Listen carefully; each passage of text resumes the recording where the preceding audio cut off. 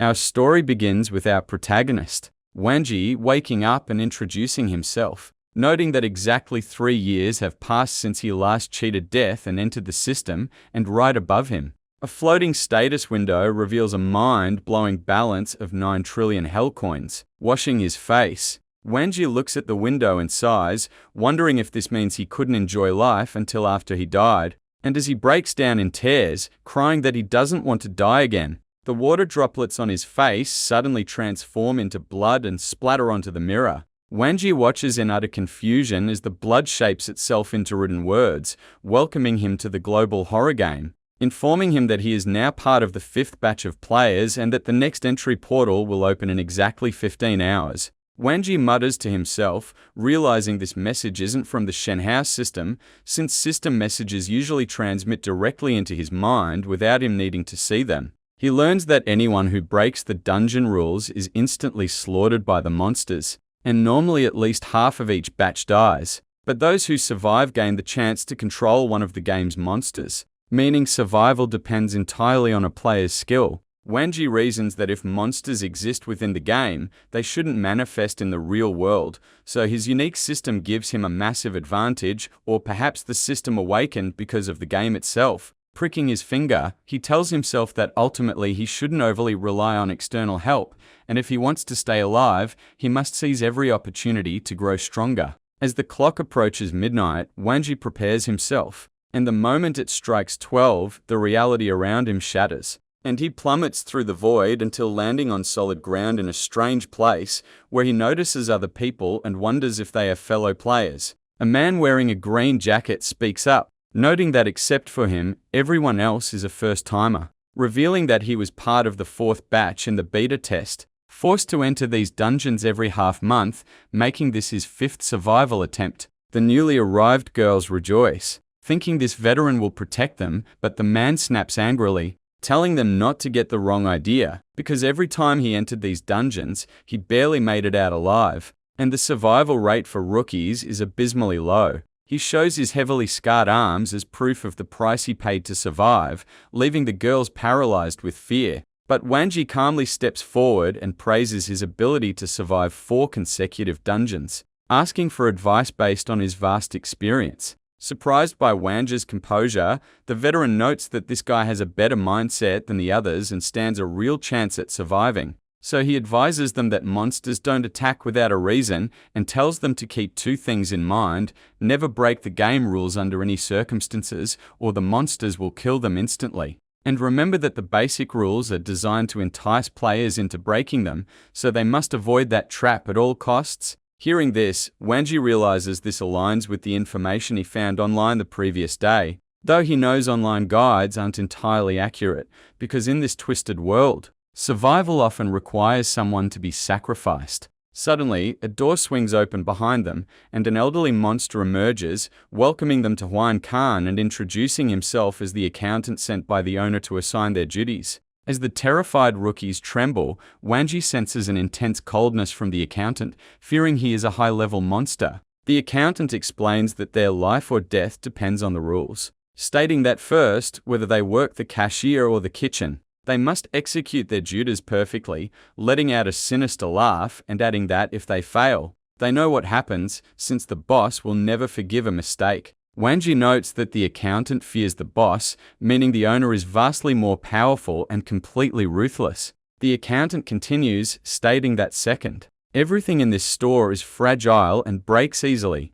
so causing damage means trouble, and third, they must never lose their temper with the customers because although the boss won't punish them for it, the customers are highly aggressive, and if one loses their temper, even the boss cannot protect them. When no one raises a hand for questions, he distributes the tasks, assigning the muscular veteran to the kitchen for chopping duties, who glances at Wang and whispers to watch his back, while a yellow-haired girl is assigned to clean client rooms using tools from a monster named Zanger, and a man in a suit is sent to the 2nd floor accounting room because he knows math. Finally, the accountant looks at Wang and a young girl named Zaya, telling them that because they look young and tender-skinned, they will be waiters who just serve food, clear tables, and take orders without needing any training, pointing them to the door and warning them to be careful. Zaya is paralyzed with fear, realizing her job requires direct contact with monsters and carries a high risk of breaking fragile items,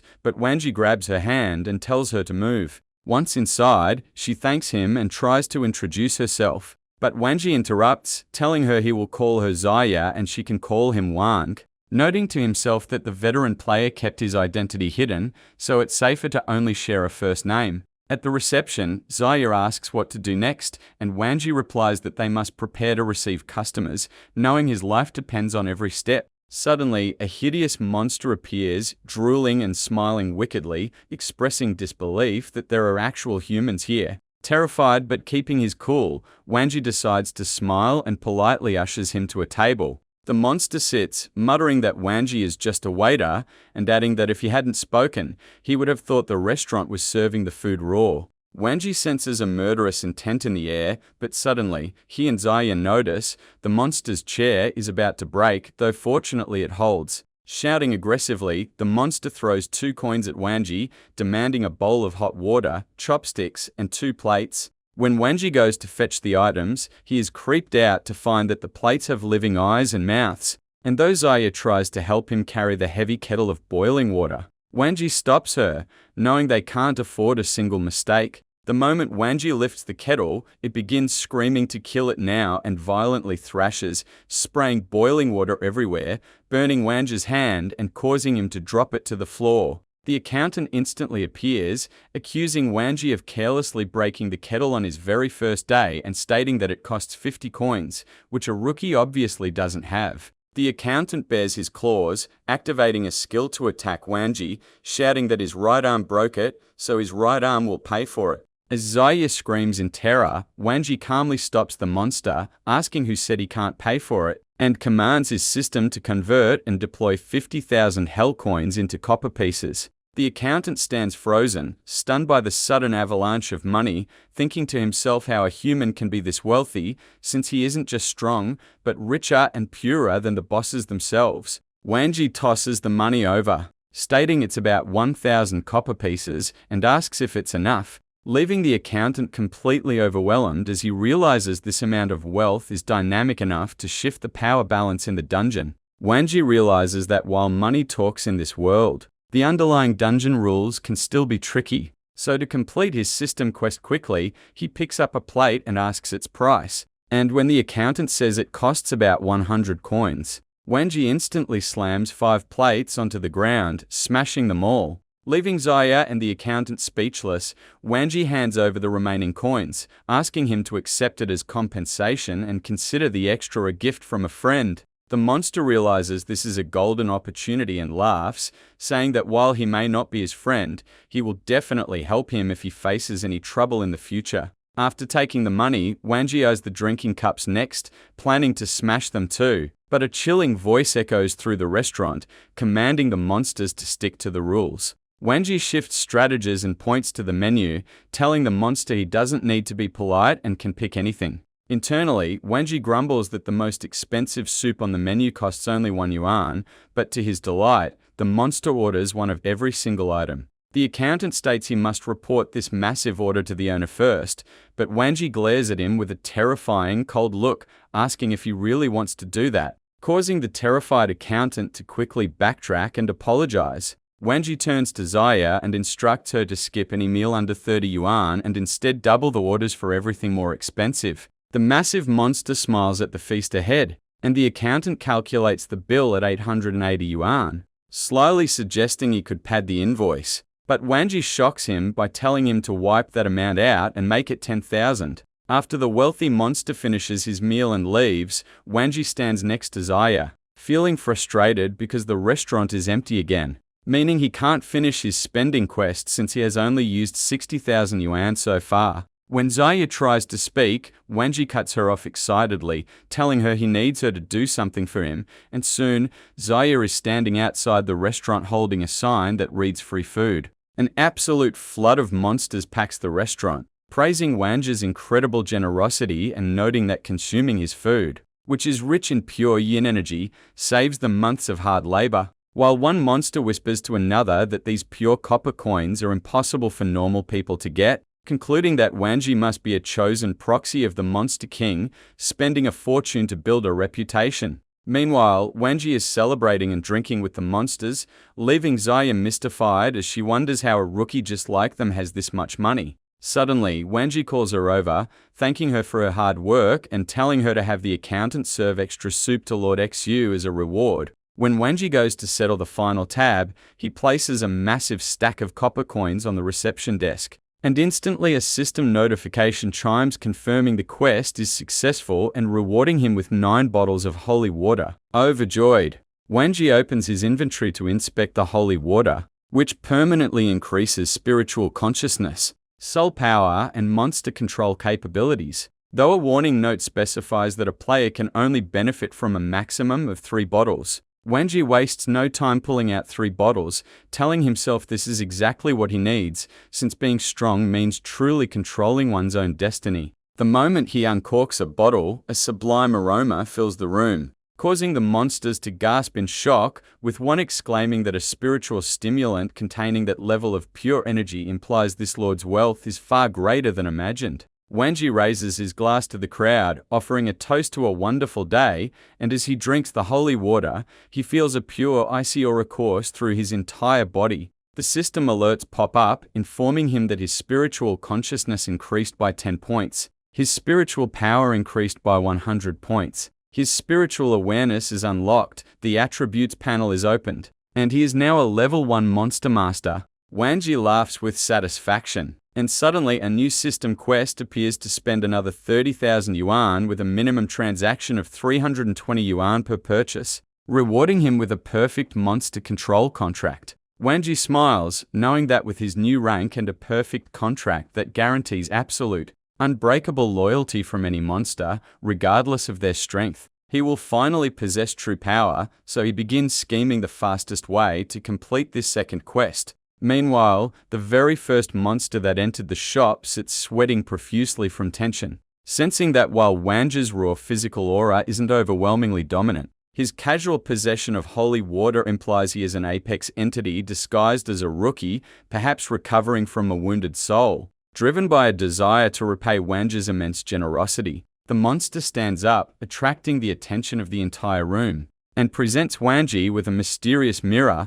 explaining that it is the Soul Lock mirror, a yin vessel of unknown grade that he held for years but could never unlock, though he knows that injecting yin energy into it can reveal hidden monsters and locate nearby nexus points where yin energy gathers. Wang accepts it, realizing the mirror reflects absolutely no image, and the system chimes, confirming that the Soul Lock mirror has been detected and automatically bound to the host. The monster smiles, glad it went to someone who can actually use it, and Wang looks at him with a knowing smile, confirming the mirror will indeed be incredibly useful to him. The monster is stunned that Wang instantly recognized its true name, and as Wang opens his spatial inventory storage and puts it away, the monsters marvel at his rare spatial abilities. Seeing this, an elderly monster steps forward and offers another treasure. And as Wang politely approaches him, secretly thrilled that his free food strategy is yielding unexpected high-tier rewards, the old monster pulls out the necklace of resentful skulls purchased from the monster shop,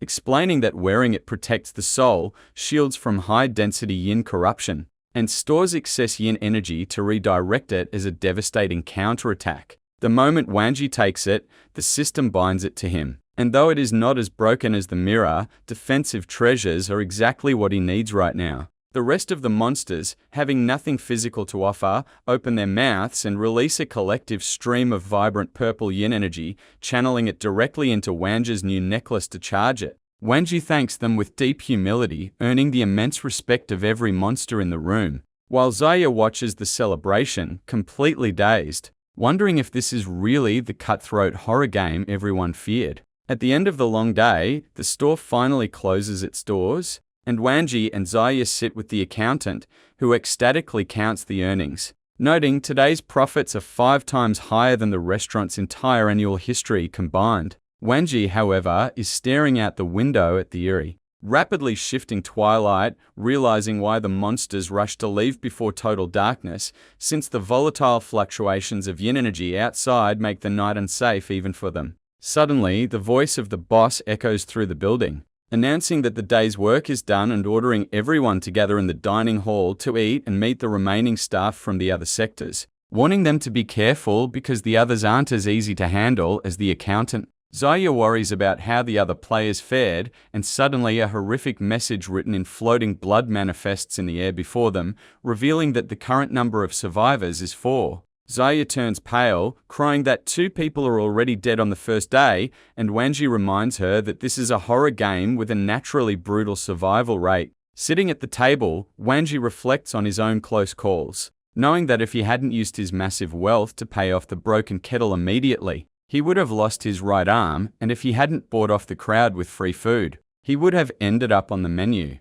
He tightly grips his skull necklace, glad he now has solid tools to protect his life. The accountant notes that having a late meal is a restaurant tradition, but suddenly a mocking voice cuts him off from behind, asking why he is treating a mere rookie with such exaggerated respect. As a massively obese monster named Chef Zhang walks in, dragging the other female player with her. Zaya gasps at the girl's wretched, battered condition, and though the traumatized girl tries to check on Wanji and Zaya, Chef Zhang snaps at her, forcing her to sit alone in a far corner. The accountant and Chef Zhang lock eyes in a tense, furious glare, with the accountant asking why she loves torturing her staff so much. But Zhang ignores him and glares at Wanji, asking why he isn't doing his job wiping the tables as a waiter, raising a heavy iron broom to strike him, and barking that since the accountant has grown soft, she will beat some discipline into him herself. Zaya covers her eyes in terror, while the other battered girl watches with a malicious smile,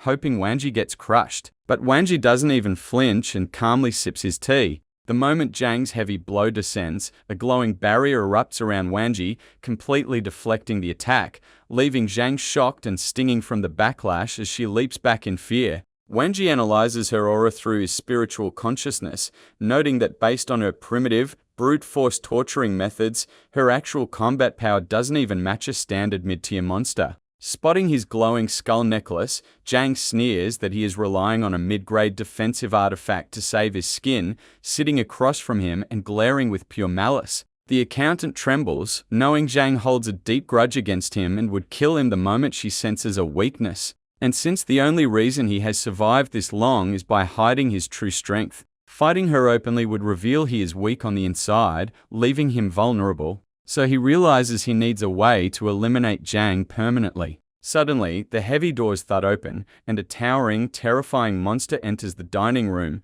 the oppressive weight of his aura forcing everyone to cast their eyes to the floor. Wanji recognizes him instantly as the head chef, noting that based on the sheer pressure hitting his spiritual awareness, he is leaps and bounds more powerful than Zhang. The head chef bellows at the green-jacketed veteran, ordering him to slam a massive cooking pot onto the table, and the veteran complies, looking utterly broken and exhausted, with a horribly mangled arm. The head chef lifts the lid of the pot with a booming laugh, announcing that dinner is served, and to the horror of the players, the pot contains nothing but shattered human bones, eyeballs, and a cracked pair of glasses. Zaya trembles violently as she picks up an eyeball with her chopsticks, and the other girl picks up the glasses, instantly recognizing who they belong to, paralyzing in sheer shock. The head chef looms directly behind her, dropping his voice to a dangerous whisper to ask if she likes his cooking. And trembling, the girl stammers that she could never say his cooking is bad, prompting the head chef to burst into a wild laugh and tell her to eat it all quickly before walking away. Wanji signals the green-jacketed veteran to sit next to him, glaring coldly at the head chef and noting that although the chef's culinary skills are utterly atrocious, they must eat or his murderous intent will trigger instantly. Wanji watches the head chef chug down a tankard of foul, cheap monster wine, and noticing Wanji's intense gaze, the head chef turns on him furiously, asking if he has a problem with the food. Wanji calmly stands up, takes the wine bowl straight out of the head chef's hand, and pours the foul liquid directly onto the floor, causing the entire room to gasp at this seemingly suicidal move while Chef Zhang smirks maliciously, thinking his little defensive necklace won't save him from the head chef's wrath. The head chef bares his teeth, stepping closer and accusing Wanji of actively trying to provoke him, but Wanji calmly pulls a bottle of holy water from his inventory and uncorks it, asking how he could dare provoke him, and explaining that given his grand position, It is an absolute tragedy to ruin his refined palate with such garbage wine. Pouring the glowing holy water into a clean bowl and pushing it toward the Titan. The head chef takes a sip, and his eyes widen as a look of pure ecstasy washes over his face. And seeing him completely entranced, Wang generously pours more of the holy water, since it has no further mechanical use for himself anyway. The massive head chef laughs with absolute joy, booming with gratitude for the exquisite drink, leaving the entire room frozen in absolute shock at how polite the terrifying chef has become. Chef Zhang snaps, screaming angrily that he is just a pathetic human who cannot be compared to monsters and deserves to die right here. But the head chef ignores her, looking thoughtfully at his drink and musing that this divine brew would taste even better paired with meat rich in pure young energy. Glaring coldly at Zhang and adding that it's a shame human flesh is so poor and young compared to a high-grade monster.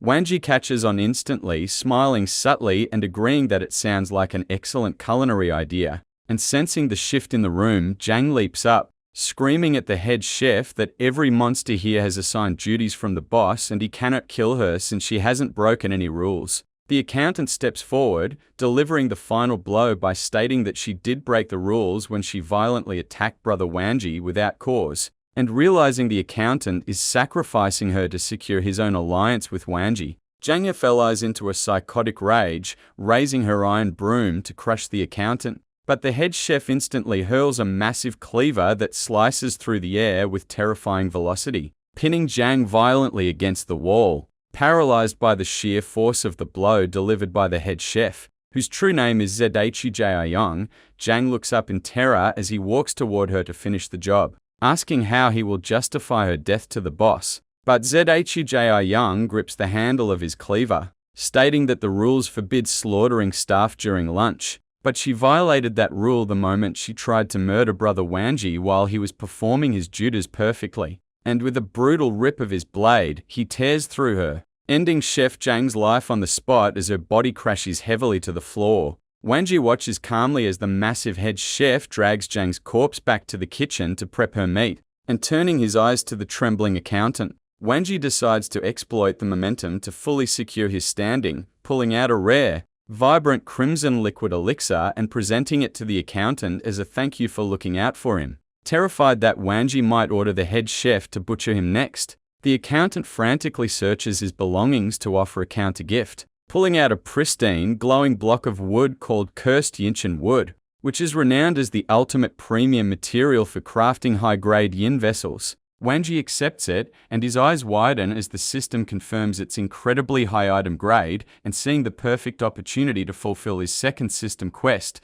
Wang asks how much he wants for the wood. The accountant panics even more, terrified of offending the wealthy human, and says any amount will fit. So Wang pulls out 3 thick, tightly bound stacks of high-grade copper currency and shoves them into the accountant's hands, causing the accountant to weep with joy and profusely thank Wang for his boundless generosity. Instantly, the system chimes, confirming the quest is completed and rewarding him with a perfect monster control contract. Wang reviews the contract's attributes, learning it can be forcefully deployed on any entity regardless of their tier, forcing absolute, permanent, and unbreakable loyalty, completely bypassing the flaws of standard contracts. So Wang subtly kicks the bowing accountant away from him, muttering that a god-tier item like this is far too valuable to waste on a low-level rat. At that moment, Zhang emerges from the kitchen carrying a massive platter of specialized, expertly prepared monster meat,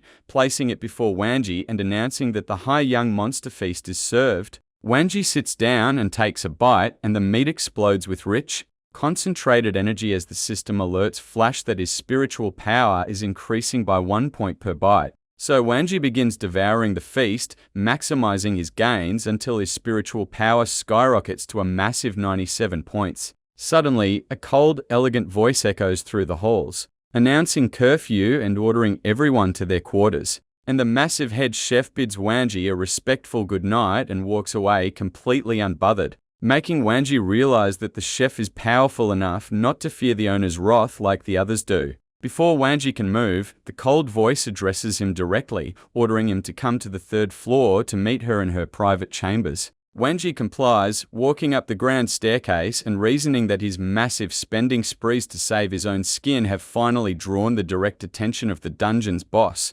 Wondering if this meeting will be a blessing or a fatal trap, reaching the third floor, the heavy wooden doors swing open on their own, releasing a suffocating wave of pure, concentrated murderous intent. But Wanji calms his breathing, knowing that dungeon logic dictates she cannot slaughter him without a valid structural reason. Stepping through the threshold, he is startled to find a breathtakingly beautiful woman waiting for him, and he bows politely. The beautiful boss narrows her eyes, her voice dripping with ice, as she states that manager Wang worked under her for many successful years, and her sudden loss is deeply painful, making managing this establishment without her an absolute nightmare. Wanji maintains his smooth composure, stating it was a tragic dispute between two senior monsters and adding that a mere mortal waiter like myself simply lacked the power to intervene and save her. The boss's eyes flash with fury and a massive, terrifying aura of dark energy erupts from her body,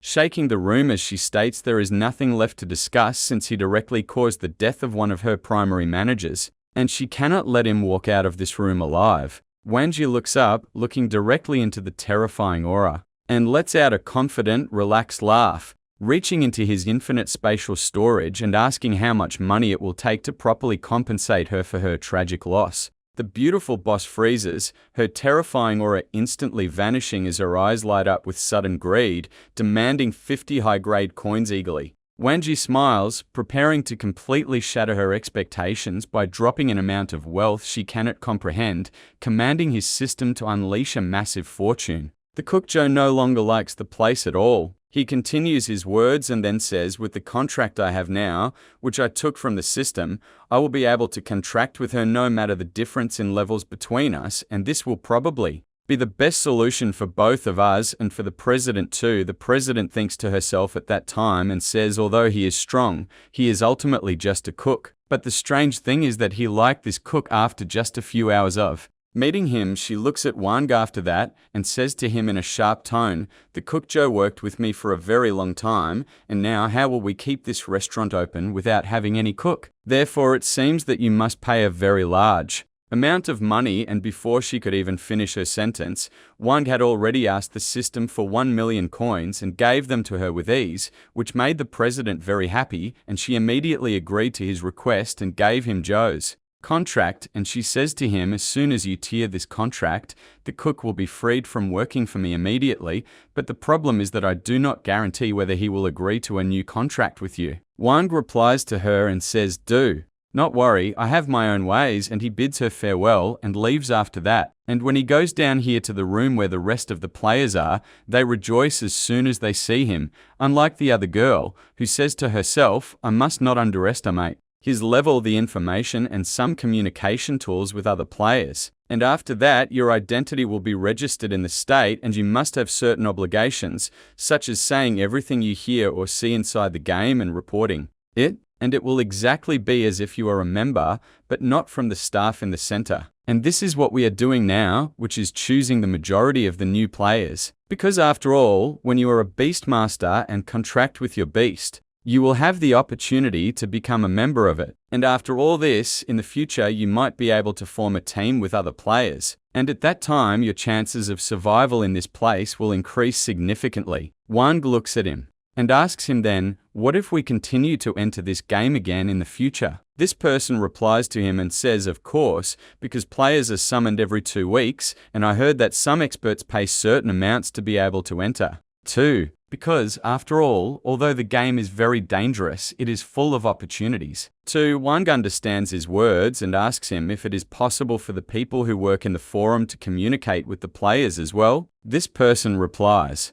to him and says yes, because it is originally an anonymous website managed by high-level Beastmasters. When Wang hears his words, he understands what he meant by the word anonymous. Then this person begins to explain to him and says as soon as you exit the game and return to the real world, they will never be able to remember its shape. And this forum was originally made by the government for people who do not want to reveal their identity. In the meantime, they finally finish their conversation. and they all go to sleep. And in the middle of the night, a message comes from the system about the amount he paid, and he now has 10 trillion yuan. And also a new mission came to him, which is to spend 100,000 yuan 3 times all at once, without trying to raise the original price. Time passes with us, and morning comes, and we see Wang very happy and wondering if this is the feeling of being a beastmaster, and this is because he did not sleep well at all, but he is not feeling any fatigue whatsoever. And he continues and says, after yesterday's operations, I was able to get rid of the monster Cheng forever, and I managed to make the accountant monster terrified of me. Additionally, I made this cook be my friend. In the meantime, the rest of the players sleeping with him in the room wake up, and Wang says to himself then, although they are not in a good mental state, they manage to survive in the end, and suddenly the 3 standing with Wang are terrified when they find the door of the room being knocked on hard, but he opens the door with full confidence and not afraid, and says to them, do not worry, this is the accountant monster who will organize today's tasks for us. And he speaks to him after that, and asks him about the place of the cook monster. And as soon as the accountant monster tells him that he is supposed to be in the kitchen, Wang immediately runs there without even hearing his tasks. The accountant monster turns to him at that time to stop him and says, where is your mission? But he backs down at the last moment because he is very afraid and says to himself, people like him do not even need to follow the rules that exist in this place. And after that he changes his look and looks at the rest and shouts at them, saying, have you not run to your tasks yet? And here, when this happens, they all run quickly out of fear of dying, except for the person with orange hair, who stands amazed by Wang how he treats the monster in this way, without fearing him, and says to himself, this is definitely one from the big families. In the meantime, we go to Wang, who has already arrived at the kitchen, and welcomes this cook, who, as soon as he sees him, rejoices and welcomes him too, and says to him, come, taste the bone that I have cooked just now while it is still hot. But when Wang sees the shape of the food, he says to him, I am not hungry at all, and I only came to you because I want to make a deal with you. Joe wonders then about the deal he wants to make with him, so Wang speaks to him and asks him if he would like to continue working in the place here. Joe looks at the ground at that time and says to him, I will not be able to hide the matter from you any longer. And he continues and says, I was a very prominent figure in the world of monsters in the past, but unfortunately a health crisis came to me suddenly, and I was on the verge of death, and I had no solution other than the owner of this place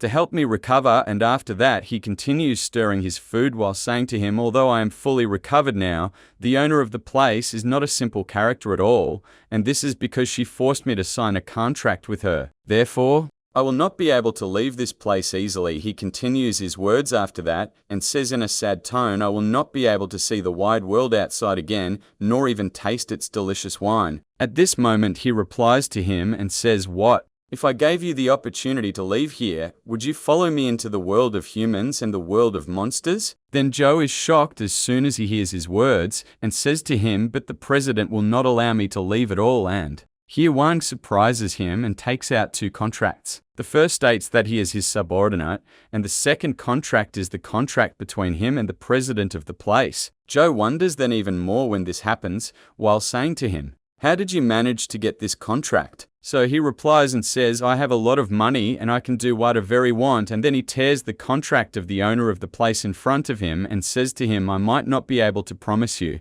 anything more than freedom, but I can promise you something more important, which is that I will provide you with all the amount you need of holy water. He replies to him then and says, as long as you are willing to spend a lot of money for me, I am also ready to sacrifice a lot for you. And after that he takes the contract from him and says, I'm not interested in either food or drink, but all I care about is that I spend an enjoyable time with brother Wang. And here Joe signs the contract with his blood. And at that time a message comes to Wang from the system telling him that the contract succeeded already. And now you can see the statistics of the monster. Joe Wang understands these words and opens his property window and is very shocked when he sees his strength, and says to himself, the properties of the monster Joe are at least 100 times higher than my properties, and although the place I am in now seems poor, the monsters in it are very scary, and if it were not for the system I have, the 6 of us would have been dead a long time ago already. At this time Joe thinks, and drops to the ground on his knee and bows his head and says to him, will you allow me to follow you from this moment?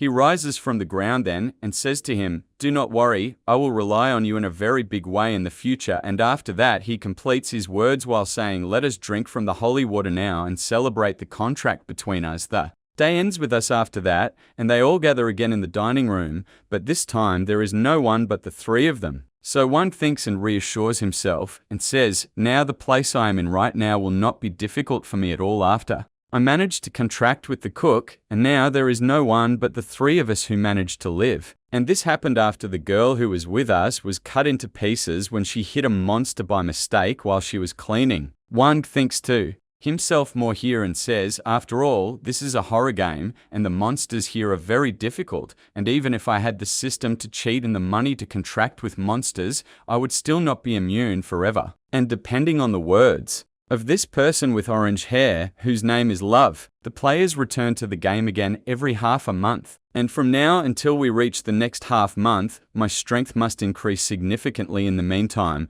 Wang moves and leaves the place to exit the game, but he finds that Zia runs after him and calls him to wait for her. So he turns to her and she thanks him and says, "Without you, I might not have been able to survive on the first day here." And after that, she gives him a paper with her number and says, "I am originally from the city of Jiangicheng, and my family also lives there. So if you need any help in real life, you can call me on this number." And here, as soon as she finishes her words, she finds that the place around them is all breaking. And immediately they transfer and return to the real world. And we see Wang standing while holding her paper and saying to himself, "It is wrong for my identity to be revealed," and he throws it on the drawer he has, and after that he looks at his watch and is surprised that after 2 full days in the game world, only 1 second has passed in the real world. And after a little time he opens his storehouse to be reassured, and when he finds all the things there he rejoices a lot, and says to himself, "It seems this is how Beastmasters can bring the things they took from the game world to the real world."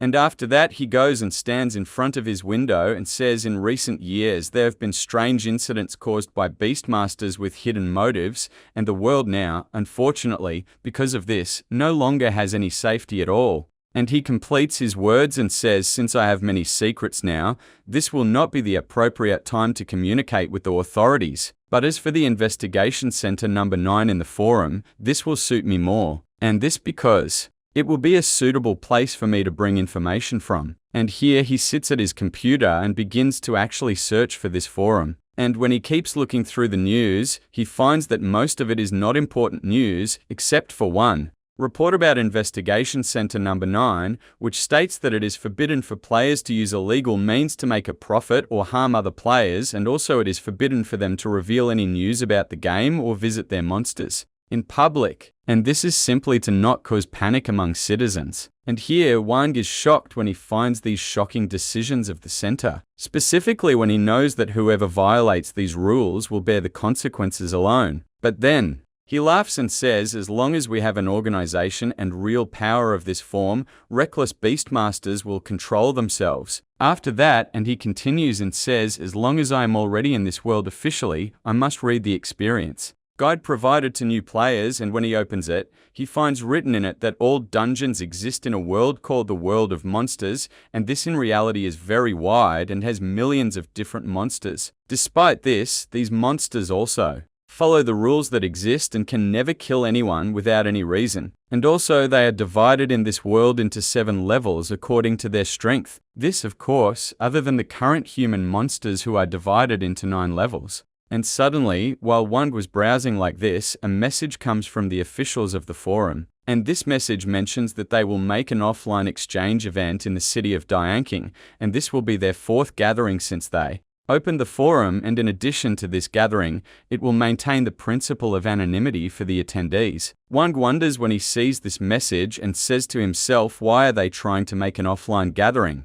And wonders if online transactions cannot transfer money through them. And after that, when he looks at the reaction of the people on the forum, he finds them all very excited for this event. Therefore, he decides to register in it too and make an email, and when they ask him for his name, he decides not to write his real name and writes the Emperor instead, and after exactly 3 days have passed, Wang prepares his bag and checks the money and the things in the storehouse, and then he sets off to go to the city of Gangxing. because today will be the day when the exchange event will happen in the city. And the first thing he does is take the mask that will hide his identity at exactly 5 o'clock. And after that, he rides the taxi that will take him there at 6 o'clock, and finally he arrives at the place at 8 o'clock, and there we see that a large queue is present, and Wang is standing and waiting for his turn to enter. And while he is waiting, he looks at the card he has and says to himself, "Anonymous offline gatherings are very complex, but they are safe in the end,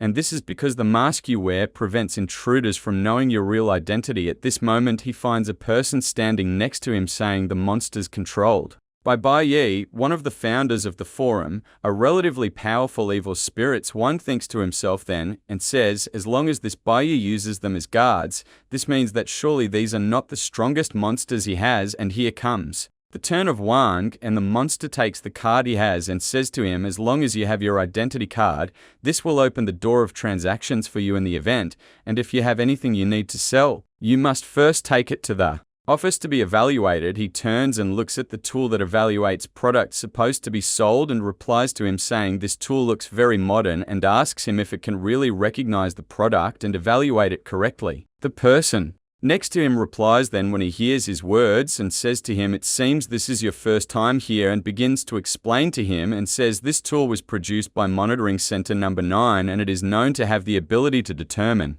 the aura of the product. And this aura is divided into high, medium and low, and each level is divided into 3 levels under it. This person laughs after that and says to him, surely the forum did not forget and sent 3 big players to evaluate some special products. And these products, their price never matches their degree, such as the magic elixir. Wang thanks this person whose name we know like this then, and says to himself, it seems the technology used here is stronger than you expected. And with my current level, I'm far from being arrogant or even conceited in a place like this, and all I hope is just that the event gives me a good amount for my things. After a period of time, we go to the room of the officials who evaluate the tools that players bring, and we see that there is one of the officials, and they tell him that it is a low-level tool. So this one speaks with Wang then and says to him, even if the tools were low level, but they are of the detection type, they are worth hundreds of thousands of coins. And at that time, one thinks to herself, if a low tool is sold at this price,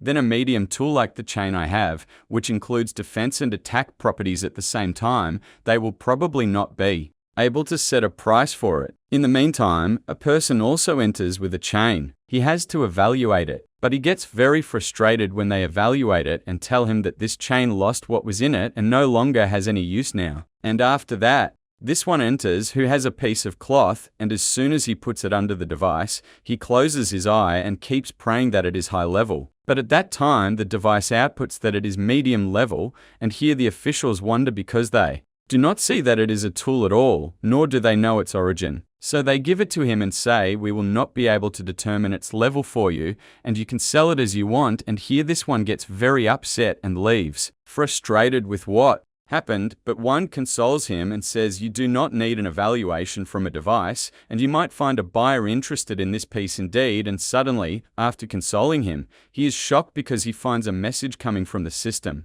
telling him that this piece is high level, and immediately his astonishment is interrupted by the official who asks him to present the tool he wants evaluated. So he goes and takes out a coin from the ones he has and puts it under the device, and when the officials inspect it, one of them says that the yin energy in it is very common, and even if you have hundreds of them, it will probably be low level too. But suddenly the official next to him interrupts him, shocked, and says this tool is not ordinary at all. And this is because the yin energy in it is very pure, to the point that it seems there are no impurities in it whatsoever. And after that, he holds it and reads what is on it, and wonders if this could be the currency that monsters deal with. At this moment, a third official takes it from him and says, this coin looks better than the coins we find in dungeons. But the problem is that there is a rule originally in the world of monsters, which is that if a human took a treasure with him from their world, this is considered a criminal, and the only case in which he can obtain this money is that he is recognized by the monsters themselves,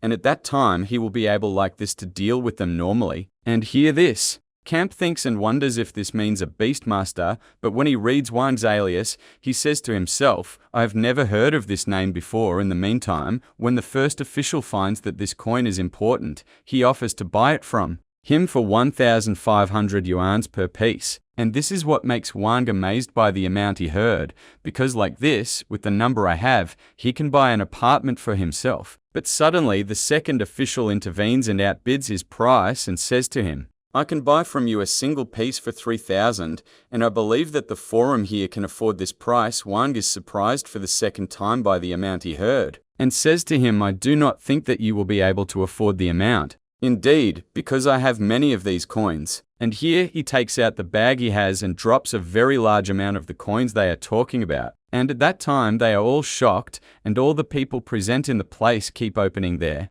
mouths, and one of the officials takes out his mobile phone and speaks to him while nervous and apologizes to him and says, it seems I have to ask the president first like this, but in the meantime the second official decides to raise the price and says to him, if there are any remaining coins, I can buy them from you at a price of 4,000 yuans per coin. At this moment, all the players standing are shocked by the price they heard, and they all run to him to buy too, and offer him amounts reaching up to 5,000 yuan per coin. He laughs then and says to himself, as expected from the system, it made me a millionaire in one night. But I do not know now exactly who is the person I will sell these coins to, so he gives me the best price, and at this moment suddenly, President Bai arrives at the place, and this is what makes all the players immediately fall silent and stop the noise they were making. And the officials present, all of them bow immediately out of respect for her. In the meantime, the president approaches Wang and holds his coins and says to him, I do not believe that coins like these are sold in an exchange event like this. Wang replies to her and says to him, circumstances happened to me recently, therefore I was forced to sell them because I am in need of money. The president understands his words and says to him, all right, I will buy these coins from you for 7.5 million yuan, and in addition to this, as a representative of the forum, as a white knight, I will become a friend to you. At this moment, all the players present are shocked, and this is because President Bai is at the top of the 6th level as a beastmaster. This, other than originally that the whole forum organization is behind her. The idea of someone forming a friendship with her is considered as a protection from danger forever. We return to Wang, who agrees to the offer presented to him, and at that time, President Bai summons her frog monster, which is carrying a bag, quickly. And here Wang stands with full confidence and laughs, because he knows she is testing his strength with this move. So he goes and summons Zhou immediately, who blocks this bag and opens it for him on the ground. From the amount he cancels his summons again and gives the rest. To complete the exchange, Bai takes these coins from him and thanks him and gives them to the frog, and after that she disappears from in front of him immediately. In the meantime, the players all hear a voice telling them that the exchange event has actually started, and after that, tables suddenly appear in the place, so all the players run to them to take a good place and display their tools in it. So he walks between these tables to buy any good tool for him, and whenever he stood in front of a table, the system would tell him about the products in it and their quality. But suddenly he notices, while turning like this, a strange cube on a table. So he goes and holds it and speaks to the person in front of him and asks him about its price. The seller replies then, while saying to him, I found this wooden box in an ancient cemetery, but it contained very weak yin energy, therefore I did not know what to do with it, and if you want me to sell it to you, I can sell it to you for 2,000 yuans. Wang does not hesitate a moment when he hears this number and actually buys his tool from him, and after that he walks very proud of himself and says, from now on I will have my own special attack means, and this will be thanks to the tool I bought. Now this other than some tools I bought as well. In the meantime, while he is continuing on his way, he finds this one sitting on a table, and in front of him are things to sell. So he goes and welcomes him and says to him, you look like you have good things for sale here. This one is embarrassed then by his words and says to him, the things I have are low level, and continues and says, if you really want anything from it, I can sell it to you at a very cheap price. And here Wang takes the cloth that was with him and says to him, I want to let you know only that the tools that the officials do not know how to evaluate means that they are not good tools. This one is trying to make him understand, and says to him that it is indeed a tool that is not good and will not benefit you in anything, but he is determined and wants to take it in any way. And here this one, when he finds like this, decides to give it to him for free and says, in any case, the experts could not evaluate it, and it has no use with me. But if you really see that you can use it, you will be the most deserving one to take it. And after that he finishes his words and says to him, "This is the least thing I can offer to a strong person like you, and I hope we become friends in the future." He thanks him for his generosity and says to him, "Since we became friends, I will not be able to make my friend suffer." And then he takes out a roll of coins and gives it to him. And at that time, when this one sees this sight, he is very shocked and says to him, "This roll is worth 7.5 million yuan. But Wang replies to him then, while wrapping this cloth around his hand and saying to him, "How will you compare mere copper coins to the fighting strength that this cloth provides?" We head after that, in the meantime, to the control room, which has President Bai and an official with her. And this official speaks to her and says to her, "Why does the person named Emperor Feng prefer to buy the tools that the device failed to evaluate?" She replies to him and says, "I do not know, but this person is really interesting." And she continues and says, according to his spiritual power that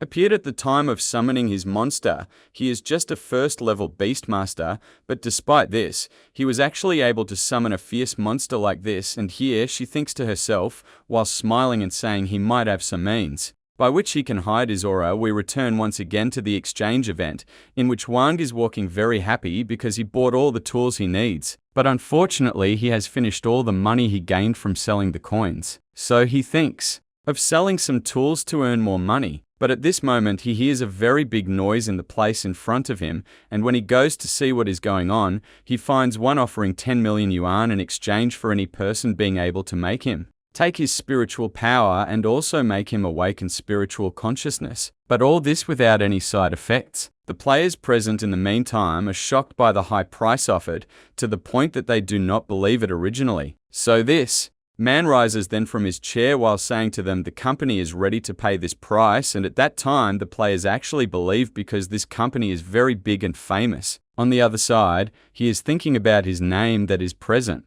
and says that his family name is very similar to the family name of the girl named Zia, and thinks again about the amount offered and says to himself, "I have not awakened my spiritual consciousness yet, but this is not a coincidence because I drank my 3 bottles of holy water already, and leaving 2 bottles for the monster Joe." And after that he takes out the last bottle for this person and says to him, "If you drink from it, you will be able to awaken your spiritual consciousness." This person wonders then, when he hears this, and asks if the matter was this simple. So he gets angry at him and says, "If you do not believe me, you are not obliged to deal with me at all." And here this person is afraid of him and gives him the check that is the money and agrees to this exchange. We go after that to Zia, who is standing on the balcony and sits talking while sad with herself and wondering why her father did not let her go to the exchange event, and says, "After all, I became a player already, and from now on, I will not be able to avoid the harshness of this world." After that this, other than originally that brother Wang has not called her until now. And I do not know if he went to this event or not. At this moment her father enters her balcony and says to her, while happy, "I have already brought you the thing that will awaken your spiritual consciousness." And here, as soon as Zia sees the bottle with him, she rejoices and says to herself, "The holy water that brother Wang drank before," and wonders that he is ready to sell it easily, although monsters might fight for it. In the meantime, her father speaks to her and asks her to drink the bottle to awaken her spiritual power and also to be able to survive in dungeons after that. And indeed, she listens to his words and drinks it. And we see that a green aura surrounds her, and she says to herself, "I will no longer be able to rely on others after that to survive in the game. And the next time I meet brother Wang, I must be able to help him and not be just a burden on him." We return again to Wang, who is sitting in front of his computer, happy that he actually found news about Zia when he searched for her, and says to himself, "Even the strongest people in this world remain nothing when they enter the game world, and even if I was relying on this monster money to be able to survive, I must not underestimate the matter in this way, because although monsters are bound by rules of killing, yet with the increase in the age of the monster world and the increase in its strength, these rules will be nothing for them, and, as it is written in the blog, the only solution for players to be able to survive in situations like these is that they keep running." And that is it. He rises after that from the chair and says, while very angry, "But maybe one day monsters will not care about the rules after that, and when this moment comes, all we have to do then is that we fight The monsters. At this moment he opens his system and looks at his properties and says, when I followed the tutorial in the forum and meditated for 2 weeks, my strength is not far from reaching the 2nd level. This is that the reason originally is the improvement of my spiritual consciousness in level and the actual use of yin tools. Now the system became able to recognize them with ease, and at this moment he laughs and displays the tools he bought and says, while very happy now my effectiveness in combat has begun to take a specific shape, and with the passage of time we reach the middle of the night, and the place around him breaks to enter the game world. But at that time Wang is not afraid of death at all and says, while happy and confident in himself, and I am coming to you, O most dangerous game in the world at this moment. As soon as he enters, a message written in red blood comes to him, and he finds written that the name of the dungeon is the company and his mission is to live 3 days in the room and pay its rent, and the number of players present is 3. And suddenly here he wakes up from sleep and finds himself in a room and sleeping on a bed, and when he looks next to him he notices that there is a paper hanging on the wall, written in it the instructions and rules of the dungeon. So he reads it and knows that the room card is the only identity for the tenant, and from it if it is lost, he will never be able to replace it, and the game is not responsible for what will happen to him. And the second rule is that it is forbidden for any noise to happen at all in this room at any time. And the third piece of information he finds written in it that the area in the room is chaotic. Therefore, the player must be careful when he comes to open for visitors and do not open the windows at all. And regarding the fourth rule, it is not allowed for any player to break into the room of any other player without his permission, and the fifth rule is that officials come to see the room every period. Therefore, it is forbidden for there to be any garbage or destruction of the furniture that is present. As for the sixth and final rule, it is that the curfew begins from 11 o'clock. At night, therefore, players must take care of this time instead of getting into trouble. Wang finishes reading these rules and understands them and says to himself, these are surely the rules that if I violate them I will be subjected to killing by monsters, and also says that the rules in this dungeon are a bit difficult compared to other dungeons, but despite this, he is not worried at all about the goals of his mission, and this is because simply if he paid the rent directly from the system money, he will not have to go outside, and all he will do is that he will keep waiting in the room safely until the game ends. But here, Wang changes his mind and decides to open the door of the room and says, I do not need to do this because mostly, the mission in other dungeons will not be just survival, and surely monsters in the future will be much stronger. Therefore, he takes advantage of the opportunity he is in and increases his strength better. He goes out after that to the corridor and looks at the residential building he is in and is shocked by the number of these many rooms and says to himself, as soon as I entered it was written that there are 3 players only, and after that he continues walking and says residential buildings like these are made for people to fill them, and concludes that like this, maybe these rooms are all full of monsters, nothing more. And suddenly, while walking, he finds a sign hanging on the wall drawn on it the services places in the Bine residential building, and when he sees it, he wonders and says the map of this building is many times larger than the dungeon of the one I was in before this, and after that he walks to go and ride the elevator and says I will go now to the management center on the 3rd floor to see the situation there. In the meantime, the elevator opens in front of him and he enters and is shocked when he finds that the blood of players is on all its walls and says, I think like this, that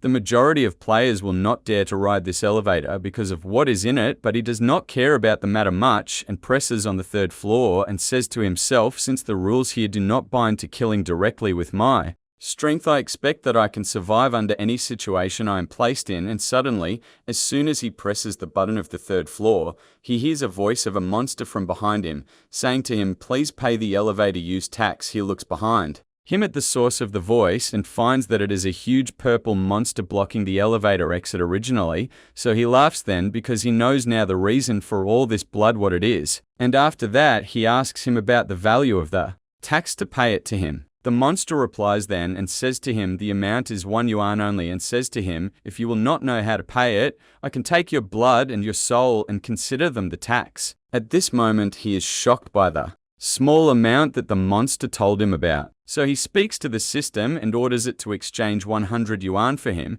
and gives to this monster the yuan he requested, and after that he asks him to take him to the 3rd floor. The monster in The meantime is wondering how the weak human has money with him indeed, and says to himself, how was this weak human able to have money? On the other side, he is reading his facial expressions while saying to himself, the tax for this monster is the rule of killing. And judging by his facial expressions now, I think he will try to exploit this rule to kill me, and indeed this happens, and the monster shouts at him, saying in a loud voice, what you gave me, this is cash money, and it is not counted here, because this elevator belongs to the buy-in building, and we here do not accept anything other than paying with the card only. And if you are not at your end to use your card this to open the room, he continues his words after that, and says to Wang in his secret, you just entered the dungeon, and surely you have not had time to charge your card yet, and I here will not allow you to exit from here at all without absorbing all your blood. But suddenly this monster is shocked,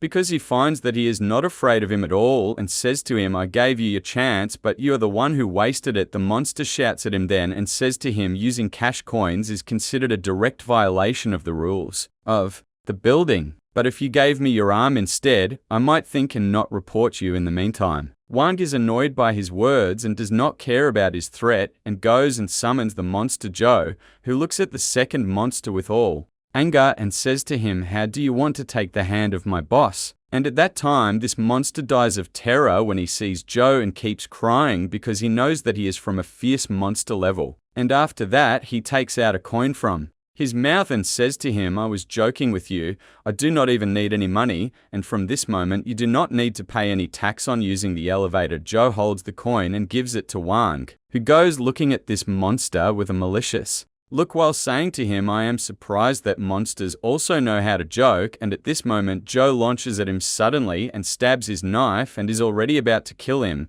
but stops at the last moment and says to Wang, it seems this monster is united with the elevator, and if I killed him like this, the elevator will stop. Wang understands his words and orders him not to kill him. And after that, he gives the coin again to this monster, who keeps thanking him for his mercy on him, but looks at him with anger and says to him, answer me honestly, what is this membership you are talking about? The monster replies to him and says the membership of the buy-in building is with the most distinguished member in the building, and also it represents a symbol of the high status of this member, and through it the member who owns it can enter the very high class places in the building that no one can enter except members of the building. And in addition to this, all the rules present here do not apply to him strictly. Wang thinks then about his words and wonders how it is possible to become a distinguished member in the buy-in building. The monster replies to him while very afraid of him and says to him, I am just a weak monster in the lowest level, and my mission is to control the elevator and hear the conversations of the players. So how can I know these details? He thinks to himself again and connects the words together and says, it seems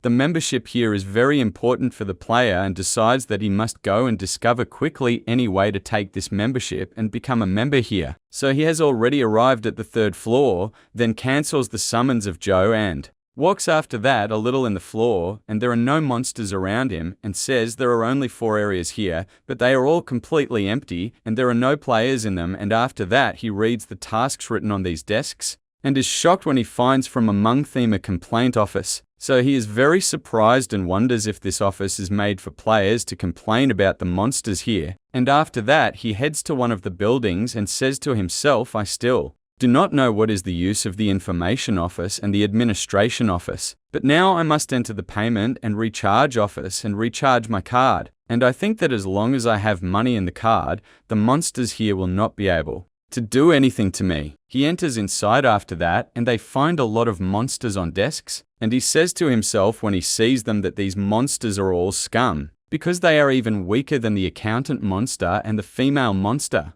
But he also says that this building is very huge and they might find very strong monsters in the high floors. He goes after that to one of the monsters and gives him the card and says to him, I want to pay my room rent fees. The monster takes this card from him at that time and enters it into the computer and says to him, you must pay the housing, water, electricity and service fees, and the total is his, and says to him, let me know now whether you consider me one of the distinguished members. Now or not, this monster will reply to him while taking the money from him and saying to him, of course you became one of the distinguished members now. And at that time he puts the money in the device, which begins to count it, and when he confirms The amount. He adds it all to the card and gives it to Wang. Wang takes the card from him and finds that the amount is displayed on it. So he speaks and says to himself, I did not know that the amount is displayed on the card, but now I am not surprised at all. Why? This monster was treating me badly at that time. The monster is still afraid that Wang will complain about him. So he asks him while very nervous and says to him,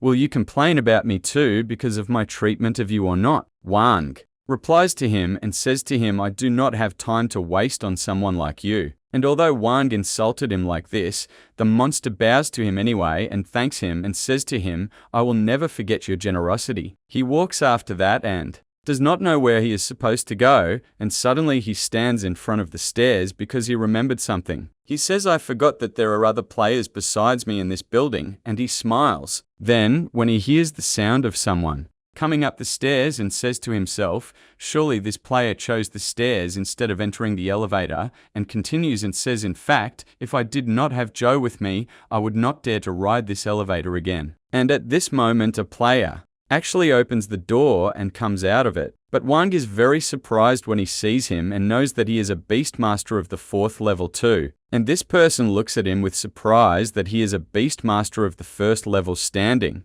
normally in the floor like this. So he goes and asks him if this floor is safe. Wang replies to him and lets him know that it is safe and has nothing in it. So this player takes his breath then and takes out a piece of meat from a bag with him and lets his monster eat it to disappear, and as soon as Wang sees what happened, he understands and says to himself, surely the meat and blood were the terms of contracting with this monster. And after the monster disappears, this player speaks with Wang and says to him, how did you reach the 3rd floor this fast? And asks him if he used the elevator and if it was safe or not. Wang replies to him and says to him there is a monster united with the elevator, and he will ask you for a silver coin when you enter. But even if you gave it to him, this monster will not find an excuse to kill you. But do not worry, he is ultimately weak in combat matters. He continues his words after that with this person and asks him if he met any monster while coming down from the stairs. The player replies to him and says to him there is no surveillance on the stairs at all,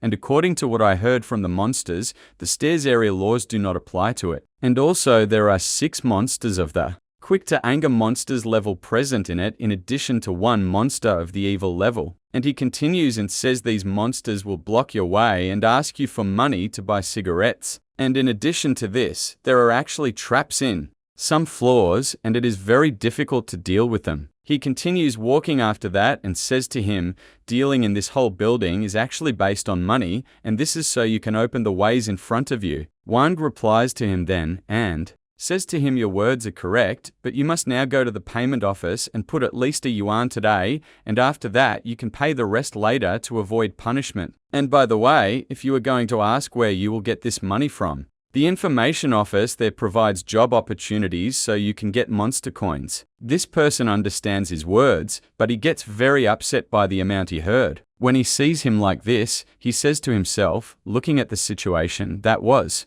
in the exchange event, it is really difficult for players to obtain monster coins. And then he directs his words to this player and says to him, I have finished paying my fees already, so let me go with you and finish your procedures. And after that, we go and discover the rest of the many floors. Here the player agrees to his words and goes to the payment office and gives his card to the same monster to recharge for him. The monster looks at him then with all boredom and is about to go and mock him. But suddenly, when he sees Wang behind him, he gets very afraid and treats him with respect and asks him about the amount he wants to put in the card. This player takes out at that time a bag containing money and speaks to himself and says, although the fees are just a little, I must increase a bit for living costs. And after that, he takes out a monster coin and gives it to the monster to put it in his card. And at that time, the monster is shocked because he notices that these coins were not used before this. Other than that, the yin energy in it is very pure. But after that, he does not care much and puts the money in his card. Actually, and as soon as the player takes the card from him,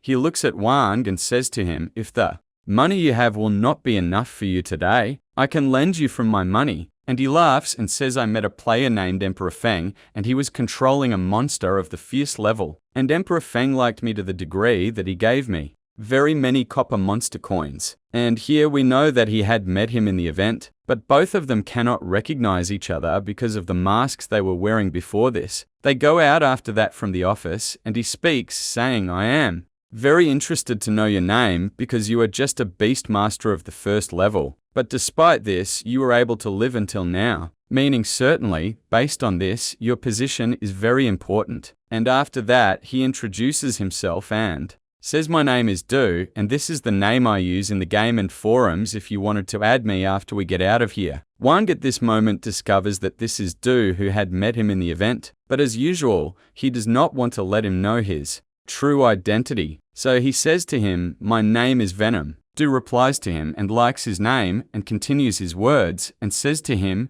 "Come now, let us explore this place of the floor." And at that time they open a door, and as soon as they enter they find a room full of banners with words written on them, and at the end of the room they see that there is an old monster sleeping on herself. And in front of her is a banner written on it that the advertisement for one time its price equals a yuan and payment by card. Wang reads this text and says to Do, and certainly if a person does not have money, he will be forced to work or sell the things he has with him to buy the rent amount. Do replies to him and says to him, "But like this, if any player is forced to work in these shops, he must commit to other rules other than the rules present in the room, and this means that the danger percentage on him will be much more." Wang laughs and says to him, "Fortunately, we do not need to work anymore." Do, when he hears his words and understands from him that like this he paid the money he owes, is shocked and says to himself, "How is Venom just a beast master of the first level?" And despite this, he was able to pay all the rent money. And after that, he speaks to him and says to him,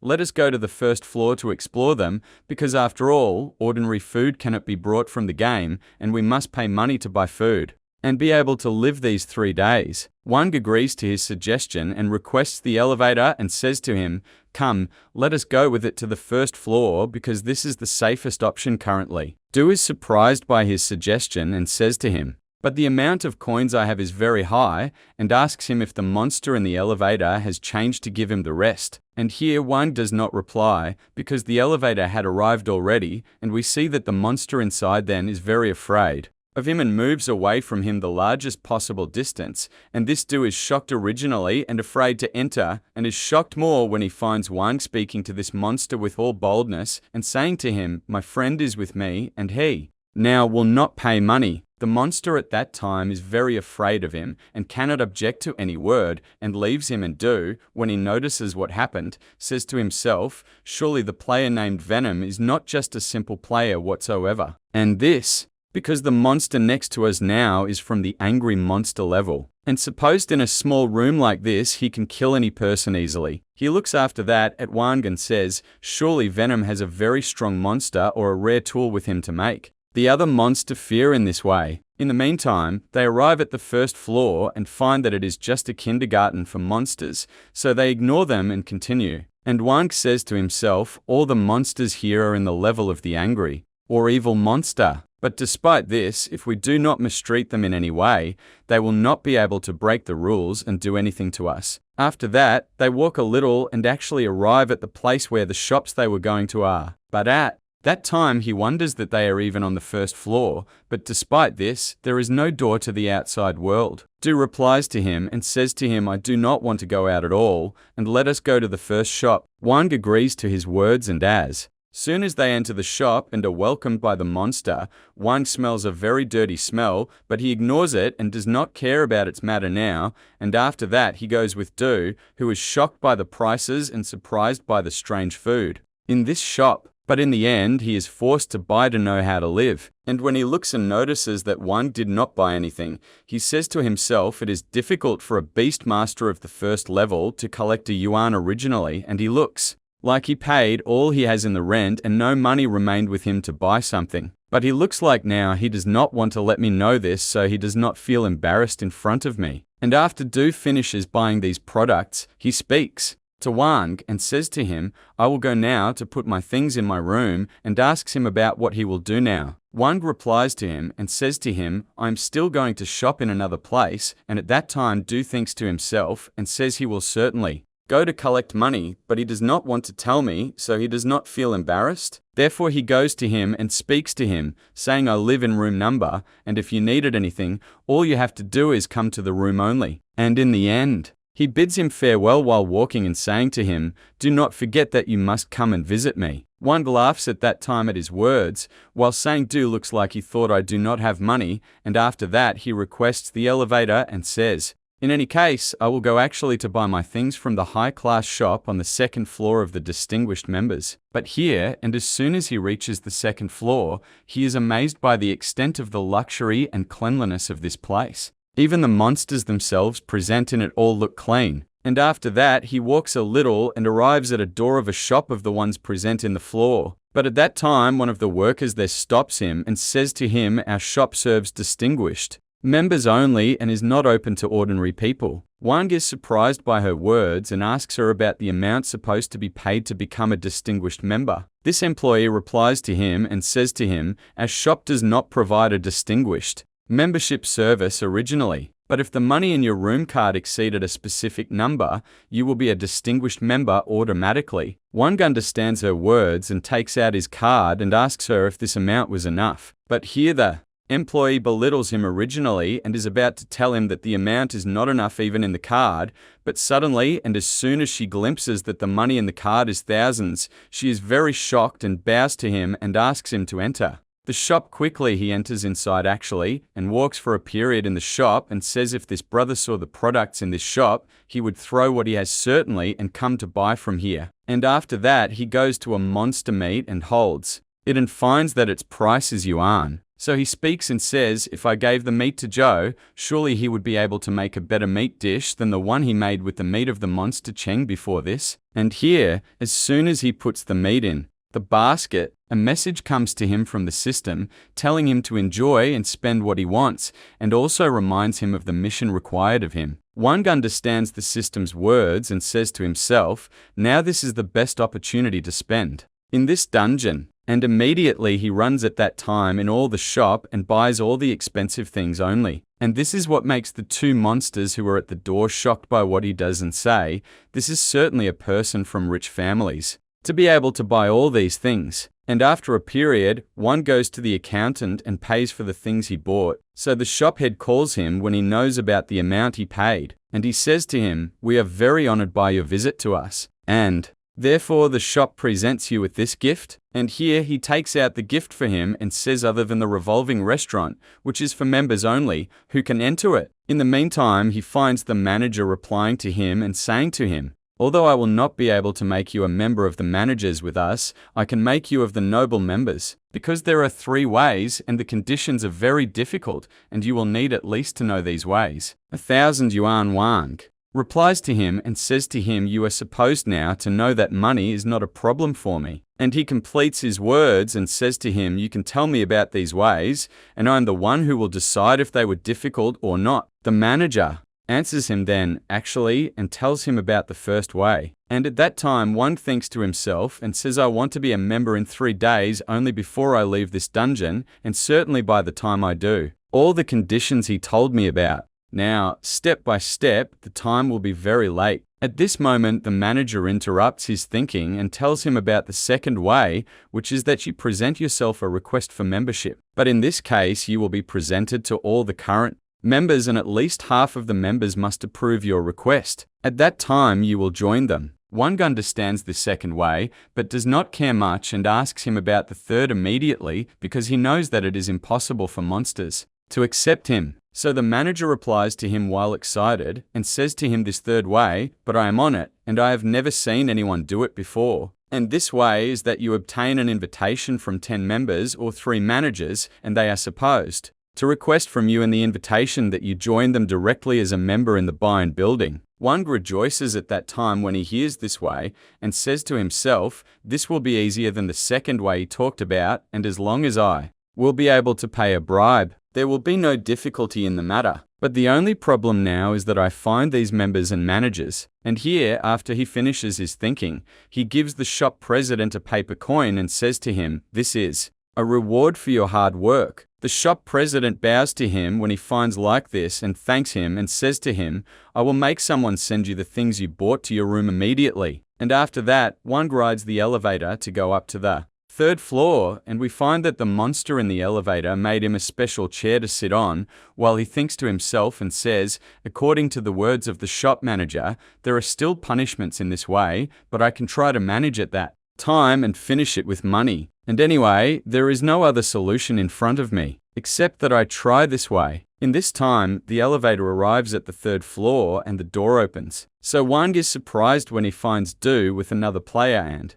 focuses after that on him and says to himself, although this person opened a spiritual consciousness, his strength does not bring 5 of a first-level Beastmaster, and it will be very difficult for him now to survive alone in a dungeon like this. On the other side, when Du finds him speaking to him and asking him about the reason that made him return again to the third floor, he replies to him and says to him after I bought the things I want from the shop, I will go to the verification office of the center. Du thinks about his words at that time and remembers that no one agreed to employ him originally. Therefore, he is going to the information center to look for a job opportunity there, and as usual thinks that he does not want to let him know this, so he does not feel embarrassed. And after that, he thinks to himself, saying it will be better not to speak to him on the matter, so as not to embarrass his dignity. So he speaks to him and says to him, I returned again because I met this person in the floor, and this is his 3rd time in the game world. Other than that, he is not even a ghost. Master Wang understands his words and asks him if he was going to take him now to the payment center to pay his rent. Du replies to him and says to him, unfortunately, he does not have money currently, and I was just on the way to the information center to look for a job for him. Wang thinks to himself then, and says in his secret if the strength of this person remained like this, and he did not develop himself, even if he was able to live this time, he might die in a dramatic way. And after that, he says to her with all arrogance, can I be a member now with this little contribution? This old woman replies to him and says to him, but I must ask the bosses first. And after she speaks on the phone with a person, she goes again to Wang and says to him, there is an official who will come to meet you personally, and he will help you with meeting the conditions of being a member in the buy-in building. Wang understands this speech of hers and says to himself, I heard in the forum that monster coins are determined according to the yin energy in them, and the shape of the conversation. That there is a single paper equal to 1,000 yuan is a very difficult thing here. And the reason that made me think like this is because the people present now in the place agreed to join them to the extent that now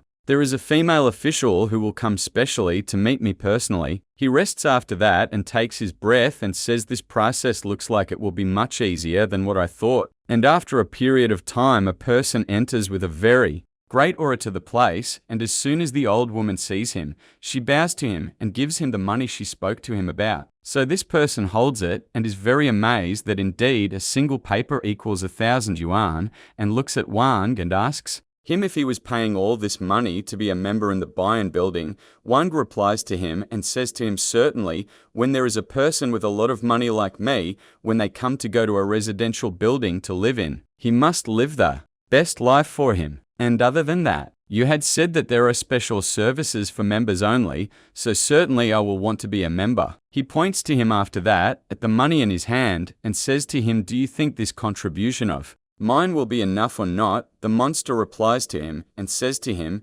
certainly it will be enough, and you are now the first member of the building in the list of contribution by donations. At this moment, when the monster accepts the money from him, a message comes to Wang from the system telling him that he executed the conditions of the mission 1 time, and now 2 more times remain for him to finish it. Wang rejoices at that time when he finds like this and says I was sure that the system would count these donations within the mission, and laughs after that and says the shape of the rest of the members present will not like the situation now on the other side. At this same time, the monster is looking at Wang with surprise and saying to himself, I was a manager for a very long time, but I have never seen a person like this before. And after that, he directs the speech to Wang and says to him, I will introduce you to the advantages of developing your membership. And here, he gives him a new card and says to him, this is the premium room card for the members of the buy-in building. And also, it will be your identity card after that. And now, finally, you can enjoy the new ones in the floor. This other than that, finally.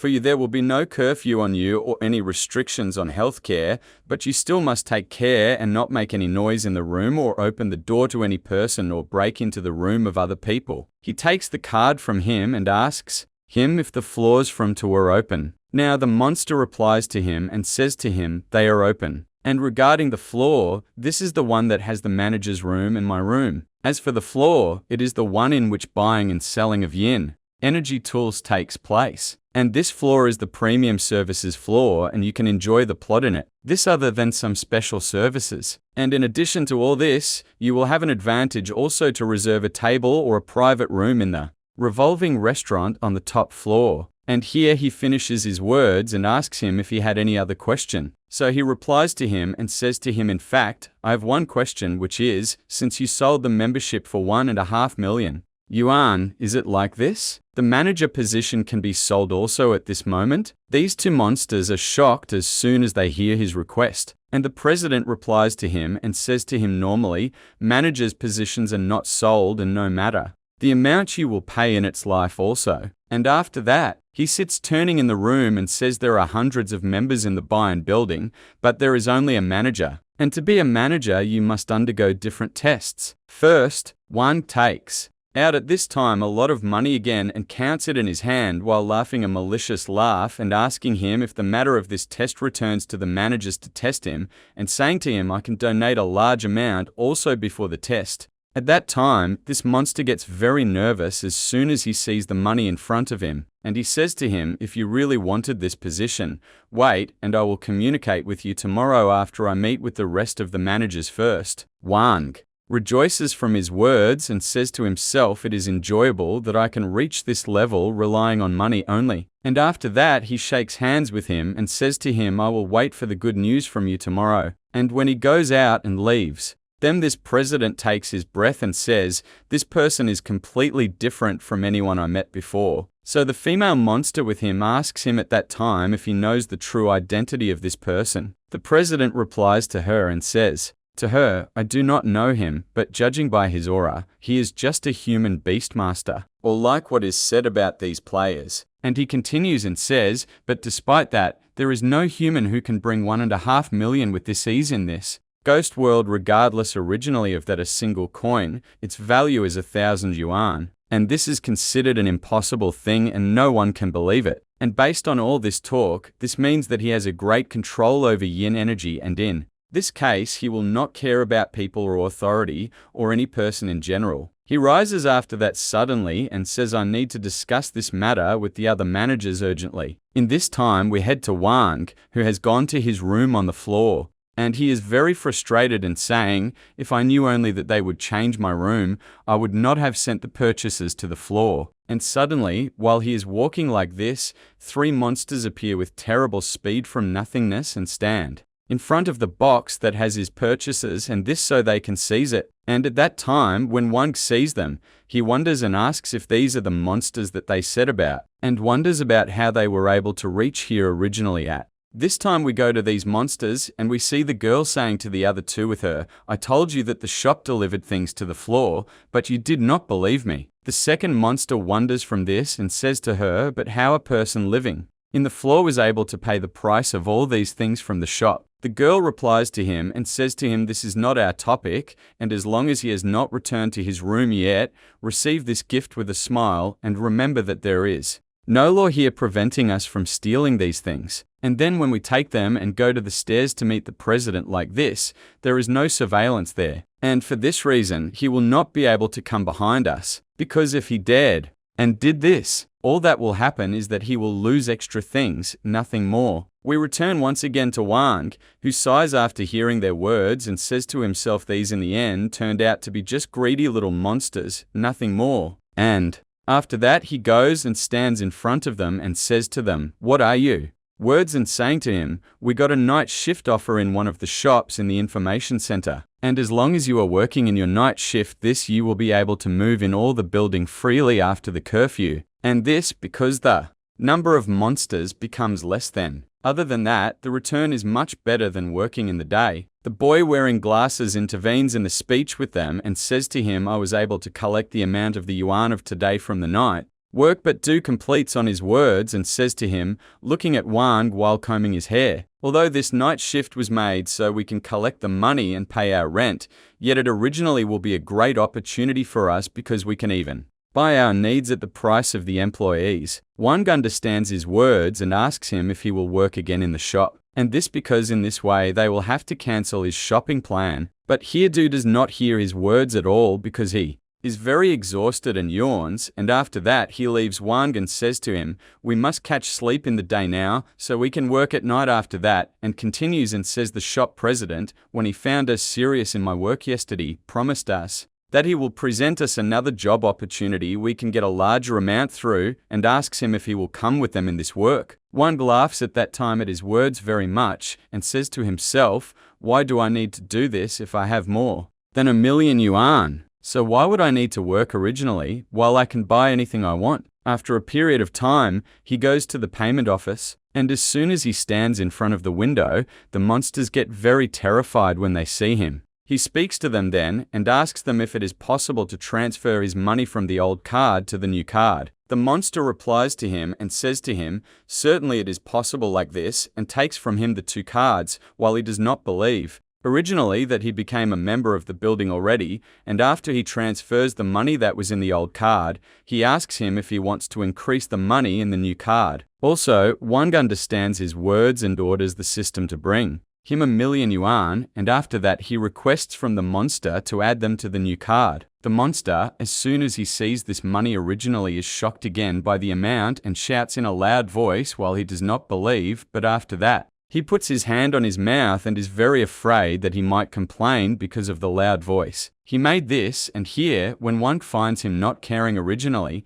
he takes them and goes to add them quickly while he is silent. And at that time when Wang notices the strange behavior, he did this. He says to himself, the monsters working here are exactly like ants in the grand world of monsters. After finishing up, Wang headed to another store to buy the items he needed. Once done, he handed his card to the store manager to pay. The manager was completely shocked upon seeing the card, unable to believe that Wang actually resided in the building. He said to him, since you came to buy food and drinks of such high quality, it shows you are someone who truly enjoys life. Therefore, I highly recommend the revolving restaurant on the top floor. Up there, you'll enjoy soothing music, a beautiful environment, and of course, delicious taste. Not to mention, the prices up there are much better than in this store. Wang replied, if the prices are indeed good, I will definitely go and try the food there. Hearing that he would visit the restaurant, the manager was thrilled and said, I can ask my cousin, who works at that restaurant, to give you a special discount. However, Wang abruptly rejected the offer, saying, I don't need such a discount. That would be a bad thing for me. The manager was stunned by his response, staring at him in utter bewilderment, thinking to himself, the calmness and confidence emanating from this person is something I cannot comprehend. With a dazed expression plastered across his face, the manager replied, in that case, I'll have my cousin bring out the finest ingredients they have, just for you. Wang left the store, storing his purchased goods inside the system storage. He thought to himself, it seems it's time to enjoy some food and drinks at the revolving restaurant. He then took the elevator to his new room. As soon as he stepped out, he was surprised to find a girl he had never seen before standing right in front of his door. Seeing him, the girl gestured and welcomed him. Wang was puzzled that she had come for him. She bowed respectfully and said, my name is Bai, the secretary to the 5th manager of the Bayan building. I have come to inform you that the managers have decided to hold a meeting with you to discuss matters of cooperation between you. Currently, I would like to know if today is convenient for you. Wang replied, I don't have a problem with that, but I was planning on eating at the revolving restaurant today. So, if the managers don't mind, I suggest we hold our meeting there. The secretary understood his point and asked him to wait while she consulted her boss. In the meantime, Wang noticed her holding a necklace around her neck that contained yin energy. Astonished, he thought to himself, this is definitely a long-distance communication tool used by monsters. Bai interrupted his thoughts, telling him that the manager had agreed. The meeting would take place tonight at 10 o'clock p.m. in the private Red Camellia room on the 32nd floor. Having delivered her message, she turned to leave, but Wang suddenly called out to stop her, Pointing at her necklace, he asked, "I want to know how much this costs." Bai misunderstood his gesture, thinking he was pointing elsewhere. She snapped at him, shouting, "These things are not for sale." Surprised by her train of thought, Wang replied, "I'm only asking about the price of the necklace you're wearing. Nothing more." Bai calmed down and said, "The fifth manager gave me this necklace when I was hired. To this day, I don't know its price, but you can ask the manager yourself, since he will be attending the meeting with the other managers." She then turned around, leaving angrily once more, saying, "Goodbye for now." Wang remained puzzled by her overreaction, even after she realized he meant the necklace. However, he later shrugged it off, thinking, "None of this matters. It won't change anything for me. The important thing now is that I am meeting the three managers tonight. Although the situation might not be dangerous, I must be prepared for any emergency." Meanwhile, Dao was standing in front of the elevator when his fellow player, Sheng Big, said to him, "Do you seriously want us to work on the top floor?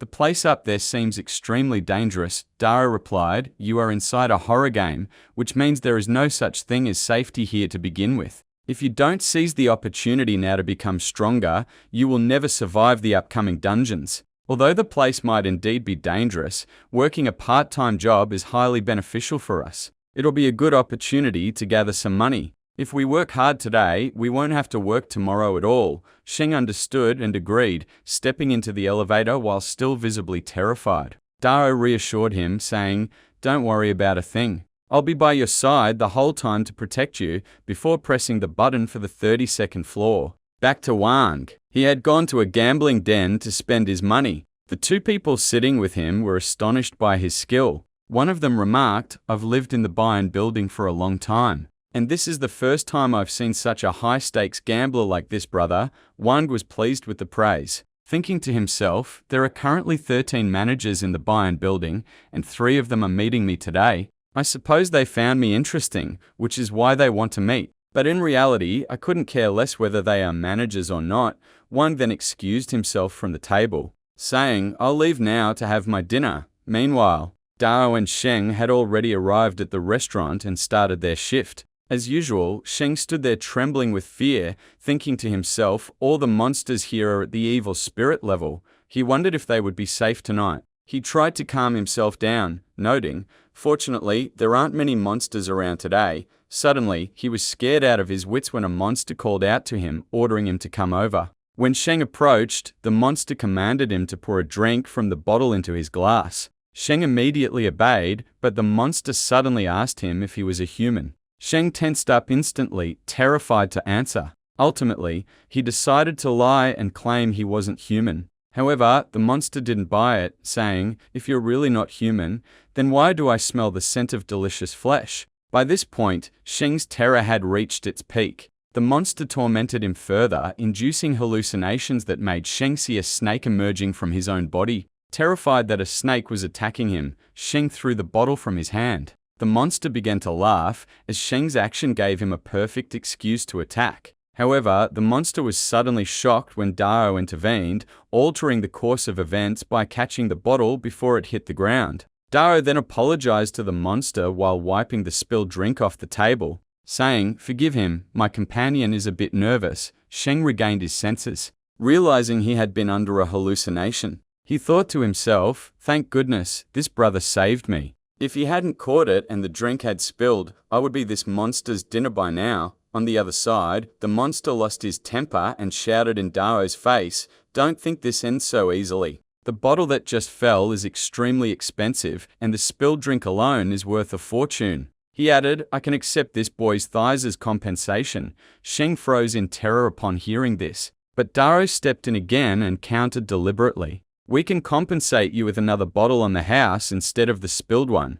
If you have any further complaints, you can take it up with the manager." The monster was deeply frustrated, thinking to himself, "This will be a big problem for me because the restaurant manager might not back me up." Nonetheless, he called out for the manager to see if he would help. Suddenly, the monster was stunned to see the manager himself standing at the entrance, welcoming a human who turned out to be Wang. Upon entering, the manager greeted Wang warmly, saying, "I heard through my cousin that you are a highly distinguished member of the Bayern building, so I have prepared this restaurant to suit your tastes." Meanwhile, Bai bowed to him and said, "The managers will join you in a few moments. You may wait for them in the red camellia room for a while." However, Wang completely ignored her because he had spotted Dao and Sheng. The two players were utterly shocked to see Wang capable of entering such a place, unable to believe he was such an important figure. At the same time, Wang was surprised to see them there, thinking, so this is the job they were talking about earlier. It turns out to be in this restaurant after all, but I sense they are currently in a terrible predicament. He turned to the manager and asked about the issue regarding the two. Unaware of the situation, the manager replied, "Perhaps there has been a misunderstanding. I will go and resolve it right away." However, he was taken aback when Wang bypassed him, saying, "I still have some time before the meeting. I'll go and look into the matter myself." When they arrived at the table, the monster complained, "This idiot doesn't even know how to pour my drink. What use are his hands and feet then?" He turned to the manager, adding, "It would be better if you gave them to me, so I can enjoy eating them." The manager was taken aback by the request, but Wang intervened, asking, "How much is this bottle? I'll compensate you for it." The monster mocked him, saying, "How can someone like you, who hasn't even reached the rank of a Tier 2 Beastmaster, afford to compensate me? You're not even worthy of standing and talking to me." Wang was astonished by his arrogance and remarked, "How do the managers here allow such monsters to sit in the restaurant as they please?" The manager looked at him at a loss for words, while the monster grew furious at Wang's comment. Wang pressed on, asking the manager for the price of a single bottle of this drink. The manager replied, "This bottle is produced by the Shadow Company, and a single bottle costs 600 yuan." Understanding the situation, Wang pulled out his card and requested the manager to bring 10 bottles of the same kind. The monster was about to mock him, assuming he was poor and couldn't afford it, but was shocked to see the manager treating Wang with immense respect, saying, "You don't need to do this. The restaurant will take care of this matter." After a short while, the waiter arrived with 10 bottles. Upon seeing them, the monster said, "Fine, I will accept the compensation, since it's 10 bottles after all. But don't you dare think I am letting this person slide because of you." Wang replied, while gripping one of the bottles,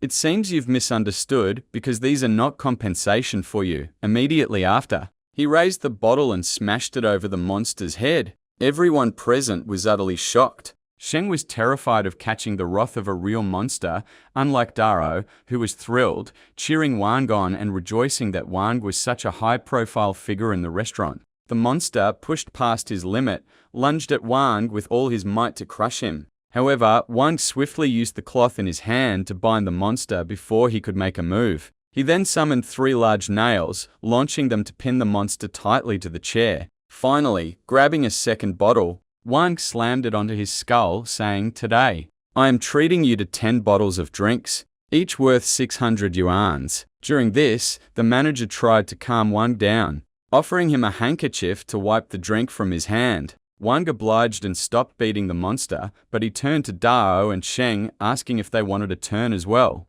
Hearing this, the two exchanged enthusiastic glances, grabbed the remaining bottles, and smashed them onto the monster's head in sweet revenge. Once finished, they looked at the monster, who was drawing his final breaths and crying out for someone to save him. But of course, it was too late. His neck was snapped, killing him on the spot. Wang's friends were overjoyed, thanking him for saving them and promising not to breathe a word of what happened today to anyone once they exited the game. Wang turned to the manager and apologized for causing a scene and killing the monster in the restaurant. The manager replied, "You don't need to worry about it. This monster was always causing trouble for me, and I couldn't do anything about it. If anything, I should be thanking you now for helping me get rid of him." He then thought to himself, "This person is not just wealthy and capable of throwing money around easily, as my cousin said. He turned out to be incredibly powerful and possesses a formidable status as well." Meanwhile, Bai, "The drink is for my brother's celebration,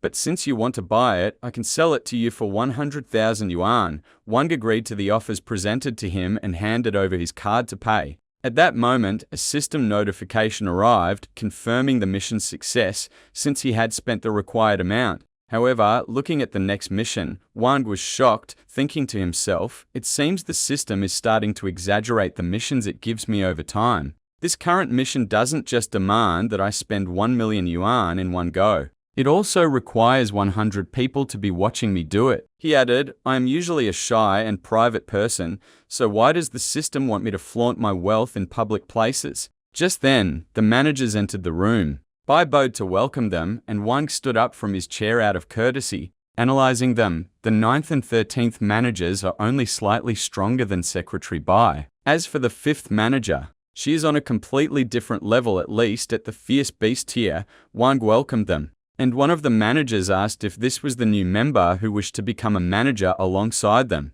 Wang replied, for starters, you may call me Emperor Feng. The 3 managers were stunned by the sheer arrogance it took to choose such a name. When the first dishes were served, Wang asked if they intended to eat while keeping their hoods on like that. The 5th manager replied, very well, since you insist. We shall hide our faces no longer. Hearing the voice of the 5th manager, Wang was astonished, and even more so when her true appearance was revealed to be a young girl. At that moment, Secretary Bai approached the manager and whispered something. Wang thought to himself, she is definitely telling her about what I did in the restaurant just now. Now that she knows I disposed of that monster so effortlessly, she shouldn't treat me with disdain. Indeed, after being informed that he had eliminated the monster in mere moments, coupled with his hysterical spending habits, the female manager thought to herself, it seems this person is no ordinary human beastmaster. Given this display, he surely originates from our monster world. Backed directly by a monster king, she continued internally. Our administration is also controlled covertly by a monster king, though this remains entirely hidden from public knowledge. Now, it seems the great power behind us is about to clash with the great power behind Wang. She then addressed Wang, saying, surely the monster king backing you requested that you come here to cooperate with us, which is why you initially asked to join us as a manager and share in everything. Hearing her words, Wang remained silent for a moment, thinking, this girl turned out to be incredibly clever. She assumed this financial power isn't originally mine, believing instead that a king is supplying me with it. The manager continued, if things are as you say, I shall get straight to the point. She added, you currently possess infinite power and financial resources, and the methods you employ are consistently strange and mysterious, leaving us in awe. Nevertheless, we still require a period of internal consultation to at least establish a surface-level cooperation. Wang replied, this is the response I anticipated. Regardless, I want our cooperation to be serious. So, let's see what you can provide us and what you need us to do for you. The manager countered. It seems you have chosen us for the intelligence capabilities our organization possesses, not to mention the financial income from the underworld. Furthermore, any operations by other organizations and the activities of their respective beastmasters all fall under our control. Wang understood, thinking to himself, so that's how it is. The Bayan building was originally established to generate financial income for them. Additionally, the building is packed with residents, meaning any minor piece of information will spread widely among the monsters, making it impossible for any intel to escape them. He then replied to her, we have little interest in underworld currency. All we care about right now is information, nothing more. The manager assumed he understood the situation well, given that the building had been growing quite interesting lately. Surprised by his response, she thought he definitely came here for this reason alone. She then told him, I know there is no harm in sharing information with him, but we are currently subject to many restrictions. Wang reassured her, do not worry about a thing. We will certainly assist you whenever the need arises. The manager then said, very well, since your words are so reassuring, we can trust you now. Wang was astonished by how easily they agreed, wondering how do monsters in this world trust one another so quickly. He questioned whether this was due to the influence of the monster world's rules on them. On the other side, the manager handed something to the secretary to deliver to Wang, stating, this is our organization's badge. Once you wear it, all projects and workers here will be at your command. From this day forward, you are officially the new 14th manager of the Bayan building. Overjoyed by the badge, Wang pinned it to his jacket just as the monsters brought in the food and drinks they had ordered. Wang raised his glass in high spirits, saying, let us celebrate together. He then looked at the necklace Bai was wearing and asked the manager if she would grant him a necklace as well to mark their cooperation. The manager replied, "I see you have a keen eye able to notice specialized tools." Wang felt embarrassed by her comment, fully grasping her underlying meaning and not knowing how to respond. The manager added, "Since you currently have no assistants, let Bai follow you from now on to assist you with all communication and meeting arrangements." Still embarrassed, Wang thought to himself, "I only wanted the necklace, nothing more." The manager cut off his train of thought, saying, "Surely you have a contract with you." Hearing this, Wang produced his contract and handed it to Bai. She bit her finger and signed the contract with her blood. Once finished and the contract was handed over, Wang spoke to her, saying, "From now on, you will walk behind me." They concluded the meeting and prepared to leave. As they said their goodbyes, the manager told him,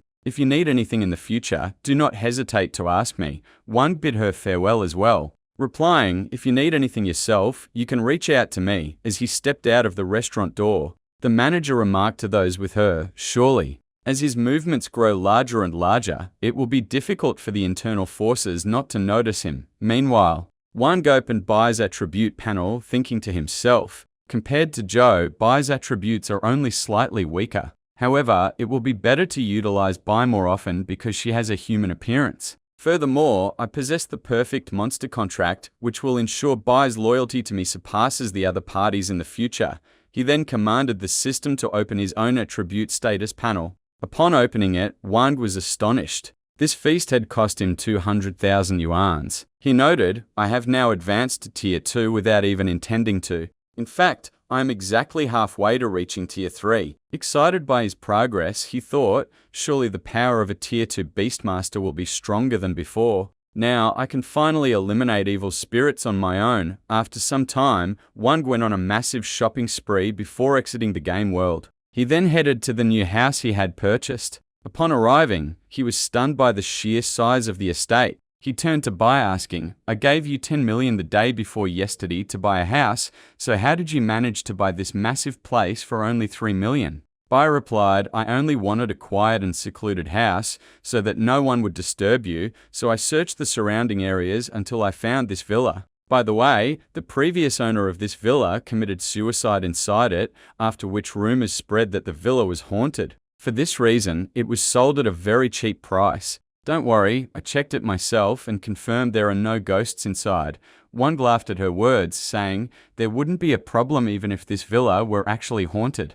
In fact, if there were a powerful ghost, it would be better for me to contract with it immediately." Delighted, he told her, "You have done an excellent job indeed." Bai blushed, saying, "I only did what was required of me," while thinking to herself, "Even though the fifth manager treated me well, she never praised me like this." She then added, "I have also gathered the information you required regarding the horror game and the Beastmasters. However, your next entry will mark your third time participating in the game, and it is highly probable that you will be paired with entirely new players." Wang replied as he entered his villa, "I heard that I can add players once I surpass the beginner stage." Bai confirmed, "Correct. But the third version of the game is difficult and on a completely different level compared to the first two dungeons. The survival rate for players there is consistently below 30. Wang replied determinedly, "I will do everything in my power during this period." As there is only 1 week left before I re-enter the game world, he then summoned Zhou, instructing him, "During this period, you will be my sparring partner." Before Wang could even finish his sentence, Zhou lunged at him, knocking him to the ground. The others immediately rushed to attack Zhou, but their assaults were completely futile, failing to leave a single scratch on him. A week flew by and Wang entered the game world once more. This time, he found himself aboard a train packed with monsters. As usual, a notification from the game informed him that there were 15 players with him. Wang understood from the number of players that this dungeon was undoubtedly the final phase of the beginner evaluation. He murmured, "But I don't know how many of these 15 will manage to survive in the end." Suddenly, the train's intercom activated, with a voice welcoming the passengers and requesting them to adhere to the train's rules and regulations. Hearing this, Wang smiled, looking ahead with an air of defiance, thinking, "Let's see just how difficult this third phase of the game really is." Meanwhile, the train conductor passed by, reciting the boarding rules. The rules were, players must sit in the seats designated on their tickets. There is a sleeping car located at the front of the train. Any ticket holder can upgrade their ticket to a higher class if they wish. Making noise is strictly prohibited, or else one must face the consequences. Passengers must disembark at their designated stations when the time comes, and a warning was issued against attempting to evade payment. Finally, they were informed that the restrooms would lock when the train stopped at stations. If anyone chose to step off the train then, they had better return quickly, as the train would wait for no one. Upon hearing the rules, Wang sat contemplating. Although there are only 5 rules, this won't be easy. The situation here will definitely not be peaceful with all these monsters and players trapped on one train. His thoughts were abruptly interrupted by a player in the same car arguing with the ticket conductor, shouting, "You don't seem to understand the rules at all." Wang looked at the woman and was surprised to find her at the furious beast level. He was even more baffled by the player's behavior. Being in the 3rd phase of the game, he should have gained experience from previous dungeons. So how did he have the audacity to cause trouble with her so quickly? The ticket conductor tried to make the player understand, saying, "I believe the train rules are very clear. All passengers, whether players or monsters, must present their tickets to occupy their seats." The player snapped at her, yelling, "What did I even do? I currently hold a valid ticket, and you won't let me sit in my seat." The conductor countered, "The ticket you hold can only be used by a single passenger. Therefore, you unfortunately cannot use it due to the monsters attached to your leg." She then flashed a sinister grin, adding, "By the way, those who violate the train rules must be punished." Terrified, the player apologized and inquired about the price of the ticket he needed to purchase for his monster. The conductor flipped through her logbook and replied, "There are no vacant seats left on the train to begin with." Suddenly, a powerful purple aura erupted from her, so intense that it forced the player's monster back in fear. She grabbed his leg, the one housing his monster, stating, "The passenger who breaks the rules shall be punished." In an instant, she yanked his leg, laughing as she severed it and threw it right out of the train. The 2 players sharing the car were scared to death by the sight, sitting in absolute silence, not daring to make eye contact with the conductor. On the other side, watching this scene play out, Wang thought to himself, "I am now certain that the 3rd version of the game is exceptionally brutal. No one could have guessed that the monsters inside the players' bodies required tickets of their own. This rule is clearly nothing more than a trap." He added mentally, "It seems I won't be able to summon Joe or Bai from now on. However, I have already mastered the control of yin energy quite well, making me fully capable of handling yin artifacts with ease. Dealing with evil spirit-level monsters won't be an issue for me." At that moment, the ticket conductor stood before him, demanding his ticket. Wang replied, "Since there are no vacant seats left on the train, it seems I won't be able to purchase another ticket." Taking his ticket, the conductor sneered, "That is correct, because the cheap, hard seats that poor humans like you can afford have completely sold out." She tossed the ticket back to him, adding, "However, as for the comfortable seats and private cabins, a single seat there will cost you at least 100,000 yuan." She asked mockingly if he could even dream of affording such seats. However, she was taken aback to find Wang's expression entirely calm, unfazed by the exorbitant price. She muttered, "Fine, if you wish to move to a better seat, you can relocate to carriage number 5 once we reach the next station." Wang thanked her. The moment she stepped out and closed the door, all the monsters in the carriage began brawling and making a racket. An orange-haired monster stood up, pointing at 3 of the players in the carriage, Wang being among them. The monster ordered them, "Come play cards with us." The 3 were forced to comply, stepping forward to play. Wang smirked internally, thinking, 3 evil spirit-level monsters actually dare to provoke me. He approached and inquired, "How much does this cost?" The monster smiled, replying, "A single round will cost 10 yuans. We'll play a simple game of highest card wins, and we'll keep playing until everyone here is entertained. However, if you lose and run out of monster currency, you can use yin artifacts, flesh, blood, or your soul to settle your debt." Wang sat down with them, boldly telling the monster, "Stop the nonsense and let's begin." The 3 monsters were stunned and infuriated by his attitude, thinking, "Why is this human so arrogant?" The orange-haired monster shuffled the cards, saying, "You seem highly confident in your skills. It looks like I'm really going to enjoy playing with you." On the other side, the 2 players beside Wang were trembling with fear over what might happen to them. The other 2 monsters mocked them, saying, "Why are you 2 so scared and tense?" As long as you win, you can take all our money, so you should be excited, not afraid." The two players didn't respond, their eyes fixed on Wang, utterly bewildered by his lack of fear. The monster finished dealing the cards to everyone present. Wang looked at his hand, then glanced at the other two players. Noticing the smirks on the monsters' faces, he figured they likely held excellent hands. The orange-haired monster cast a menacing glare at them, commanding, "Reveal your cards now." The three players laid down their cards. One of the players looked ecstatic and confident, prompting the monster to laugh and say, "It seems the cards you hold." Immediately after, the three monsters revealed their hands. The player's face fell as he realized their cards were superior to his. Wang slammed his cards down in feigned anger, exclaiming, "How can this game be fair when we are playing against three monsters trying to corner us?" The monster who won the round demanded their money. The other two monsters handed over their currency, as did the male player beside Wang. However, the female player looked at him in terror, stammering, "I only have 5 yuan left." Enraged, the monster snatched the money from her hand and abruptly severed her fingers. The girl was shocked, on the verge of screaming, but he instantly stifled her, forcing an apple into her mouth to silence her. Warning, if you scream, you'll draw the conductor's attention, and you'll have to face the punishment alone on the other side. The monster who had severed her fingers laughed, saying, "It's fine if you don't have money. You can always compensate us with yin artifacts, flesh, blood, or your soul." The three monsters then turned their attention to Wang, demanding his money while unleashing a combined purple aura. Wang smiled, thinking to himself, "If they dare unleash their power on me so carelessly, I'll turn the tables on them." Suddenly, he activated his necklace, releasing spirits that devoured their aura. The sitting monsters were stunned. The horned monster among them spoke up, "Why did I just get the feeling that a monster far stronger than us is targeting us?"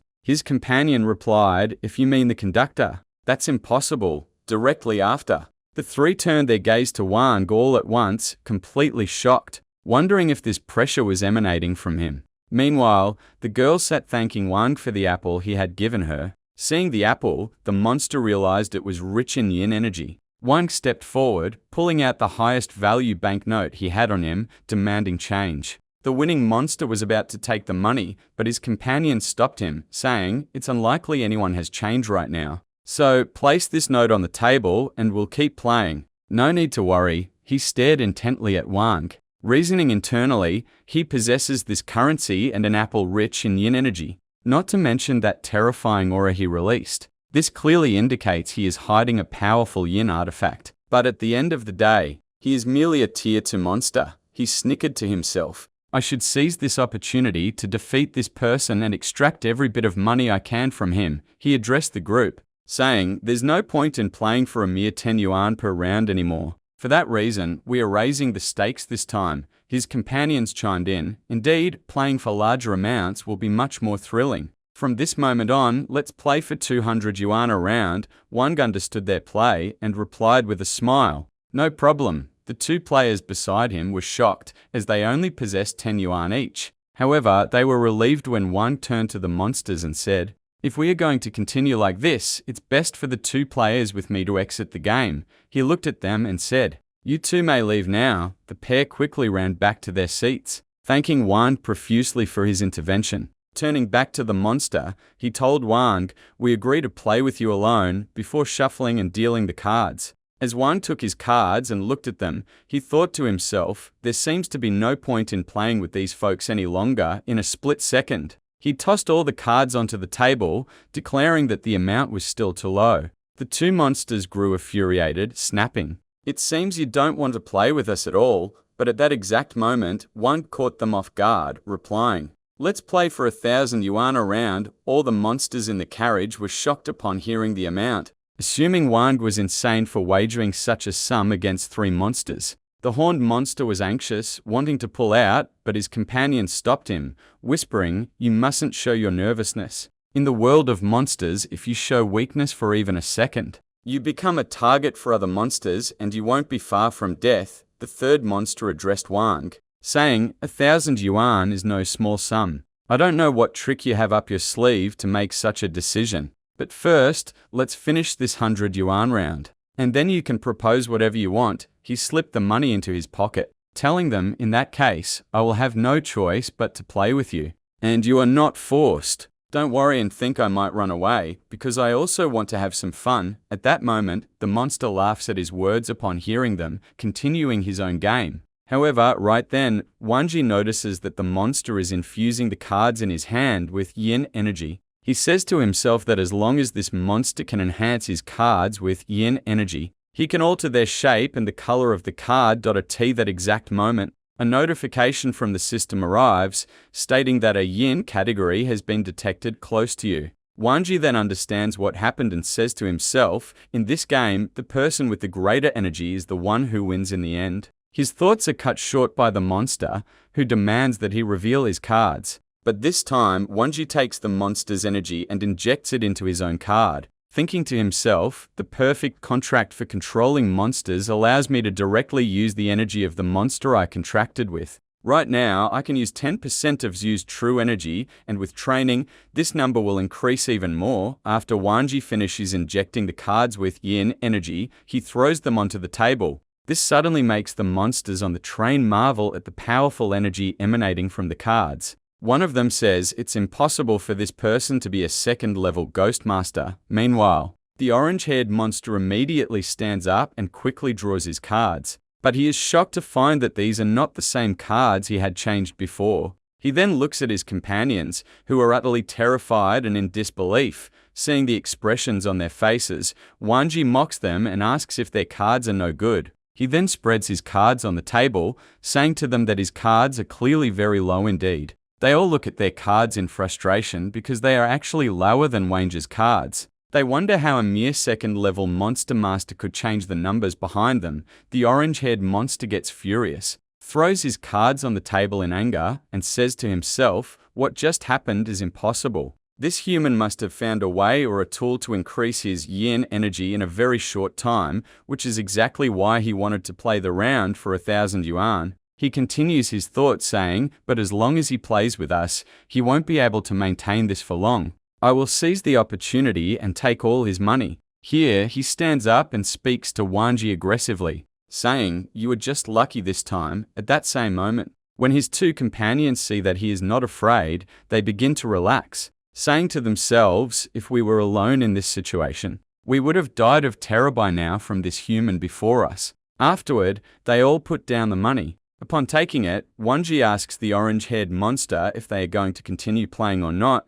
The monster thinks to himself for a moment and says to him, I cannot agree to a wager of just 1,000 yuan, but soon your trick will end. He continues, telling him, I will take every last penny of the money you have. When the other monsters on the train hear this, they wonder why Wanji wants to keep playing, saying if it were any other human, he would have won once and left immediately without continuing. But by doing this, it looks like he is just looking for his own death. Finally, they wonder if a second-level monster master could truly defeat malevolent spirit-level monsters all by himself. Returning to the orange-haired monster, he begins the third round. But as soon as he places the cards on the table, he is shocked to find that the effect of his tool has completely vanished. He realizes that this was due to Wang's output. Looking at Wang's terrifying appearance, he wonders in astonishment how a human could release all this yin energy. He sinks deeper into his thoughts, terrified, questioning if this could actually be a monster with no trace of human origin. Finding Wanji standing there shocked and unmoving, the monster laughs and asks him, why haven't you dealt the cards yet? The other two monsters get angry at Wang's words and tell him, we will make you lose all your money in this round because you dared to speak to us like that. So get ready, because we will keep making you lose until we take your soul in the end. But suddenly, those two stop talking and are shocked to find the orange-haired monster telling them, we are not playing any more rounds. His companion speaks to him, asking if there is something strange about this human that made him say that. Before he can even answer, Wanji says to him, how can you not want to play anymore? I haven't even finished enjoying playing with you yet. Following that, Wanji goes to the playing cards and activates a massive amount of yin energy within them. Instantly, this energy bursts forth and attacks the three of them, making them scream in intense pain. At that moment, a system message arrives, stating that it has detected a high-level yin tool with them, which is a source of immense power. Wanji is surprised that they already possess a high-level tool. Looking at them writhing in pain, he says to himself, the power of the monsters mentioned by the system should be similar to the type of power that rules over regulations. Therefore, I am not surprised now that they were so confident, because those who play with them never leave. He laughs afterwards and thinks, originally, I just wanted to teach them an unforgettable lesson. But now I have a very good opportunity to take revenge on them for everything they did in the past. This time. The monsters are still screaming in pain and begging Wang to forgive them. Wang replies saying, but you never forgave any human before, and now I'm doing nothing but treating you with your own medicine. After he finishes speaking, he deals the cards to them. The monsters are shocked to find that his hand is massive, and they immediately hand over all the money they have without saying a word. Regarding these three monsters, we see the player with the severed legs catching his breath and saying, if it weren't for this person's intervention, I would have been dead a long time ago. I never expected his power to turn out this terrifying. The girl replies to him, saying, how is his power even like this? This dungeon is supposed to be the final dungeon on the beginner's list, meaning all players here should be novices and nothing more. The player with the severed legs is also surprised by her words and says to her, indeed, how can there be someone this powerful among novices like him? Then, suddenly, he is shocked to find Wang passing right next to him, and he wonders to himself if it's possible that Wang is not actually a player. Meanwhile, the girl bows to Wang as he passes in front of her and says to him, thank you, big brother, for saving us from the monsters. He is surprised by her description of him and says to her, don't get me wrong, I am just a novice player in the third version of the game. He then says to himself, it looks like they have started looking at me with special eyes. At that moment, the players on the train keep staring at Wang in amazement, saying, the aura coming from this person is impossibly strong. With people like him around, we are just fish in a vast ocean within the game world. They then go to him, asking what they should do, praising him and treating him exactly like a king. Wang at this moment is also surprised by what is happening around him. However, a player comes up to him later and says, I looked at the station schedule that the train passes through. Essentially, our mission is to remain on board until the final station. But unfortunately, from what I heard, our ticket only goes as far as the Bone Station, which is 4 stations away from the final stop. Wang replies to him, saying, it seems the difficulty of the mission lies in this point. According to the stated rules, you can pay money to extend your ticket further and reach the final station. Following that, he looks at them with a wicked laugh and says, but if you don't do that, the only solution is to look for any opportunity to evade paying for the tickets. The students are shocked by what they hear and become deeply frustrated, saying to him, we can't even think of doing that because we are weak and the monsters here are very strong in this version of the game. Wang replies, saying, since you managed to pass the first 2 dungeons and reach this point, you certainly still have experience. Since things have calmed down on the train for now, the best solution for you is to wait and see what happens. Afterward, he walks away and leaves them, saying, since the dungeon has just begun, there is no need to rush to complete this mission. Once we fully understand the mission and the hidden rules within it, we will be able to take the next steps with confidence. The players thank him for his words, amazed by how calm he is as he goes to sit in his chair, saying to himself, even though we will waste a lot of time searching for the dungeon rules before taking any action, we must also have sufficient strength to back us up. Now, since I am in the third version of the game, it is supposed to be very difficult and dangerous. This means I should initially make no moves, stay out of sight, and maintain my energy in case anything unexpected happens. But suddenly, as Wang is thinking, the lights on the train cut out. Everyone present becomes terrified as they feel a freezing breath coming over them. Even the monsters themselves are surprised by what is happening because train number 44 is famous for its safety. Here, one of the players looks at Wang and says to himself, exactly as I expected, the leader managed to maintain his calmness even in the midst of an unexpected incident like this. Meanwhile, Wang sits thinking to himself, judging by the expressions of the monsters present, this matter is not a normal occurrence for them. However, he is surprised afterward when he remembers something and says to himself, while I was playing cards with the 3 monsters, I saw a very powerful monster in front of me. Following that, he looks at this powerful monster, from whom a blue aura is emanating, and says to himself in surprise, there must be something wrong right now. Because how could a powerful monster like this come and ride in the lower class carriages like us? He then finds this monster speaking, saying to them, "He has certainly arrived by now." At that moment, Wang is shocked and wonders if this monster expected something like this to happen, and also wonders if he had been sitting in hiding all this time until something strange occurred. Afterward, he prepares his yin tools for this event, saying to himself, "This dungeon truly deserves the title of a beginner's test, because something sinister is happening on the train right now." Here, he is surprised to find a very beautiful lady dressed in green, smoking a cigarette, entering their carriage. Behind her, he sees her personal servant carrying items on his back. At that moment, the lady addresses everyone present, asking if anyone is interested in buying her merchandise. All the weak monsters present rejoice and begin to behave strangely, except for the powerful monster he saw, who remains seated in his place. Completely unaffected, Wanji then understands what happened and is shocked to learn that this cigarette is actually a tool to attract people to her. Afterward, he calls upon the system to verify the matter. He is indeed confirmed when he finds the system telling him that it is a high-level tool named the Soul Sucker. He is shocked to find this out, looks at them again and wonders in astonishment what these two people could have come for before he can even finish his thoughts. He finds all the train staff standing before this lady, bowing to her, welcoming her, and calling her Lady Queen, the owner of the Long Zeng store on train No. 44. After that, the train official speaks, apologizing to her and saying, "According to the train rules, commercial shops cannot enter here. Therefore, since you do not have servants with you, it would be best for you to take care of yourselves." Lady Queen replies to him, saying, "I know that safety is an important thing, which is why I trust you very much. Train number 44 has been operating for many years without any problems. And besides, you will surely protect me." At that moment, they bow to her again and say in unison, "We will do our best to protect you." Meanwhile, the leader speaks through the microphone to all passengers, saying, "Miss Queen is here to display her merchandise. So if any of you are interested in anything, you can buy completely freely." After the auction ends, Miss Queen will leave the train immediately.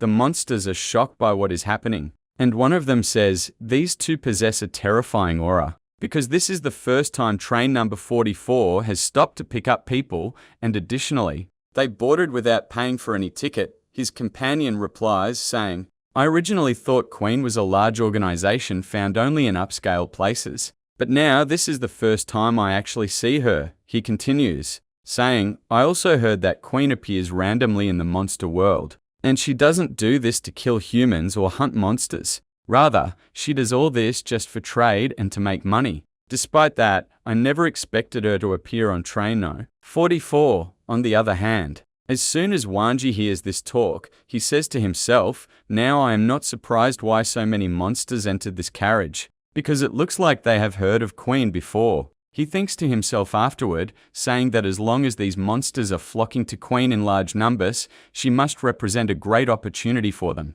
Wanji then lets out a very sly laugh and says, "Since she coincidentally wants to sell her merchandise through an auction and give it to the highest bidder, it seems I won't be able to avoid drawing attention to myself for much longer." Right away, a new mission from the system appears to him, and this mission consists of spending 1 million yuan all at once while being watched by more than 100 people. Meanwhile, the auction begins immediately and a strange blue circle-shaped aura appears around Lady Queen. After that, a display stand appears inside the circle containing 3 tools. Wanji is amazed by what happened and says to himself, "This Lady Queen seems to be no simple person at all." He continues, saying that this auction seems to feature expensive tools. As soon as he sees these 3 tools, he quickly requests the system to look into their attributes for him. Before that happens, Lady Queen begins to explain the attributes, showing them the first tool, which is a lamp.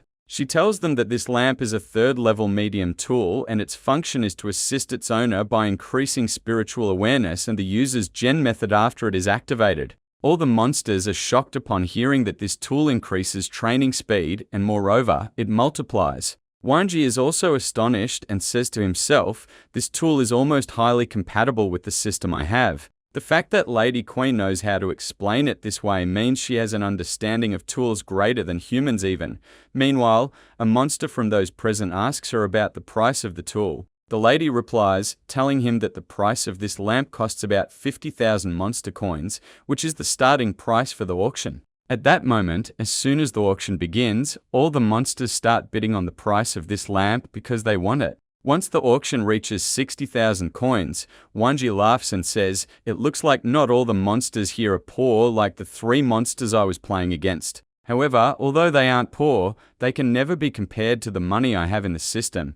He immediately stands up and bids an amount of 150,000 monster coins all at once, despite the fact that the last price offered was only 70,000. For this reason, all the monsters are surprised by what he is doing. And look at him. A monster on the train says to himself, "What kind of human is this person?" It makes no sense for him to go and more than double the price just like that. On the other hand, the players he had saved earlier are also surprised, with the player whose leg was cut off saying, "I didn't even have money to pay for the ticket." Yet he can pay 150,000 monster coins as if it were nothing. At this time, none of the monsters present can raise the price on Wang, so Lady Queen speaks, concluding the auction in his favor and giving him the lamp. As soon as Wang holds it, he says to himself, "I feel very stupid for spending this money on the lamp." He continues saying, "Unfortunately, the people here did not raise the price, because if they had done so, I would have bid an amount of 1 million coins all at once." Returning to Lady Queen, she begins the auction on the remaining 2 tools, but Wang immediately buys both without anyone being able to enter the auction against him. This prompts Lady Queen to wonder greatly at what he is doing and the amount of money he has. The monsters present look at him in astonishment, saying that this person spent more than 200,000 coins in a single round, wondering if a mere second-level monster master could possess this amount of money. Next, she introduces a dagger made to kill the bloody monster queen. She explains that the most important attribute of the dagger is its soul absorption, and furthermore, its power and effect will increase with the number of kills you perform. She continues, telling him this dagger, in the hands of the right person, will automatically trigger bloodthirsty intent, whether the enemy is a monster or a human, which will increase its damage. If you do this and kill your opponent using the dagger, then the dagger will help heal your inflicted wounds. The monsters admire the strength and attributes of this dagger. So when Lady Queen starts the bidding at 500,000 monster coins, they all race to offer the highest price. On the other hand, Wang thinks to himself, saying, "Although I have the 7 nails at the second level, I can only use 7 per train. If I want to use more, it will take time to charge them with yin energy again. As for the playing cards I have, their level is very high and they cannot be revealed to the world right now. So this dagger is currently the appropriate choice instead." Returning to the auction, the last price reached is 750,000 coins. The monster who offered this price looks at Wang, wondering if he has no interest in the dagger. Therefore, he decides he shouldn't rush to raise the price higher than what he has put down. But at that instant, he is shocked when he finds Wang standing up immediately and offering 900,000 coins. After some time passes, seeing that no monster is able to raise the price on him, Wang wins the auction just like every time.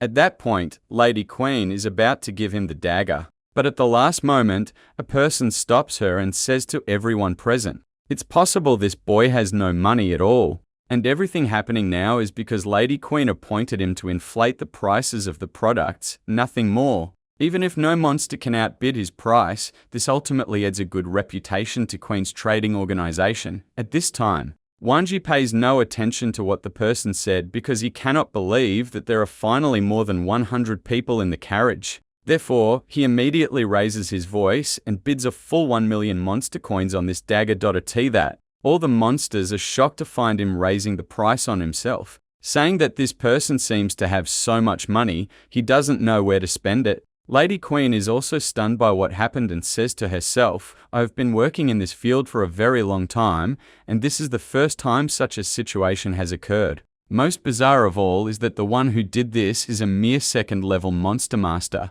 On the other hand, seeing her shocked and unresponsive, Wang calls out to her, asking if it is permissible to raise the price on himself or not. Lady Queen replies, "Of course it is permissible," and immediately concludes the auction for him. As soon as he holds the dagger in his hand, he rejoices greatly, saying to himself, "Not only was I able to get the most important tool in the entire auction, But I was also able to complete the system mission exactly within the specified time. This time, a new mission arrives from the system, and this time it is very difficult because he is required to spend 10 million coins. Wang is shocked and says to himself, why have the missions become so much harder than before? But then he calms down and thinks, the best thing after this mission is that I will be able to open the horror space at will. And when I do that, I can enter the monster world as I please at any time. At this moment, Wang remembers a problem, which is that he cannot raise the price on himself in the final round of the auction. However, he expects that this round will feature a very excellent tool that will make all the monsters go crazy as soon as they see it, which is why they will try to buy it and raise the price to a number like that. Returning to Lady Queen's assistant, he brings out the tools for the third round of the auction. As soon as the monsters see them, they all freeze from the sheer terror and yin energy emanating from them. Immediately after, Lady Queen holds the tool in her hands and tells them that the name of these 2 yellow pills is Yozan pills and their level is high 3rd grade. She continues telling them, according to the words left by the monster King Yozan, these pills can heal any monster, completely restoring them to their previous form and putting them at full strength for a short period of time. She immediately begins the bidding, starting at 1 million. A monster from those present comes forward and offers 1,100,000 coins, then looks at Wang to see if he will increase the bid. At that time, all the monsters are shocked that this monster can pay such an amount. Hearing his offer, Wang says to himself, this monster is participating in the auction for the first time since it started. The monster looks at him with fear, thinking, I didn't participate since the auction started because of this person. But this time I must do everything I can to get these 2 pills, no matter what. However, he is shocked to find Wang suddenly rising from his chair and offering 2 million for these pills. In truth, it is not just him. All the monsters are astonished that he is still doubling the price, wondering how he still has this much remaining money to participate in the auction. Returning to the monster who started the bidding, he looks at Wang very tensely and says to himself, I must not give up on these pills, no matter what it costs me. But then he becomes discouraged, saying, I don't have any money right now to compete with him. Suddenly, he looks at a monster next to him, who is also tense, and says, I have found the solution. He then calls out to the person next to him, saying, you look like you want these pills too. The other replies, I definitely want them, but this human here seems insane. The large monster responds, it is hard for monsters like us to compete for these pills individually, but if we unite our strength together, we can beat him. And each of us can take 1 pill. The second monster thinks about his words, then looks at him with confidence and says, I agree. When they pull their money, they find it reaches only 3 million. But they decide to raise the price on Wang, offering 2,800,000 coins. Lady Queen rejoices that new faces are appearing in the auction and that he won't take it every time. Conversely, Wang is annoyed by what happened and says to himself, this large monster seemed to be at his limit when he offered 1 million, so how did he offer this amount now and suddenly gain confidence? When he finds the other monster who collaborated on the money, looking at him and laughing, Wang understands what happened. He laughs inwardly, saying, you want to play me like this? I don't mind. At that moment, he rises from his chair, offers 2,300,000 coins, and says to himself, this amount is certainly not the total of their combined money. If my expectations are correct, they should raise the price even higher. On the other side, the 2 monsters laugh and say, he stated this amount hesitantly. It looks like this is his last bit of money, because if he had more, he would never have raised the price by only 100,000 at this time. The large monster raises his hand and speaks with confidence, looking to annoy him further, offering 2.5 million for the 2 pills.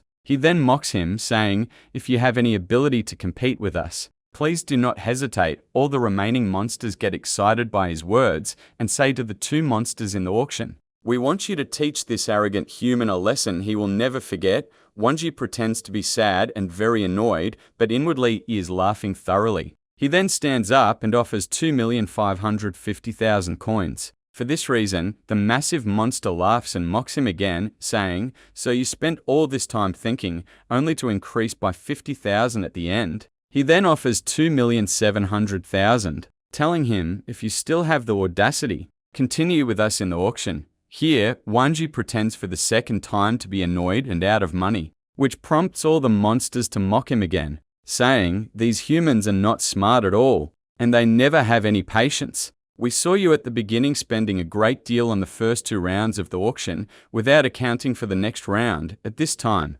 Lady Queen calls out the price to see if anyone will at a higher amount or if she will conclude it for the monsters, saying to herself after the past 2 rounds, "This human definitely is 7 to 8 million. She continues, "It is clear from his refined personality that he is certainly in a large organization, and since he is in a large organization, they will be standing behind him. Therefore, I cannot underestimate him. After the auction, and once this entire matter is over, I must report what happened to the General Assembly quickly." On the other hand, the monsters are still mocking Wang, saying to him, "Why aren't you raising the price this time like you always do?" Suddenly, the large monster finds Wang removing his hand from his face and looking at him with a gaze full of confidence. He becomes very afraid and flustered by this look. He then hears Wang saying to them, "If you want to continue in the auction, I have no problem." At that moment, a very strange aura appears in the place, terrifying all the monsters. He pulls out money and offers 3 million coins.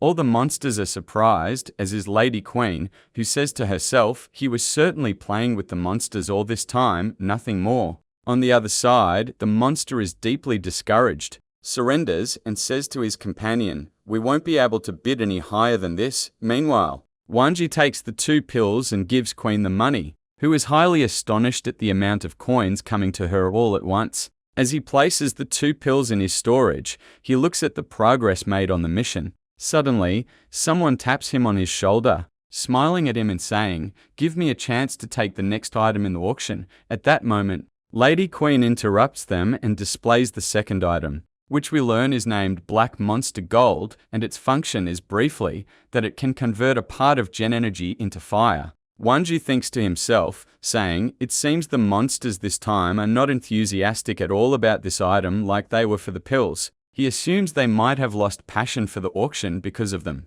He then looks at the monster who had asked his permission and says, "Since this monster came and asked my permission for the auction, he must need it urgently. However, despite that, I will still not let him have it." He stands up, starts the auction himself, and offers 2 million coins for it. The monster gets very angry when he sees him doing this and says to him, "What are you doing?" Wang replies, "This is an auction, and the person who offers the highest price wins." The monster grows angrier and says, "I won't be able to outbid you, so you can take the Black Ghost Gold." He continues saying, "But you could leave me an opportunity to buy it from you for 2,200,000 coins when money becomes available to me, because you may indeed have a massive source of wealth, allowing you to buy all the tools you need. But if you don't know how to use these tools, it will be as if you never bought them." Wang replies to him, "The Black Ghost Gold is a high-level yin tool, and it is always used for forging. All I have to do is be a blacksmith, nothing more." The monster is shocked to learn that Wang knows the use of the tool, but he composes himself and says to him, "This gold is fire, and it will be very useful in the monster world. Besides, if you can correctly add the red color to the black gold, its final value could be at a high level of the 2nd grade." He laughs at him afterward and says, "But this is something no one will ever understand unless they are an expert forger like me." At that moment, Wang is surprised by what he said and asks him if he knows how to refine gold. The monster replies with complete confidence, "I certainly do." He then introduces himself, saying, "My name is Dinjil Young, and I am considered one of the few skilled blacksmiths in the monster world. This rare yin tool before you caught my attention, which is why I wanted to use it to forge a perfect weapon. If the money I have weren't so low, I would have paid any amount to acquire this tool." Understanding his words, Wang replies, "Fine, but no matter what amount you offer me, I will never sell it to you. However, if you can make a contract with me and work for me, I might give you this gold directly so you can refine it." At this, the monster looks at him with anger and says, "It is impossible for me to make a contract with you because I do not want to have a master. But if that's the case, I can teach you how to forge the red shaman gold." Wang replies as he takes the gold from Lady Queen, saying, "If this is your answer, then there is nothing between us anymore." He continues saying, "I will never part with this gold, no matter what happens." Meanwhile, Lady Queen brings out a very strange mask and says to them, "This next item is the final tool we will offer in today's auction." She continues saying, This mask is called the hidden ghost face mask and is of a high level of the second grade. Its utility is very simple: disguise. No matter what your shape or size is, when you wear it, all of that will change to the form you desire. As for the price, it will start from 1 million coins. At this time, all the monsters begin bidding on the mask, outdoing one another. Wang is very enthusiastic about the item and requests the system to provide him with some money. He then goes and offers 3 million coins to Lady Queen. Hearing the amount this time, she agrees immediately because she knows that no monster will be able to top the amount, he stated. On the other hand, the monsters are furious about this specific item because they wanted it very much. Here, Lady Queen concludes the auction and says to herself, this human managed to take all the items displayed today. She continues saying he wasn't even interested in the blue plant originally. Yet despite that, he bought it on the other side. When he takes the mask, a message arrives from the system stating that he has indeed spent more than 4 million yuan today, congratulating him for receiving 30 million yuan's cash back on what he spent. He rejoices greatly, saying to himself, the more money increases, the better it is. He then places the mask in his storage, saying, I bought everything in the auction today,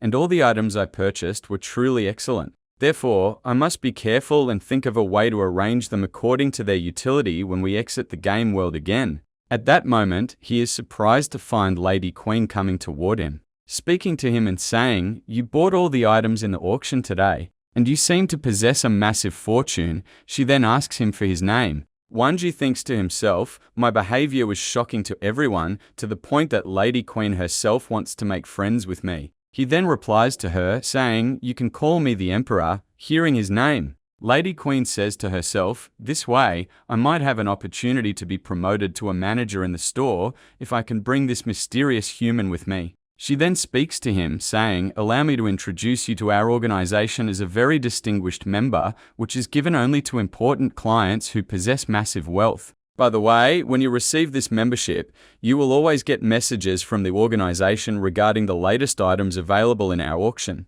You can also communicate with our store remotely and bid on any item from your home. In addition to all this, you will have a 20% discount on all items you purchase. Wang replies to her, saying, I can become a distinguished member in your trading organization, but on one condition: I do not want any discounts on any item I purchase. Lady Queen is highly surprised by his request and says to him, certainly, every distinguished member has specific requests and we must respect them. But among the benefits distinguished members receive is also the Hongquan organization. However, I can contact the organization, resolve the matter for you, and change the discount to cashback instead. During this, Wang asks the system if this thing is allowed. The system replies to him, saying, this cashback is a gift and will not affect the amount you pay. When Wang learns this, he agrees to her offer immediately. At that moment, Miss Lady Queen calls her assistant, who provides the signal for distinguished clients, and she says to him, this way, whenever you go to the inner circle of the monster world at any time, you can go to the location where the trading organization is and then buy the items there as you wish. Wang thinks to himself after Lady Queen leaves the place, wondering if the organization has any relation to a family like hers. Here, he finds a small monster coming up to him, welcoming him and saying, my name is Dongbi, and I am the third leader in the Peng Shaft gang of the Stone Valley. He continues, saying, our gang is completely involved in the trade of raw materials. So if your organization ever needs any raw materials, just say my name and I will come to welcome you myself. Wang shakes hands with him, thanks him, and says with complete coldness, yes, and I will see your gang. But in truth, he is completely uninterested in the matter. This small monster walks away very happy, saying to himself, although I didn't buy anything from today's auction, I formed a friendship with a very powerful person like him. If I report this matter to the boss, she will be very happy with what I did. After that, another monster arrives. Wang bows to him and says, my name is the Underworld District Agent. He continues, we mostly do some weapon trading, so if you have any interest, you can come and visit us to see our tools for yourself. Suddenly, that monster is shocked when he finds Wang replying to him, saying, when I reach my station, I will go with you. At that moment, he talks to himself, saying, it seems nobody noticed when I was bidding on the golden dagger, but I am still afraid of him, because our underworld district is no different from any other small village. Finally, he shakes hands with Wang happily and wishes him a safe arrival. At that time, the rest of the monsters present are surprised by his kind treatment of the other monsters, and they say that Wang, in the end, was not a bad person. Immediately, the rest of the monsters run to him to welcome him and build friendships with him. When that happens, the female player whom he had saved before becomes very happy, because he has become a very important person now. Unlike the player whose legs were cut off, who is shocked and says, "I must think about writing a post about this person on the forum," but at this moment, the massive monster who was bidding against Wang is roughly bumping into all the monsters in front of him to push them out of his way. After that, he stands in front of him and asks him in pure anger if his name is Emperor Feng. Wang is surprised by his behavior at that time and says to himself, "This monster certainly did not come to me here peacefully." Suddenly, at this moment, all the monsters present feel a very terrifying aura, so they quickly call for the ticket collector to rescue them. But at that time, Wang is also anxious and says, "I am afraid that the ticket collector won't even be able to handle a monster like this." Meanwhile, we turn to Lady Queen, who is trying to open the carriage door to see what is happening. But when she cannot open the door, she tells the officer with her to call the trainmaster quickly. Returning to Wang, a very strange purple aura is emanating from him, and he says to the monster standing in front of him with pure irritation, "Who are you?" This monster replies to him, saying, "You don't need to know who I am." Afterward, he says to her, "By the way, this entire train has been isolated from the outside world, and it is impossible for any information to leak out from here. Looking at your current strength, all of you, you won't be able to stand before us at all. And this whole train has already become ours." Lady Queen replies to him and says, "But without permission from Wisem, you will never be able to open the bag that contains the money." The monster laughs at her words again, turns to look at Wang and says to her, "You are not our only target." After that, a powerful energy emerges from his two sides and he says, "How can a single person be able to buy all the auction items? I never expected a person like this to appear one day on train No. 44. At this time, Wang is standing completely unafraid of him. As soon as this monster approaches him, a message from the system arrives stating that the Scythias is of a high level of the 3rd grade. At that point, Wang thinks to himself and says, "It seems that today there will be a very fierce battle." Immediately, he summons Zuo with great speed, which shocks the monsters by what happened. Afterward, Zuo attacks them, saying to them, "The time for talking is over." And now the real battle begins. When the Scythe monster sees Zuo, he is very surprised, because he knows that Wang is just a 2nd level monster master, yet despite that, he managed to contract with a monster of the furious monster level. Here, Zuo runs at him, attacks him, and strikes him with the dagger he possesses. However, this monster manages to stand before his attack and blocks it with his two sides. But because Zuo's attack is very powerful, this monster recoils backward from the force of the blow, reaching the end of the carriage, hitting the wall, and falling to the ground. He then looks at Zuo with intense anger and says to him, "How can you be the monster he contracted with?" Zuo is surprised by what he said and asks him if he knew him before. The monster does not reply to him. Then, continuing to look at him with anger, and says to himself, "I have seen him before, on the path leading from the inner area to the center of the monster world. I had seen him then, wearing an apron and holding a knife in his hand, so I understood he was a butcher monster." He continues after that, saying, "But I was truly amazed when I found him fighting in the midst of 10 monsters, all by himself. In fact, he was able to survive this fight and even killed one of them. But now, in this form, he is not the same person I met before. And if he has become of the furious monster level like me, there is no need for me to be afraid at all. Here." Immediately, this monster gets up from the ground, releases a powerful red aura from his two sides, and runs at Zuo while being very angry, saying to him, "You will die today, on the other side." Zuo also releases a golden aura from his entire body that surrounds the knife he is holding and runs at the monster again. Afterward, they clash together powerfully, which makes the train shake from the force of the collision. At that time, Wang is standing with complete confidence and watching the fight, unlike all the monsters and players who are afraid and hiding behind the broken train seats. At that moment, the girl he saved before is very afraid and crying continuously, because she feels that they will die today. At the same time,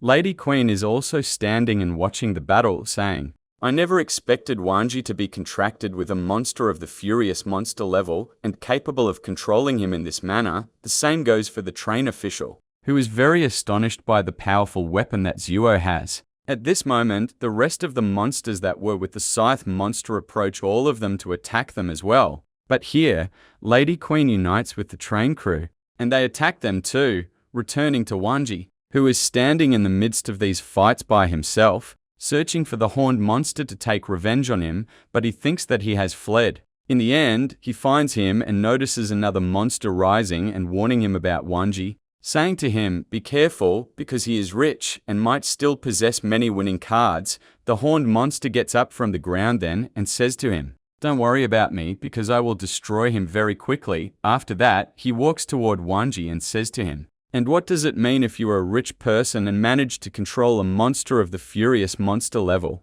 He gives him a suspicious look. Then, while licking his knife, saying to him, "After all, you are just a second-level monster, master." Meanwhile, Wang laughs when he hears his words and says to himself, "This monster and the monster that was in the circular restaurant in the B&B building are very similar, because both of them are looking for their own deaths." After that, he uses his energy immediately, brings out the 7 nails, and throws them at him. Because of the high speed of these nails, the monster remains standing in his place, surprised and unable to evade them. At that moment, these nails actually hit him in his eye, and the monster keeps screaming from the intensity of the pain, unable to see anything. Wang does not waste his time, seizes this opportunity, and attacks him with his new dagger that he bought. Everything shatters. And as soon as the scythe monster sees what happened, he laughs and says to Zuo, "Your master is now considered as good as dead." But Zuo replies to him while attacking him, saying, "My master's level of intelligence is beyond your imagination, and all that is required of you to do now is to worry about yourself only." Indeed, Zuo's words turn out to be correct, because when we return to Wang, we find that this attack did not affect him at all. We discover that the reason for this is the shield created by the necklace he wears. At that time, the monster is highly surprised when he understands that Wang possesses this necklace and still has defensive tools like it. After that, he dies of fear and terror when he finds Wang holding the knife and approaching him. In fact, he even speaks to him, saying, "The skull necklace is not for defense only." As soon as he finishes his words, he goes and attacks him using the 8 skulls that are in his necklace. Here, as soon as the monster on the ceiling is bitten by one of the skulls, he is very surprised and understands that this necklace is a tool in which attack and defense grow. But after that, he strikes this skull with his leg to get away from it, comes down from the ceiling, and says to himself, "I must destroy this human as quickly as possible." At that time, Wang prepares and attacks him with the same nails. But this time the monster evades them very easily, keeps laughing, and says to him, "How do you think I wouldn't know how to evade this weak attack?" At this moment, Wang stops his attack, pulls out the blue ball that he had bought from the auction a short while ago, and says to him, "Your words are indeed correct. Therefore you must taste the flavor of the Ice Soul Pearl attack." In a second and with a single movement, he is able to attack him very quickly. This leaves the monster surprised, and immediately he is hit by this attack and falls to the ground due to his leg freezing. Wang stands in front of him, holding his dagger, and says to himself, "This is the first time I use all my strength since I awakened my spiritual power." He continues and says, "Now my body and soul have completely changed." After that, he pumps his spiritual power into the dagger, and a very powerful red aura appears. At that time, he attacks them while being very irritated, saying to himself, "The dagger attack along with the Ice Soul Pearl attack will make this monster pose no problem for me." But here, as soon as this dagger approaches the monster, he gives him a strange look and keeps laughing. After that, he rises and surprises Wang, blocking this attack with his hand with complete ease. At that instant, Wang is very surprised by what happened, and when he looks behind him, he discovers that the monster actually has a third hand coming out of his back, discovering that he still possesses winning cards as well. At this moment, the monster gets up from the ground, speaks to Wang, and says to him, "You should be proud today when you die. That is because there are only 2 people who made me use this skill before them." After that, he suddenly screams, releases a powerful green aura, and his entire back begins to crack, with very many hands coming out of it. As soon as Wanji sees this state, his stomach hurts and he says, "This skill turned out to be disgusting because of the word he said." The monster gets furious, attacks him, and says to him, "How dare you say these words when you are on the verge of death?" At that time, Wanji stands in front of him, activates the necklace shield, and blocks all the attacks of the monster, who is very irritated because Wanji uses the same move every time. Suddenly, he finds Wanji attacking him at high speed using his dagger, managing to chop off a few of his hands. At that point, the monster falls to the ground and keeps screaming in a very loud voice from the intensity of the pain. But Wanji is surprised when he looks at him and finds him capable of regenerating his hands even after they were chopped off. Here, the monster speaks to him while lying on the ground, saying to him, "Don't think you won the battle, because you cut off my hand and caused me some harm. What you don't know is that I can withdraw this feeling of pain from my brain to my whole body." As it takes the form of an explosion of yin energy at this moment, he immediately advances and attacks him at a very high speed, saying to him, "All this talent of yours that you relied upon will be of no use before my explosion." Wanji stands in his face, then with complete confidence moves his dagger, and cuts off all the monster's hands that were attacking him, saying to him, "I don't see anything from you now, except that you are getting beaten. Nothing more." The monster gets very irritated by his arrogance, and goes to attack him with his hands again. But Wanji is able to evade them with complete ease. At that moment, they go to get stuck in the window that Wanji was standing in front of. At that time, all the monsters and players in the train are very afraid, still hiding behind the seats and saying, "If Emperor Feng cannot defeat this monster, then we will all die like this," returning to Wanji, who takes advantage of the unfolding situation and quickly summons Bai, making her mimic this monster with her skill. At that time, the monster, being tied up like this, is very surprised by what happened, completely in disbelief that there is a man contracted with a second monster of the furious monster level other than the first monster he is contracted with.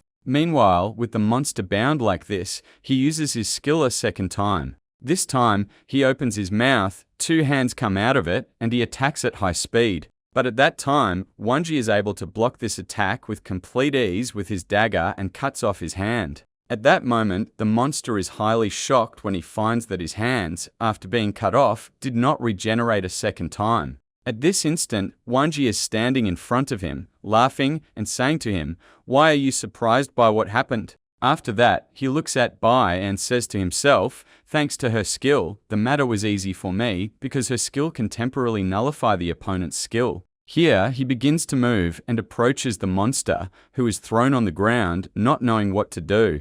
In a second, he gets furious, activates his energy on his dagger, uses it, and begins moving in very rapid motions across several different places until he cuts off all his hands. At this moment, the monster is dying of terror from Wanji, keeping his head down, begging him to spare his life and not kill him, speaking to him, saying, "If you spare my life, I will be able to stop the attack on this train, because my 2 big brothers, who are attacking the train now, will never oppose me." Simply, the reason goes back to the yin tool I have, which gathers the strength of the monsters. But here, when he finds Wanji approaching him anyway, he screams at him and says, "If you dare and kill me, the 2 of them will not leave you until they chop you into small pieces." Wanji pays no attention to his words. Then, and in a second, he goes and separates his head from his body using his dagger, destroying him. Afterward, he brings out a paper from the system, and as soon as he places it on him, the soul of this monster screams intensely from the amount of pain. Then, and Wanji says, "Now I am certain that you are completely dead." At this time, all the monsters, including the blacksmith, are highly shocked by Wang's strength and wonder how he was able to kill this powerful monster with complete ease. On the other side, when the scythe monster finds that the 3rd brother has died, he cannot believe what happened and gets very furious. Zuo keeps laughing at him and says to him, "My master killed your brother with complete ease." At that moment, the scythe monster reaches his absolute limit to the point that he keeps crying, and immediately runs at Wanji very quickly, saying to him, "You will die today." But Wanji stands before him with complete confidence,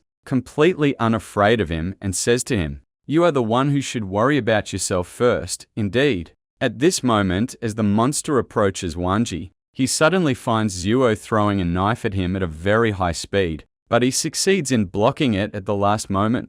Afterward, he runs at Zuo to finish him off first, but before he can manage to do anything at all, he receives a very powerful blow to his face while being furious. From the force of this blow, a part of his teeth breaks and is thrown way up in the air at a very high speed, to the extent that it breaks the ceiling of the train and penetrates it. At that time, the scythe monster sits on the roof of the train to rest because he feels very intense pain due to the last attack, saying to himself in surprise, "How can a person of this strength even exist on train no?" 44. Before he can even manage to rest, he finds Wang on top of the train, attacking him and saying to him, "Don't think about trying to escape." The scythe monster gets very furious with him, then activates his power, runs, ignores him, and makes a second opening in the train ceiling.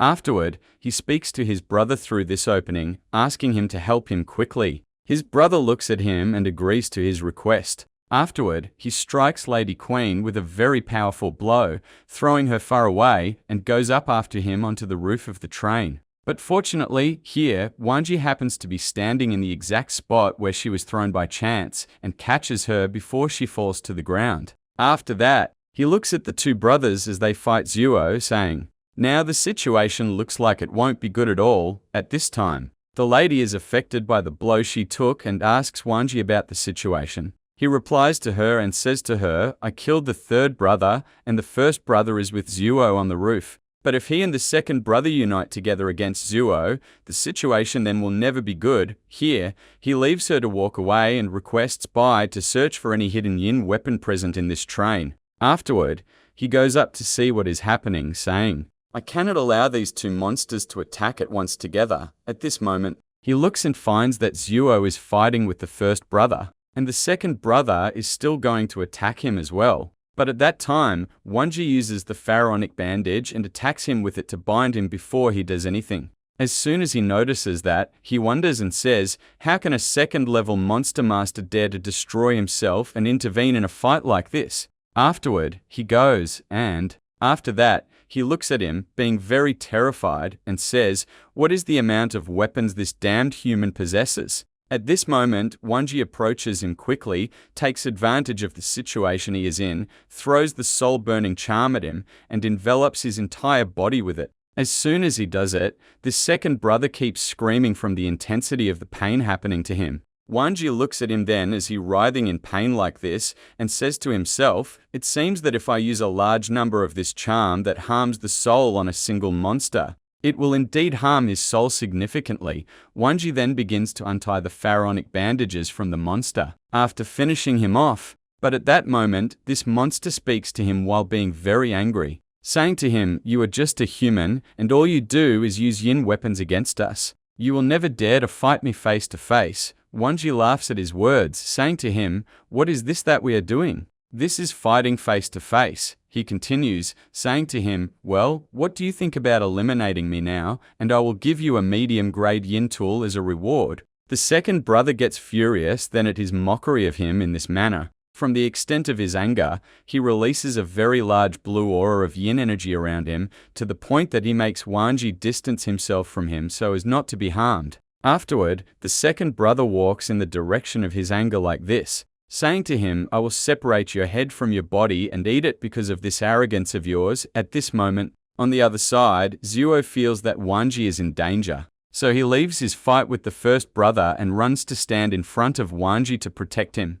He looks at him afterward and says to him, "I am afraid that he will attack now with all his strength." Wanji reassures him then, saying to him, "Don't you worry about me. Just focus on the scythe monster and I will come and help you against him at the right time." Zuo is shocked by his words when he hears them and says to him, "The matter will be very dangerous if you were in the midst of your fight and left it to come and help me fight the first monster." He reassures him for the second time, saying to him, "Don't worry, because I still possess winning cards that I haven't revealed at all. And as for a monster who is very furious and losing his temper like this, he will never be a problem for me." Zuo is reassured at this moment and says to him, "Your power is truly increasing at a terrifying rate, and I do not need to worry more than this now." Wanji then walks with complete confidence toward the second brother, with his hand placed in his pocket, drawing from it a very powerful amount of yang energy. saying to himself, I have a great advantage against this monster because I have very large numbers of high-level yin tools, and these I will be able to use in a situation like this, and they will have an impact on the outcome of the fight. On the other side, the two monsters also stand before him and activate their skills. Wang speaks with Zuo, saying to him they have used their strongest abilities now. Their end has drawn near. As soon as Zuo hears his words, he activates his skill as well, releasing a very large and terrifying golden aura. Wang looks at him proudly, saying to himself, this is the first time I see the true power of the monster Zuo. Afterward, he opens his storage, brings out the playing cards that he had taken from the three monsters before, and says to them while laughing, this high-level, third-grade yin tool is what will determine the winner of this fight. At this moment, the first brother is shocked by the yin tool that Wang has and says to his brother, a tool like this is impossible for him to have found in a world outside the monster world, and it is also impossible for him to have bought it from the organization's auction.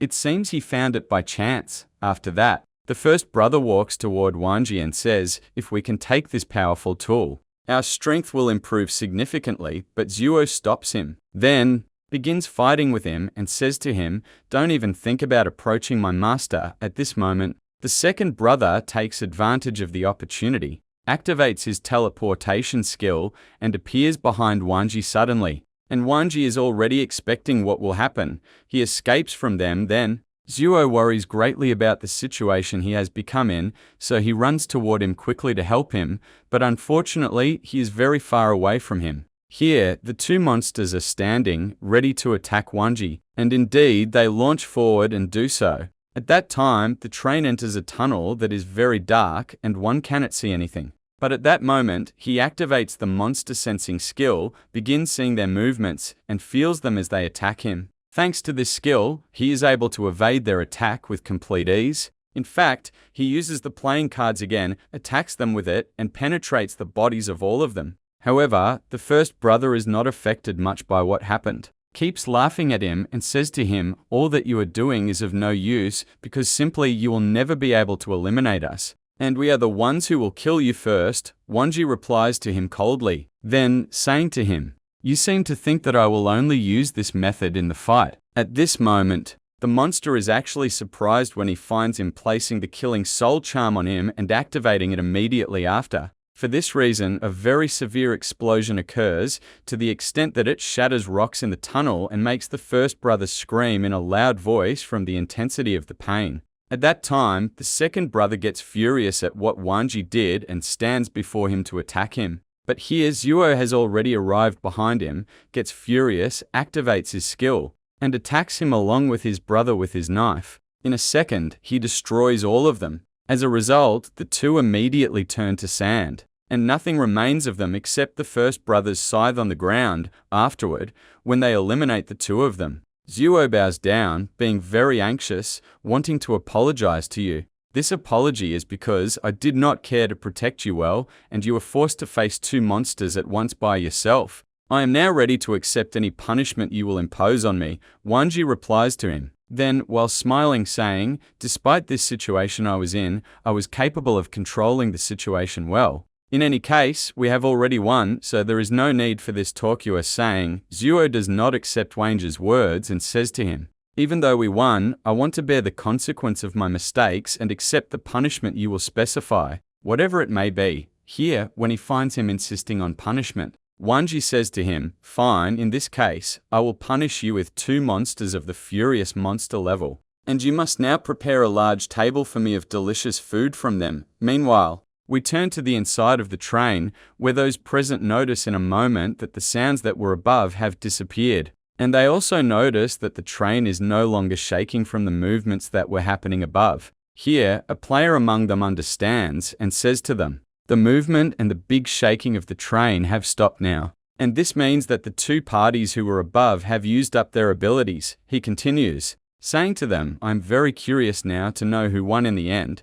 The train official replies to him then, saying to him, those were thieves of the furious monster level. And even this human, no matter how great his strength reaches, will not be able to defeat them. These thieves are surely the ones who won. But then they are all surprised when they find him coming from the opening behind them. and they are more shocked when they find him holding two sides of the monsters in his hand. Lady Queen speaks, asking him if he was able to eliminate these two monsters by himself. Wang replies to her, saying to her, "This is what happened, and the farce here will end soon." At that moment, he snaps his fingers, cancels the barrier they had made over the train, and the lights return once again. Because of this, everyone's yin energy returns to them a new T that moment. The remaining thieves present are shocked, unable to believe what happened. In disbelief that he was able to destroy these three brothers and also cancel the barrier they had made. As for the official, he thanks him for his action and says to him, "Leave the rest of the monsters to us." Indeed, he, Lady Queen,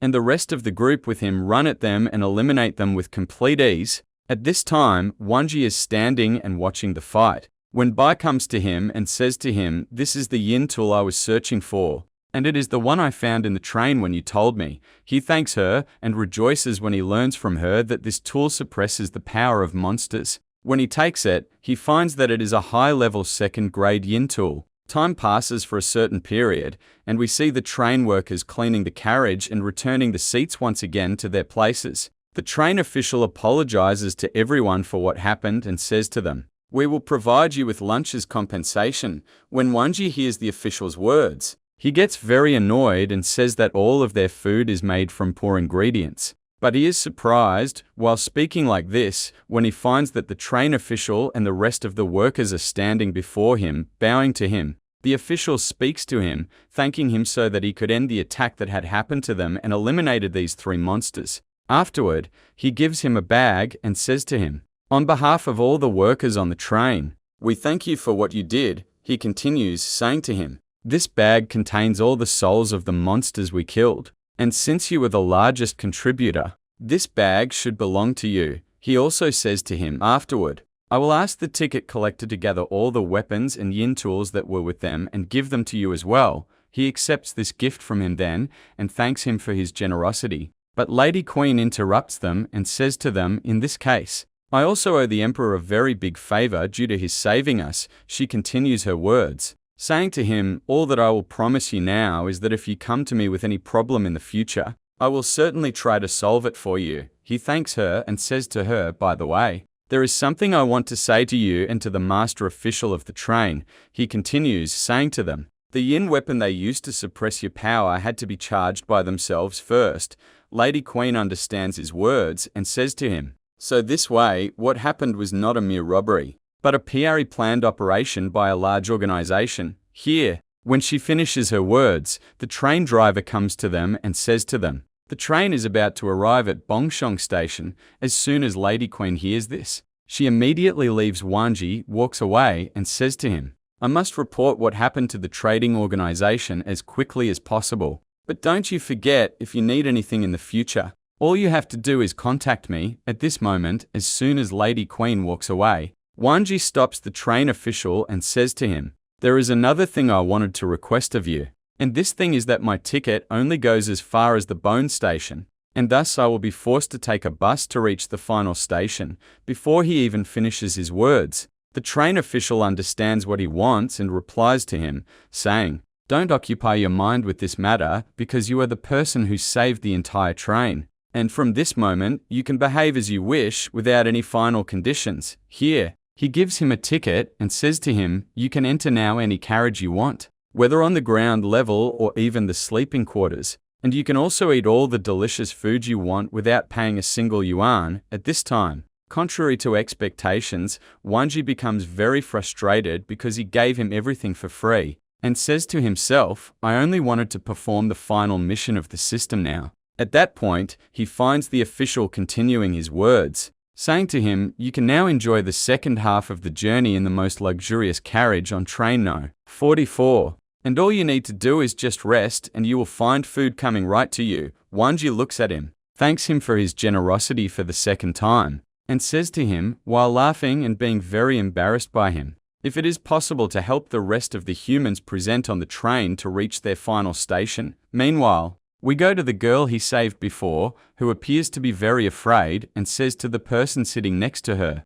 "We are almost reaching the Bone Station, and we must pay money now for a second ticket to continue this journey. But unfortunately, we do not have any money at all." The player next to her replies to her, saying, "We all saw the strength of the ticket collector and the train official, and certainly none of us will ever have the audacity to remain riding on this train to reach the final station without paying for the tickets." At this moment, as they are speaking like this, the ticket collector comes, stands before them, checks on them, and asks them if their tickets are for the bone station only. These players are shocked by her question and say to her, while being very afraid, "We only want to extend our ticket to the final station."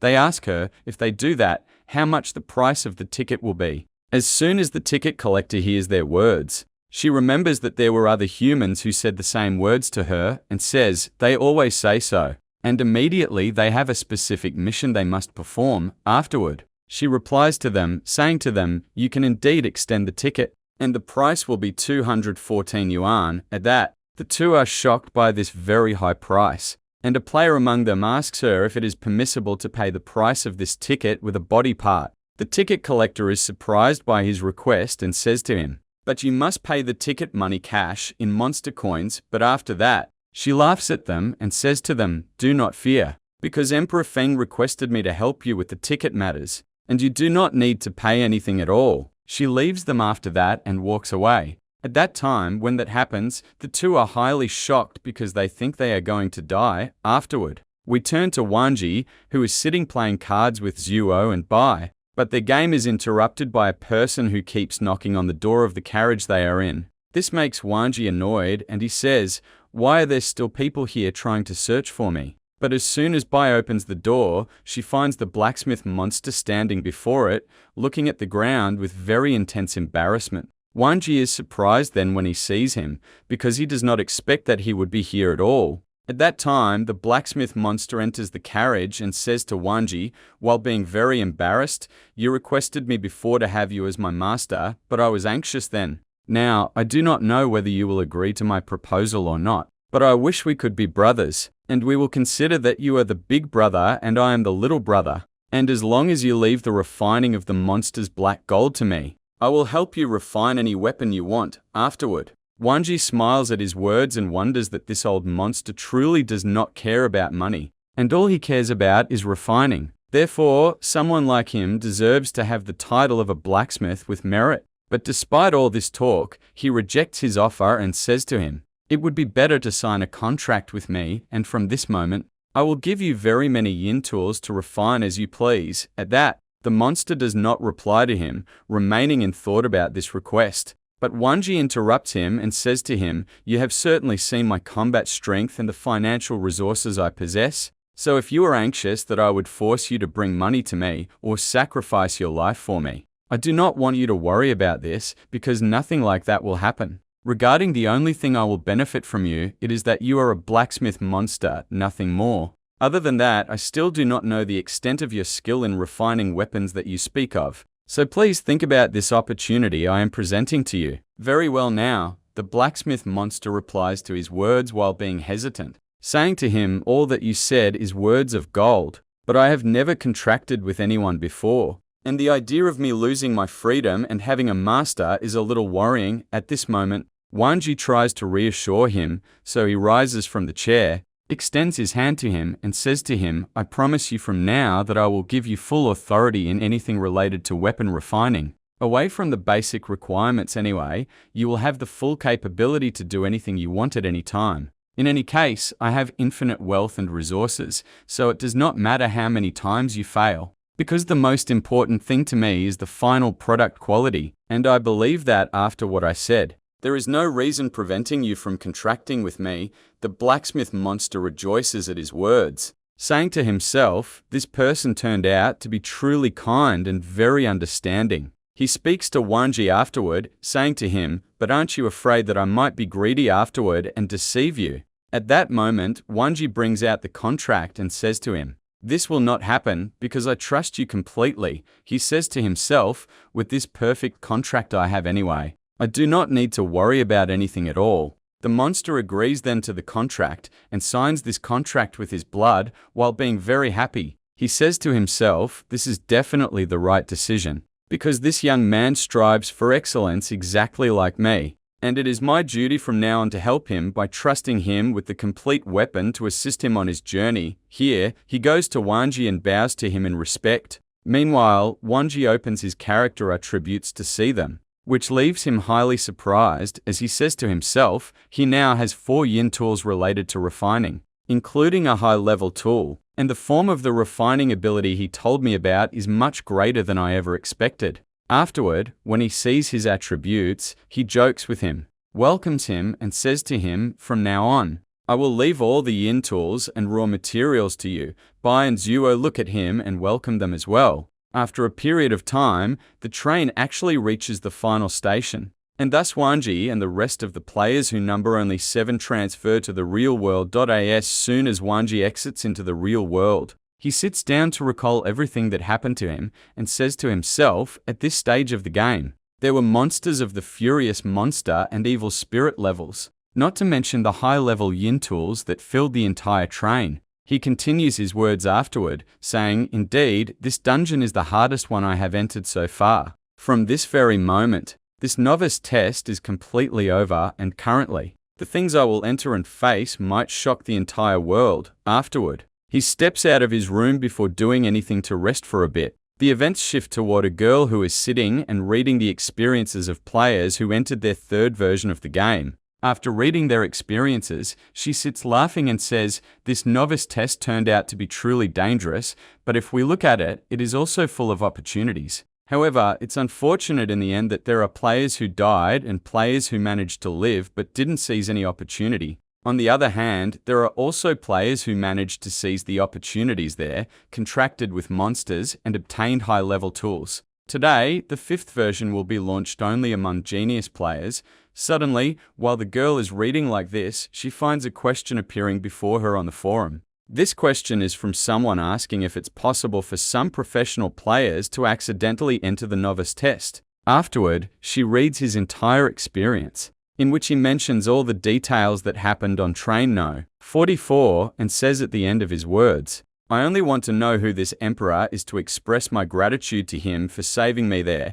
The players on the forum at that time keep commenting on his story, unable to believe that there is a person of this strength. Here, after the girl finishes reading, she says that the area where the test took place was a neutral zone, and it seems the gang he faced are just predators who like to commit their crimes outside the monster world. She continues and says, usually what he said would be a lie. But if there are truly only 8 players who lived through this dungeon, it will be easy to verify its authenticity. At this time, on the other side, Zahir is also reading the story and becomes shocked by the description of this emperor, wondering if he was brother Wangji. She is also surprised afterward by the amount of power Wangji reached to be able to eliminate 2 monsters of the furious monster level by himself. But in the end, frustration hits her because he hasn't called her yet after she gave him her number. Here, while she is thinking like this, she finds a comment that we know comes from the person who appears in the comment bragging to all the remaining players because he met the emperor in the real world before. He also lets them know in the comment that they are actually friends because he gave him some high-level coins as a gift. However, he is suddenly shocked when he finds that all the players in the forum do not believe him and say that he is a liar. Afterward, we go to the head of the forum, whose name is Miss Bai, and we see her just coming out of the bathroom, surprised by the sound of the very many notifications coming from her computer because of the forum. As soon as she goes to see what the cause of these many notifications is, she is shocked to find them all talking about Emperor Feng. Here, the head of the forum sits down, reads the story published by this player and says, I can certainly confirm the authenticity of the words in the story. After that, she holds a coin in her hands, continues and says, because regarding the financial resources he has, the quality of the copper coins that were with him was so good that the purity of the yin energy in them reached 100% without any impurities. For a person who had coins like these, he certainly has a very deep background in the monster world.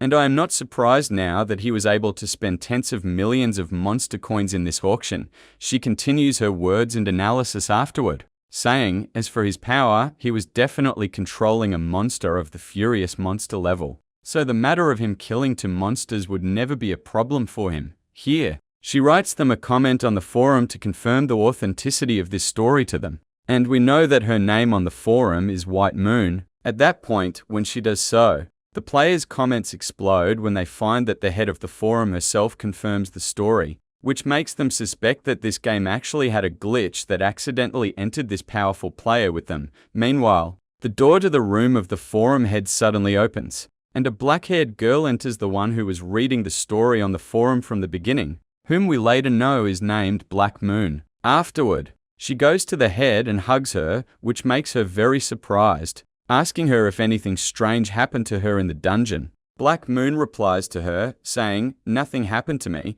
but unfortunately now, real monsters have begun to invade our world, and also a very difficult, tragic incident happened in a district. The danger there is very high." Head Bai is surprised by what she heard and says to herself, if there is truly a monster causing all these troubles, it is definitely of the furious monster level. Now, there should be a monster master of at least the 4th level leading the extermination team to be able to eliminate this monster. And currently, I am not surprised that the center itself resorted to private forums to help them. Here, she looks at Black Moon and asks her if it is permissible to post a recruitment ad for the players we have in the forum now. Black Moon rejects her words and says to her, this will be a very bad idea. And that is because of this news, he wonders to himself whether he is truly interested in dealing with this investigation center or not. But he continues afterward and says, unfortunately, there is no place in the world here from which you can know the places where strange incidents happen other than this investigation center. In the end,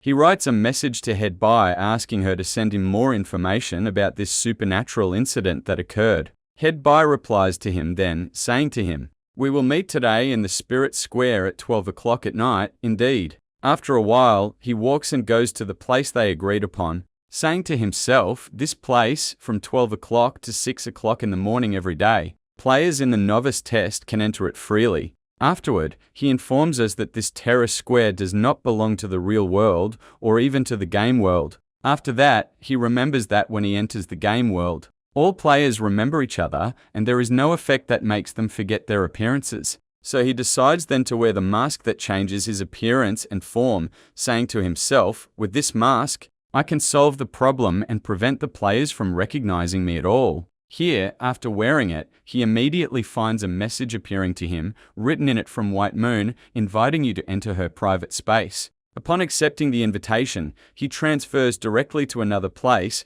where Lady Bai is sitting at a table waiting for him. And of course, as usual, she is wearing her mask so that he doesn't recognize her either. He sees her afterward and greets her, but she doesn't reply to him because she is actually surprised, saying to herself, I feel something very strange right now because despite him standing directly in front of me at a short distance, I am not able to see his face clearly. It seems the camouflage methods he has are impressive and impossible for anyone to expect. After that, she also welcomes him, pours him tea, and says to him, "Thank you very much that you are ready to cooperate with us to solve the problem that happened in Yangcheng district." Wanji replies to her and says to her, "We are friends, and all you have to do is just ask for help. Now, since I have come to you here, I want to know more information about the mission." Head Bai gives him a triangular badge then and says to him, "Tomorrow at 2 o'clock in the afternoon, you will be at Yangcheng railway station, and all you have to do is just wear this badge. A person from our side will come to take you to the mission location, and regarding the mission information that you asked about, this person is also the one who will provide it to you." At that point, he agrees to this mission and holds the badge while being very astonished, saying, "This looks like it's from Investigation Bureau, no?" 9. Afterward, he bids farewell to the head, who speaks to him and wishes him all the best in this mission before he walks away. In the end, he leaves happy and says to himself, this terrace square turned out to be very amazing because away from the secret communication capability in it, it contains many other things I must explore later. He continues his talk with himself afterward, saying, certainly, after the post that all the players read, I have now become widely famous, but fortunately, not many people here know my appearance. Otherwise, I wouldn't have gone out of the house again. Suddenly, while walking like this, a message comes to his email in the forum stating that a person has sent him a new friend request. When he opens this request, he becomes very happy because he finds it from Zahir. So he rejoices immediately, accepts it directly. and says to himself, it seems that after she used the holy water to awaken her spiritual awareness, she was also able to pass the novice test. At this moment, as soon as he accepts the friend request, Zahir knows his location right away, so she runs to him, being very happy, welcomes him, sits down to thank him, and says to him, after I drank the holy water that you gave me, I was capable of awakening my spiritual awareness with complete ease, and because of that, I was able to contract with the fog monster and also managed to pass the novice test. He is surprised then by her words when he learns that she is contracted with this monster, and says to her, yesterday I read a player's comment on the forum who was speaking very proudly about a girl controlling the fog monster, but in the end, this girl turned out to be you. Zahir smiles and says to him, but compared to you, I am still nothing. Wanji asks her afterward and says to her, but how long have you been coming to the terrace square here? Because this is my first time and I don't know what I am supposed to do. She replies to him and says to her, my first time coming to this square was actually only yesterday, but do not worry. I memorize all the information about this square that my father bought for me from the players. She tells him that this square cannot be entered by anyone except the players who manage to pass the novice test. And at that point, they are considered the real players of the initial version of the game. Away from the topic, it opens the daily terrace square for them only, and it also opens for them the team system and the points system. At this moment, Zahir stops her talk, looks at Wanji, notices that he doesn't understand anything, and begins explaining to him, saying to him, these points that I am telling you about, you can exchange them for version cards or exchange cards. And you can also open the training room, which contains spiritual energy much greater than the outside world. By the way, I went there before, and indeed the training was very beneficial. Also, with these same points, you can open your private space, in the end. But the matter of opening this private space will require very many points from you.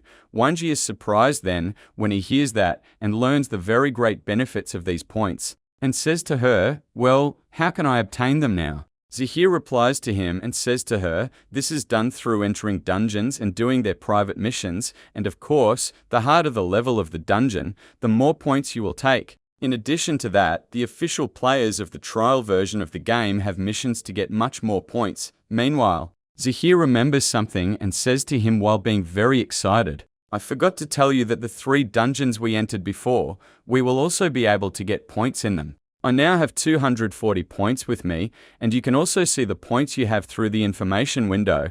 He executes her words then, and requests this information window. But he is highly shocked at that moment when he finds that he has 150,000 points. Zahir notices, becomes shocked, and asks him about the number of points with him. Wanji replies to her, and says to her, considered like you. And not much either. He says to himself, I roughly took these 150,000 points because of what I did in the 3rd dungeon. And with this number of points I have, they might consider me the first among the players in terms of points. Now, meanwhile, Zahir points out 2 towers in front of them to him and says to him, you do not need to worry because the purifying tower and the hell tower are the ways to obtain points as well. She continues afterward and says, this hell tower consists of 100 floors. And each floor contains a different number of levels and monsters. The difficulty level always increases the higher the floor you reach. And also, if you can kill all the monsters on any floor among them,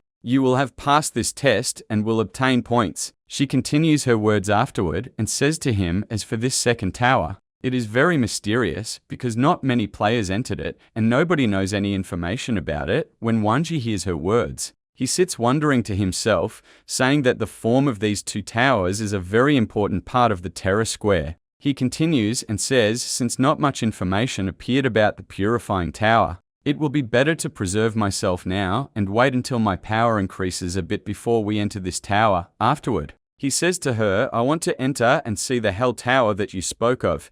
Zahir agrees to his words and says to him, with your current strength, this tower won't be a problem for you. And I will enter with you too. Indeed, that happens, and the 2 of them go there afterward. As soon as they enter the tower, they find players standing before a massive obelisk in the center. And we see a player standing before it then, saying, while being very happy, I just passed the novice test a short while ago, and now I am very excited for what will happen. It seems I will be among the famous players soon. Wanji stands before this obelisk too and reads what is written on it. At that point, he understands why this player was excited when he finds it to be a ranking system. Afterward, he is surprised when he reads the name of the head on it and says to himself, according to the information on the forum, Head Bai is supposed to be at the rank of a 6th level monster master now. In addition to this, she also has a hidden power that nobody knows. But despite all of this, her ranking on the obelisk is only 3rd, which means that it seems there are many people stronger than all the players present here. At this moment, Zahir points out one of the players to him and says to him, to be able to enter the challenges of the Hell Tower, you must first place your hand on this obelisk, like the person over there. And in truth, you do that to pump your yin energy and afterward begin the test. But by the way, you must be careful while doing it now because it will be your first time. Wanji reassures her then and says to her, do not worry. He actually goes to this obelisk and does exactly as she told him. As soon as he pumps his yin energy into it, he suddenly transfers to a completely empty circular arena. After a short period, the first stage immediately begins and monsters appear around him from everywhere. In an instant, they all begin to run at him and attack together at one time. But he is faster than all of them, summons the 7 nails weapon, and in an instant strikes all of them with these nails at one time, succeeding in destroying them together. Thus, he has already cleared the first level with high speed. Here, he talks to himself and says, the form of the monsters in this Hell Tower are not real monsters at all. They just look like a mere puppet, nothing more, made of yin energy and possess no awareness whatsoever. Afterward, he takes the souls of the 5 monsters he killed and gives them to Zuo, requesting him to prepare them for him. When he finds that this method actually worked, he rejoices greatly and says to himself, despite them being just a puppet made of yin energy, I took their souls too. This way, I will always have a constant source of monster souls. Meanwhile, while he is thinking like this, a message comes to him from the tower stating that he won 100 points because of his clearing the first level. And the message asks him if he wants to enter the 2nd level now. Wanji rejects this question then and says to himself, I have already tried and done the experiment I wanted to do, therefore I must not rush to finish all the tower levels now. After time passes, he exits from this obelisk and finds Zahir checking on him, asking him about the test news. Wanji replies to her and says to her, I entered the 1st level, and it only contained 5 very ordinary monsters, and I was able to defeat them with complete ease. When Zahir hears his words, she is surprised and asks him about the time in which he managed to finish the test. He laughs at her question, being embarrassed by it. And before he can manage to reply to her, they find a person calling out to all the players in astonishment, telling them the ranking on the obelisk in the new order, and finding that the player who appeared at the top of the list has hidden his name. Zahir laughs, looks at Wanji, and says to him, surely the person at the top of this list is you. He gets very embarrassed then and says to her, that is correct, but I don't want to become more famous than this. So it is anonymous now. However, he is surprised afterward when he finds that all the players are astonished that they are unable to enter the tower a 2nd time, saying that this is the first time this error has occurred. At that point, he thinks and wonders if the reason for this was because he took the souls of the 5 monsters. He continues his words to himself afterward, saying, but the monsters in this tower are copies of the real monsters in the monster world. And I do not know at all who made and established a massive system like this, and why he chose the human world in particular to do all this in. In addition to all these questions, what is its relation to the system I have anyway? To relieve myself of all these questions, I will certainly one day understand this world entirely. Afterward, he exits from the tower, and each of them goes to their house, because the time has become late. We move to the next day, which finds Wanji sitting in the train heading to Yangcheng Station, saying to himself, compared to the very luxurious carriages that were on train No. 44, I still prefer comfort in the trains of the human world. Unfortunately, I and the other players have begun entering the game one after another against our will. Not to mention that the presence of monsters and the monster world itself has begun to affect the human world now. I am afraid that not a long period will pass before this entire human world is ruined because of what is happening in it. At this moment, Wang's thoughts are interrupted by the sound of his phone ringing. When he grabs it to see who it is, he is surprised that it is Zahir. So he laughs then and remembers when she requested him that they take each other's numbers yesterday when they exited the tower. saying to himself, "The shy girl I had met in the first dungeon has now become bold and speaks to me continuously." He replies to her afterward and is surprised when he finds that she knows about the matter of the mission, asking him if he is coming to Yangcheng City now, saying to him, "I heard from Investigation Bureau No. 9 that it enlisted your help to solve the monster incident that happened here." Wang asks her, then, while being very surprised, saying to her, "How did you know about this matter?" She replies to her and says to him, "This incident that happened occurred in one of the malls belonging to my father's companies." After that, she begins warning him, saying to him, "Be careful, because this incident is not simple at all." Here, when Wang hears her warning, he also begins to worry about this matter greatly, but Zahir tries to calm him down and explains to him the incident that occurred, saying to him, 3 days ago, there was a murder incident in Vietnam, which is located under the company that my father owns. Because it was an individual incident, the officials reported the situation and didn't alarm the mall. But on the very second day, very many incidents began happening to large numbers of people, including workers employed in the mall and ordinary customers. Also, this same incident occurred in a residential complex called Wang, located a short distance away from the mall. At that point, Investigation Bureau No. 9 classified these incidents as supernatural incidents, and for this reason, they had closed the mall right away. However, according to the information my father knows from his friends, when the first incident happened, the same incidents also appeared in different places in the city. Those in the 2 places where the incident occurred were from the same source, and the cause of death was also very similar. It is possible now to say that they were due to the same monster. But despite all of this, for some reasons, they didn't want my father to report to the investigation center, and therefore they considered that what happened was a mere sudden death, and that's it. He is surprised then by what he heard, and says to her,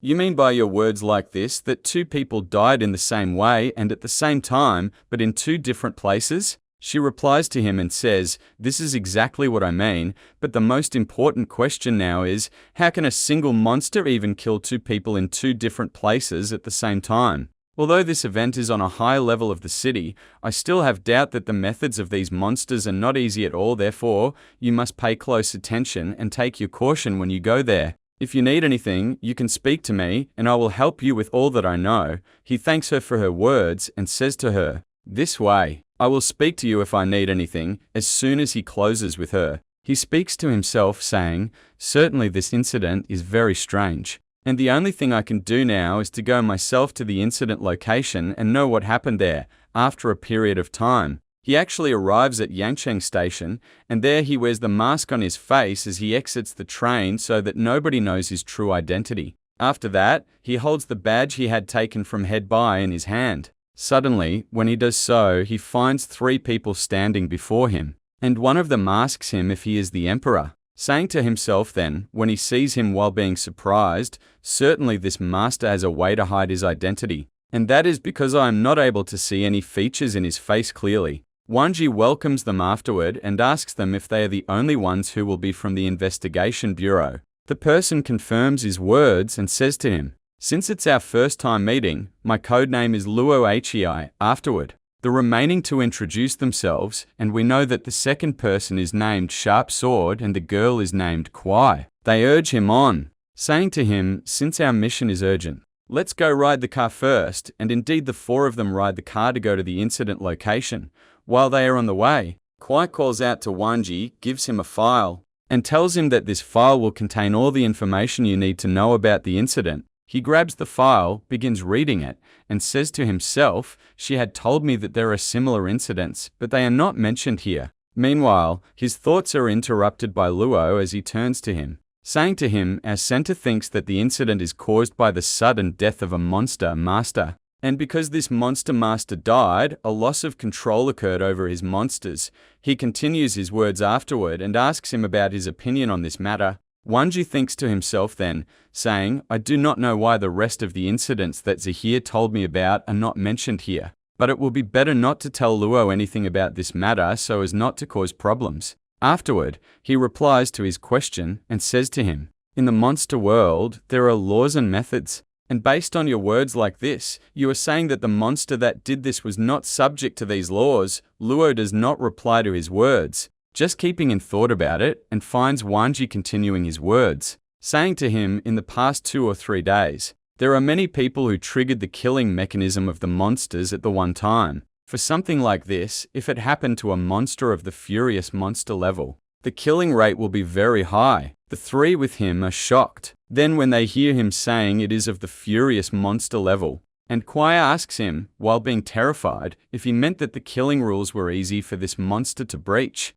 and also asks him if his effect was of a wide range. Therefore all these people died at the same time. Wanji replies to her and says to her, this might be the correct explanation, but I hope the situation is simpler than this. After that, he thinks and says to himself, to the extent of my knowledge in the real world of humans, areas containing little yin energy mean that they contain no monsters at all, and based on this, it's impossible for a monster of the furious monster level to have this wide range of teleportation. Basically, afterward, he asks himself a question: if these monsters came to the real world, is it possible for their private abilities to change? Time passes for us here, and they actually arrive at the mall where the incident is. We see that some people are standing and waiting for them before it. Here, he gets down from the car, and these people see him. So one of them mocks him and says to him, we never expected that the people from the investigation center would have the audacity to risk their lives and bring someone like you.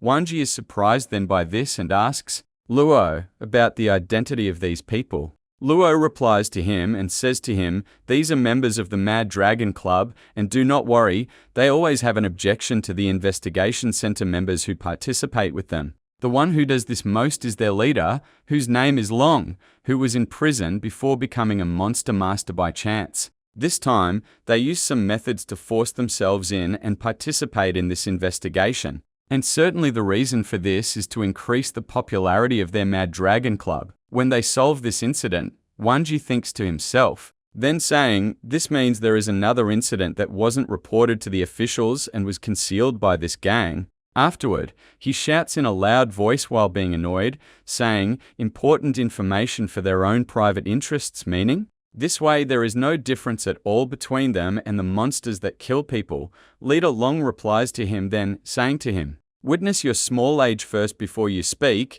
and asks him if he is coming, wanting to participate in this investigation for the sake of fun, nothing more. After that, he says to him, don't you think because you participated in a suit like this, that you will shelter in your official like a coward?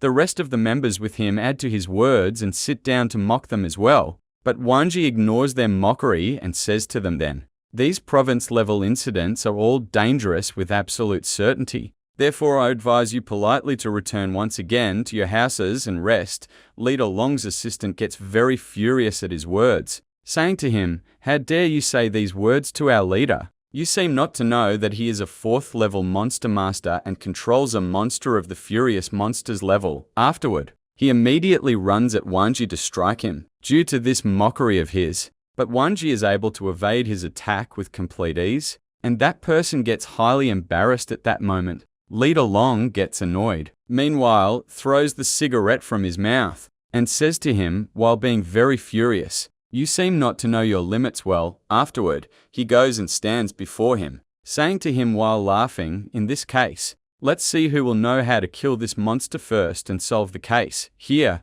after he challenges him, he and the rest of the gang with him enter first. At that point, Wanji laughs at his behavior and says to him, as long as you are in such a rush for your death, I won't be able to prevent you. After that, he walks to enter the mall along with him and the 3 people who are from the investigation center. This instant, when they all enter inside the mall, they feel a very powerful aura. And this is what makes Sharpsword afraid, asking them if this monster will appear now. Wanji replies to him and says to him, I do not know, because the law and the method that this monster follows in killing is still a mystery to us. And we now have nothing before us except to rely on ourselves, only to be able to find it. But suddenly, as soon as Wanji finishes his words, these 3 die of fear when they hear the sound of an intense scream coming from a place near them. At that point, Luo speaks and says to them, this sound is coming from Hall No. 2. And it seems the monsters met these people already. Wanji replies to him and requests them to come behind him to go verify what happened.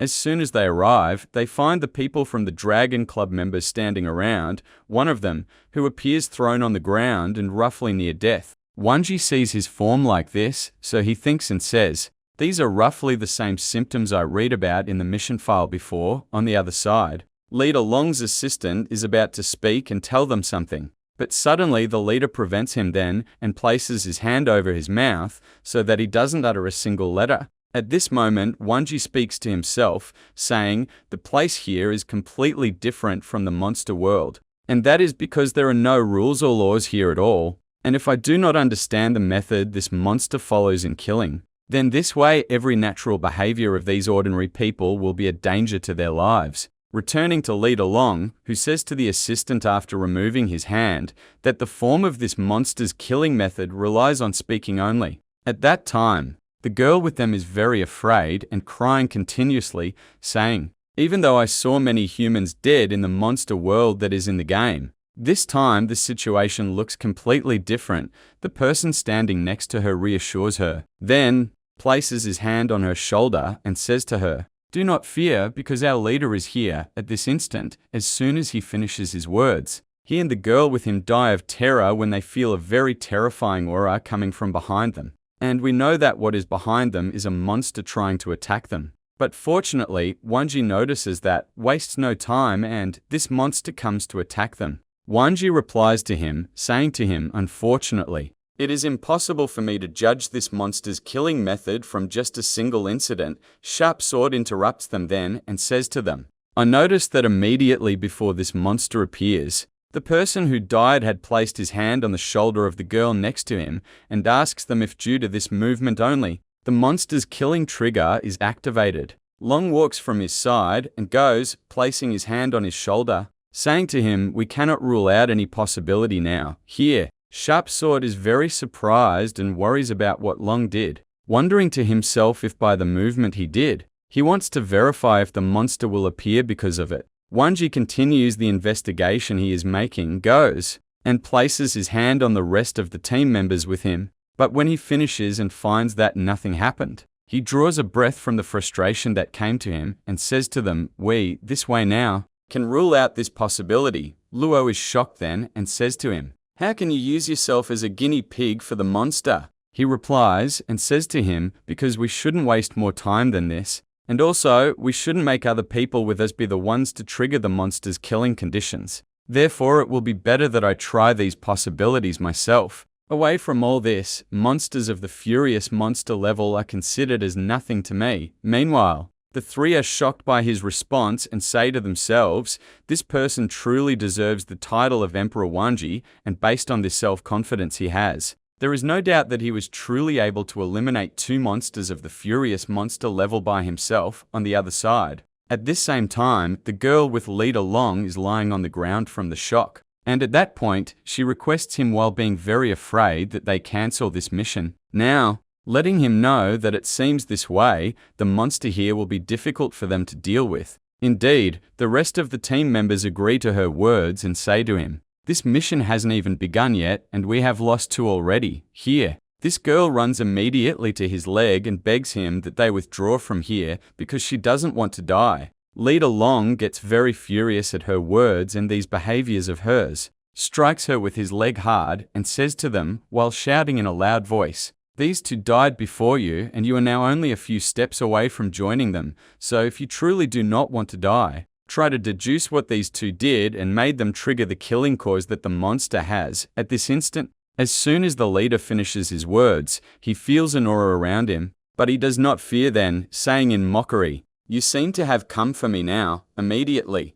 he quickly rises and summons his monster, making it form a barrier around him. At that time, everyone present is truly shocked when they find that this evil spirit monster appeared, and also find that Leader Long is standing ready to destroy him. Meanwhile, Wang speaks to himself while monitoring the situation, saying to himself, Leader Long was always confident in himself that he could destroy this monster, but now it seems it's too late to save him. Indeed, this evil spirit monster, with a single blow, is able to penetrate the barrier that Leader Long's monster had made. After that, he approaches him, barely grabs him by his stomach, and in a second disappears. At that point, Leader Long could not believe what happened and falls to the ground while feeling very intense pain in his stomach. Afterward, he looks at Wang while crying, begging him to help him and save his life. But unfortunately, there is nothing in Wang's hand to do for him to help him with. Here, Wang closes his eyes while feeling pity toward him.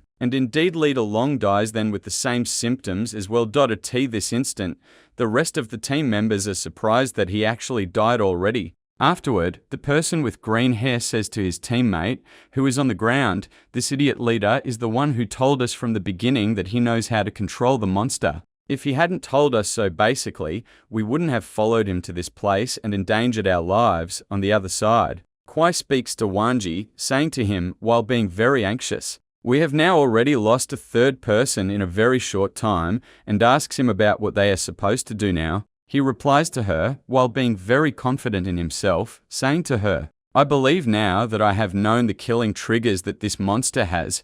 Indeed, as soon as Wang finishes his words, they are all surprised when they feel this evil spirit monster's aura beginning to appear anew. This time, the monster suddenly appears above, but Wang stands before him with complete confidence and says to him, "Now I know what is supposed to be done with him. Here." He goes summoning a nail from the 7 nails and throws it at this monster very quickly, succeeding in penetrating his head. At that moment, as soon as this happens, the monster's aura disappears right away. At that time, Leader Long's assistant cannot believe what happened and asks Wang if this monster has died completely like this already. He replies to him and says to him, "He only disappeared temporarily because he was surprised by my attack." Meanwhile, Luo is also shocked by Wang's strength and says to himself, he has indeed already managed to block his attack. And now I am not surprised. Why? He wasn't afraid of him in the first place. But his thoughts are interrupted at this instant by Sharp Sword,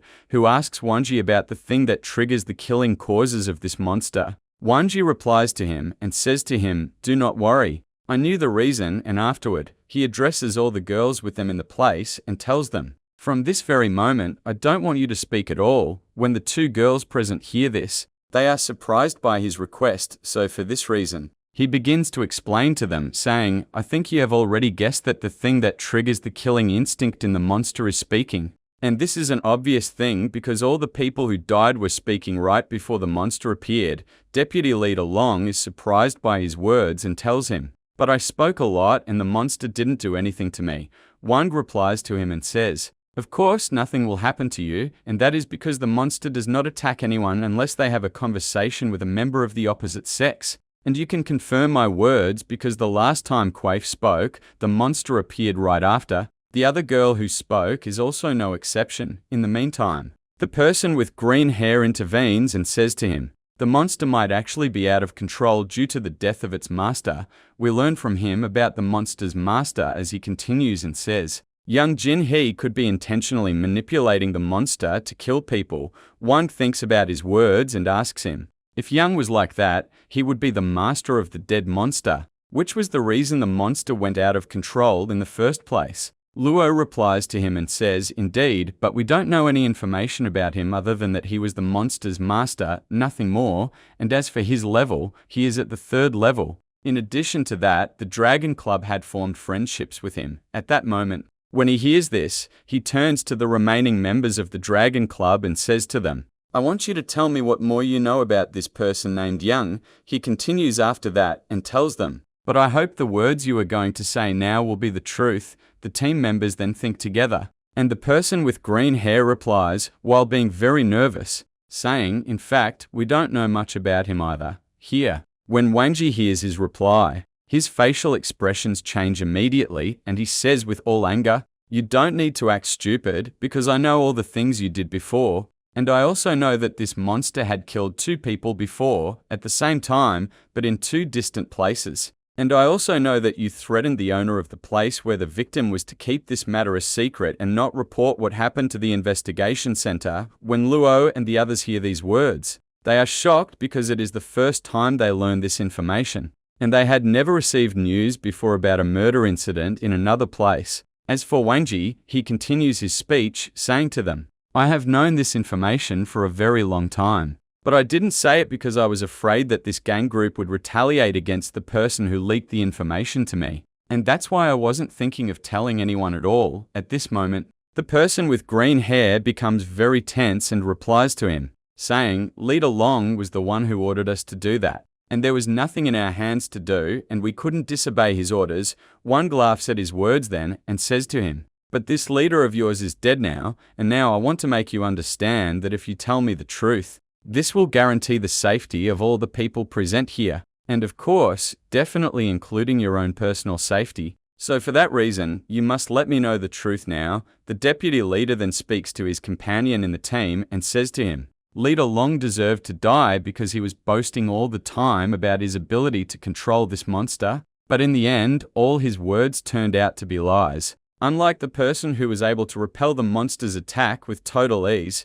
the green-haired person is convinced by his words at that time, looks at Long and says, I will introduce you to everything. Here, he begins to explain to him and says, this Young was among the people who entered the third version of the game, and his skills were very strong compared to the rest of the players and the other monster masters. Although he was only a third-level monster master, even Leader Long, who was at the fourth level, did not even dare to provoke him. But despite all this, Young was a very good person and was not one of those people who like to cause trouble or any problems. The deputy leader then continues on his words and says, in addition to that, he had a girlfriend, and the two of them were together for more than 4 years. Usually, this girlfriend of his was a very affectionate character, and was jealous of Young over anything. Wang is surprised by the matter of his girlfriend, and asks them if she has any connection to the monster's conditions of not speaking with the opposite sex. The person wearing green replies to him and says, almost like that, but at that time we didn't know,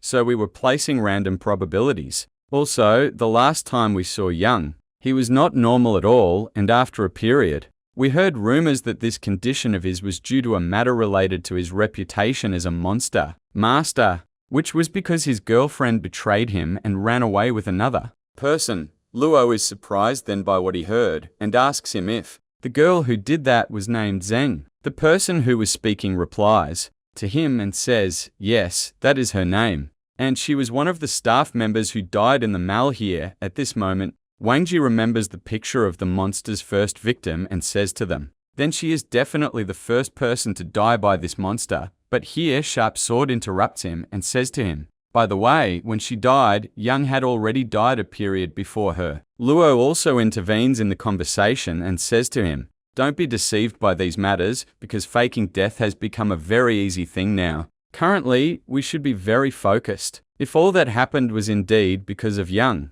because that would mean we are facing a third-level monster master whom we learned has many techniques to control his monster. Other than that, regarding the information on Young, he might not only be controlling this monster, but also hiding his true strength in the meantime. Everyone present is shocked by what they heard, so he thinks about his words and says to him, but he doesn't need to fake his death. Suddenly, as soon as he finishes his words, the electricity is cut off from the entire mall, and the aura of this monster begins to appear again. Wang Ji gets worried and starts warning them, saying, be careful, because this monster is stronger now. Luo is surprised then by his words and says to him, what do you mean by it becoming stronger? Supposedly now there are no tools here at all, so how can this monster increase its strength, as you say? Wang replies to him while extending his hand to feel the energy around him, and says to him, many people have already died here, and this is what made the yin energy very high in the place. And for this reason, the entire mall has actually taken on the characteristics of yin tools. In the meantime, the fog around them begins to increase, so Wang Ji speaks and orders them all that no one should move at all. And indeed they do that, and they all execute Wang's orders and remain standing. But at that time, they suddenly hear the sounds of many footsteps around them, and when they look, they find a small girl coming out of this fog while she is crying and asking them to help her. This girl then goes to the deputy leader and speaks to him while she is still crying, as if he is her father, saying to him, why don't you want me anymore? The deputy leader becomes very nervous. Then, and as soon as he replies to her and says to her, I am not your father, he finds that the girl's features have completely changed and her face has become very terrifying.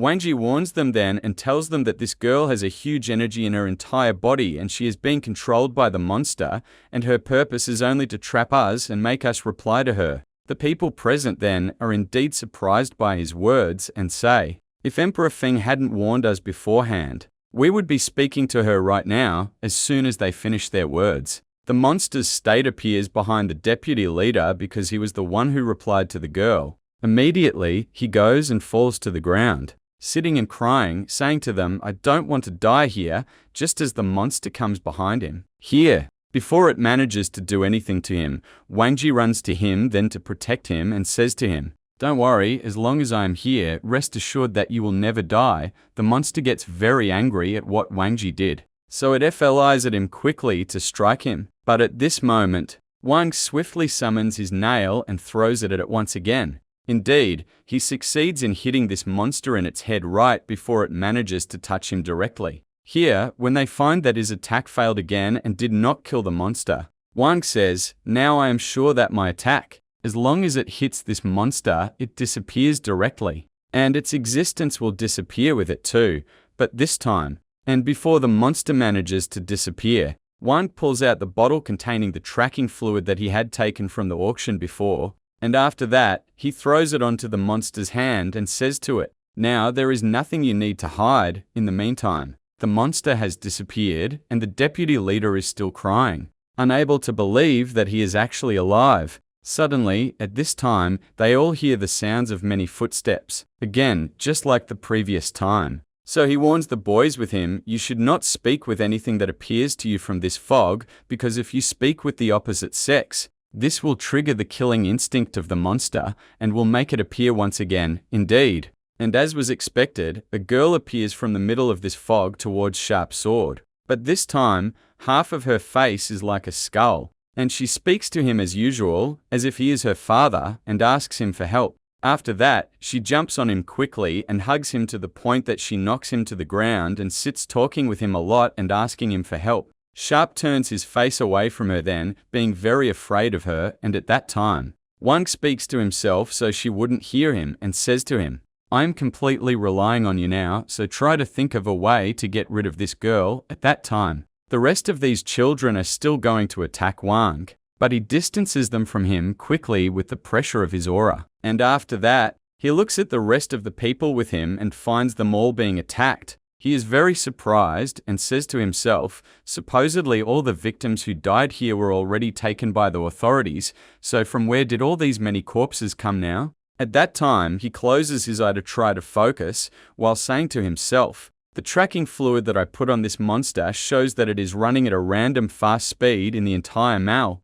and it also shows that it does not have any physical form, meaning that I cannot touch it exactly like a ghost. Thus, I will not have any way to attack it. He opens his eye after that and says, if I really wanted to kill it, I should trigger its killing intent and force it out, and after that, I can eliminate it with one strike. Here, when he finds a small girl in front of him attacking him as if he is her father, Wang replies to her and says to her, a person like you could never be my daughter. Because he replied to her, the monster appears immediately. And this is what makes everyone present very surprised by his behavior, meaning, how is he warning them from the beginning not to reply to any girl? And in the end, he is the one who replies. But the only one among them who understands this situation is Sharp Sword, who is still lying on the ground with the skeleton girl still on top of him, so he speaks to himself and says, surely Wang did that on purpose to destroy this monster. We return once again to the monster that appeared behind Wang,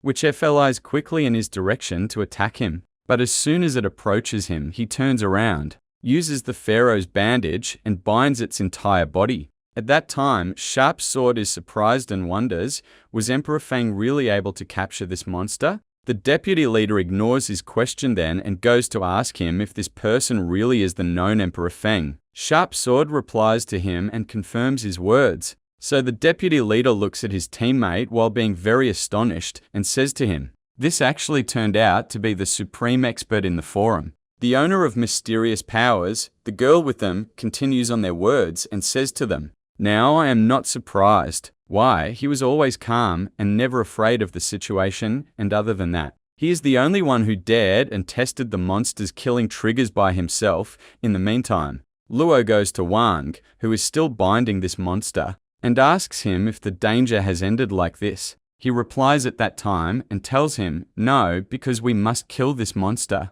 But I want to torture it first before we kill it. After that." He looks at the monster and says to it, "Surrender, because there is no way for you to escape from a high-level yin tool." The monster is surprised by the yin tools with Wang and says to itself, "The person who can manufacture a large quantity of high and medium-level yin tools must surely be a monster master of at least the 5th level. Other than that, he is still at his full strength and has not summoned his monster at this moment." He pulls out the 7 nails and stands in front of the monster, saying to it, "I want you to let me know now where your master Yang is." The monster replies to him then angrily and says to it, "What do you mean?" And after that says to itself, "I am bound now by the rule that I signed. And if I leak any information about him, at that time, this body of mine will keep being squeezed until I die because of Yang at that time." He finds Wang speaking to him while laughing and saying to him, "Stop acting stupid as if you don't know who I am talking about. And I want to remind you that you don't have any yin energy now to protect your body with. And the nail that I have is alone enough to make you feel terrible pain to the point that it will make you feel as if your soul is being pulled out of you." After that, Wangji pulls out monster coins, and each coin is worth 100,000 yuans, and says to it, "If you reveal his location to me now and return to the monster world, all this money will be yours." Wang says to himself. After that, there is no friendship relation that binds a monster master and a monster other than the contract between them. And if the contract between them is of a low level, then if you want to make the monster's master open his mouth and speak, you must offer him an offer that he cannot refuse at all. In the meantime, the monster is astonished by the very large amount of money in front of it, but suddenly it finds that all the particles of its body have begun to fade away. And this is what makes Wang surprised by what is happening, saying to himself, "There is something wrong with the matter, because when I use the pharaoh's bandage on it, it shouldn't be able to use its yin energy at all. Here, the monster indeed disappears completely and all the particles of its body scatter." At that time, everyone present is surprised, and he asks Sharp Sword about what happened, so Wang replies to him and says to him, "It seems like Yang has summoned his monster now." But after that, Wang is shocked when he remembers that usually monster masters summon their monsters in a very short time, and when the monster is summoned, it goes to the place where its master is in moments and supposedly on the way. Fading like what happened just now shouldn't happen to it.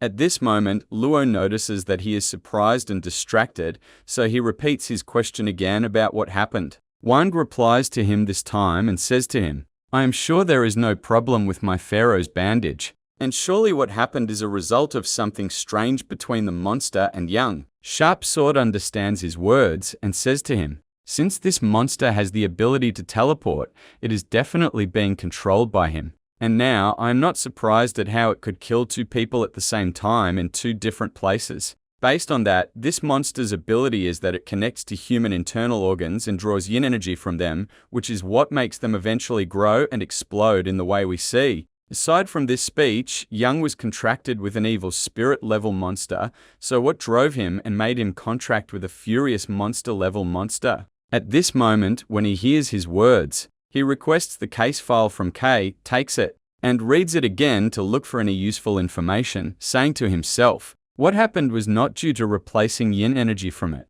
but rather it was through transferring yin energy. And this movement is exactly like the ability I have that allows me to take a part of Zhu's yin energy. He says to them, I have a new guess, which is that the whole matter is related to Yang's death. Sharp Sword replies to him then and says to him, do you mean Yang's fake death again? Wangji replies to him and says to him, no, I believe that Yang really died. But what happened is that he returned to life again and became a monster. When everyone present hears Wang's words, they are shocked and cannot believe it. But it is the most logical explanation I could reach, because after Yang died, he turned into a monster in the real world, and the monster he was contracted with before became of the fierce monster's level. After Yang turned into a monster, due to his shock resulting from his girlfriend's betrayal of him, he was the one who established the rule that boys must not speak with girls. At the same time, he is able to control the monsters he was contracted with and keep them under his command. Before this, Yang cooperated with his monster and killed his girlfriend and the person she ran away with at the same time. After that, Yang went to the guana complex and his monster remained in the mall, and the two of them since then stayed killing people to increase their strength. If my guess is correct, these corpses are the monsters contracted with him, and he sent them to the mall to support it after he committed his crime. Luo replies to him then and says to him, I know you are sure of what you are saying, but in reality, all the cases we dealt with before were because the monsters went out of control. And we have never, ever heard that a monster master turned into a monster. Sharp Sword continues on his words and says to him, other than that, how can Yang and his monster use yin energy in two different places at the same time? And also, how can he summon from all this distance? If you think about these two things, you will find that the matter is strange too. Wang replies to them and says to them, surely there are very strange things in this case. And I am afraid now that this Yang is still hiding something from us at this moment. An idea comes to Luo and he says to him, since they both are in two different places, I will request backup forces right now. But Wang stops him then and says to him, the backup forces will take a lot of time to come. And Yang like this will exploit this whole period by sitting and committing his murder crimes as he wants to increase his strength. After that, Wang tries to sense the tracking fluid again to see the monster's location and tells them afterwards that the monster is currently in the guana complex. At that time, they are all surprised by this and run immediately to the guana complex because there is no danger here anymore. Wang tells them as they run, when we reach the complex and eliminate the energy source, there won't be anything to worry about after that. At that time, the members of the Dragon Club also try to go with them. But Wang stops them and says to them, I told you before that this case is very dangerous, so it is not permissible to gamble with your life and die without a reason. Indeed, the three here respect Wang's words and leave them to solve the case alone. As soon as they reach the guana complex and Wang gets down from the car, he says to them, exactly as I expected. The monster that was in the mall passed through here a while ago. After that, he goes to the gate, sees the trace of the tracking fluid that he had made, turns to them and says, your mission is to bring out the residents who are in this complex as fast as possible, while I will track the monster and kill it. At that moment, each one of them runs to his mission, and at that time, Wang feels that every bit he is approaching the monster's location more. Indeed, when he reaches the end of the building, he finds the two of them waiting for him on the loads between the two buildings. When Wang sees them, he speaks and asks the person behind the monster if he is Yang. The monster ignores his question then and says to him while being very angry, don't think that because you were able to bind it in the mall before, that you have power. He continues and says to him, after the strength of both of us awakens, there is no monster master from the 4th or even 5th level who will be able to stop us. At this moment, Wang Ji closes his eye and after that activates a very strong golden aura to the point that it fills his entire body. Here we learn that Wang actually requests the system to lend him his yin energy. In the meantime, he looks at this and says to him, show me what you can do now. He laughs at him then and says to him, you actually look a bit strong, but still, if we want to escape from you, you won't know how to stop us. Wang Ji is surprised then by his reply and wonders to himself, being astonished if this person wanted to escape, and says, the words he said wouldn't come out except from the most cowardly person in the world. But despite that, he seemed to say it with a tone of arrogance and vanity. Here, after Wang thinks, he decides to provoke him and says to him, you also want to escape from here with the first danger that faces you. And now I am not surprised at all why your girlfriend left you for another person. Yungi gets very angry at him then, indeed, when he hears this, and says to him, how did you know about this matter? He replies to him while smiling and says to him, I only heard that she left you because you became a monster, master, and it seems that after you became one, you started harming her, and for that reason, she left you. At this moment, Yang loses his temper and says to him, I never touched her at all, nor harmed her before, and all that I was doing in my life was for her sake. But she didn't appreciate all this in the end. By the way, she didn't only betray me with this other person. No, she even agreed with him to poison my food and kill me. But unfortunately, they didn't know that I wouldn't die even if my real body died. And surely they wouldn't expect that I would return once again to take revenge on them. Wang replies to his words and says to him, but you were just a 3rd level monster master when you were alive. And now, without your spiritual energy,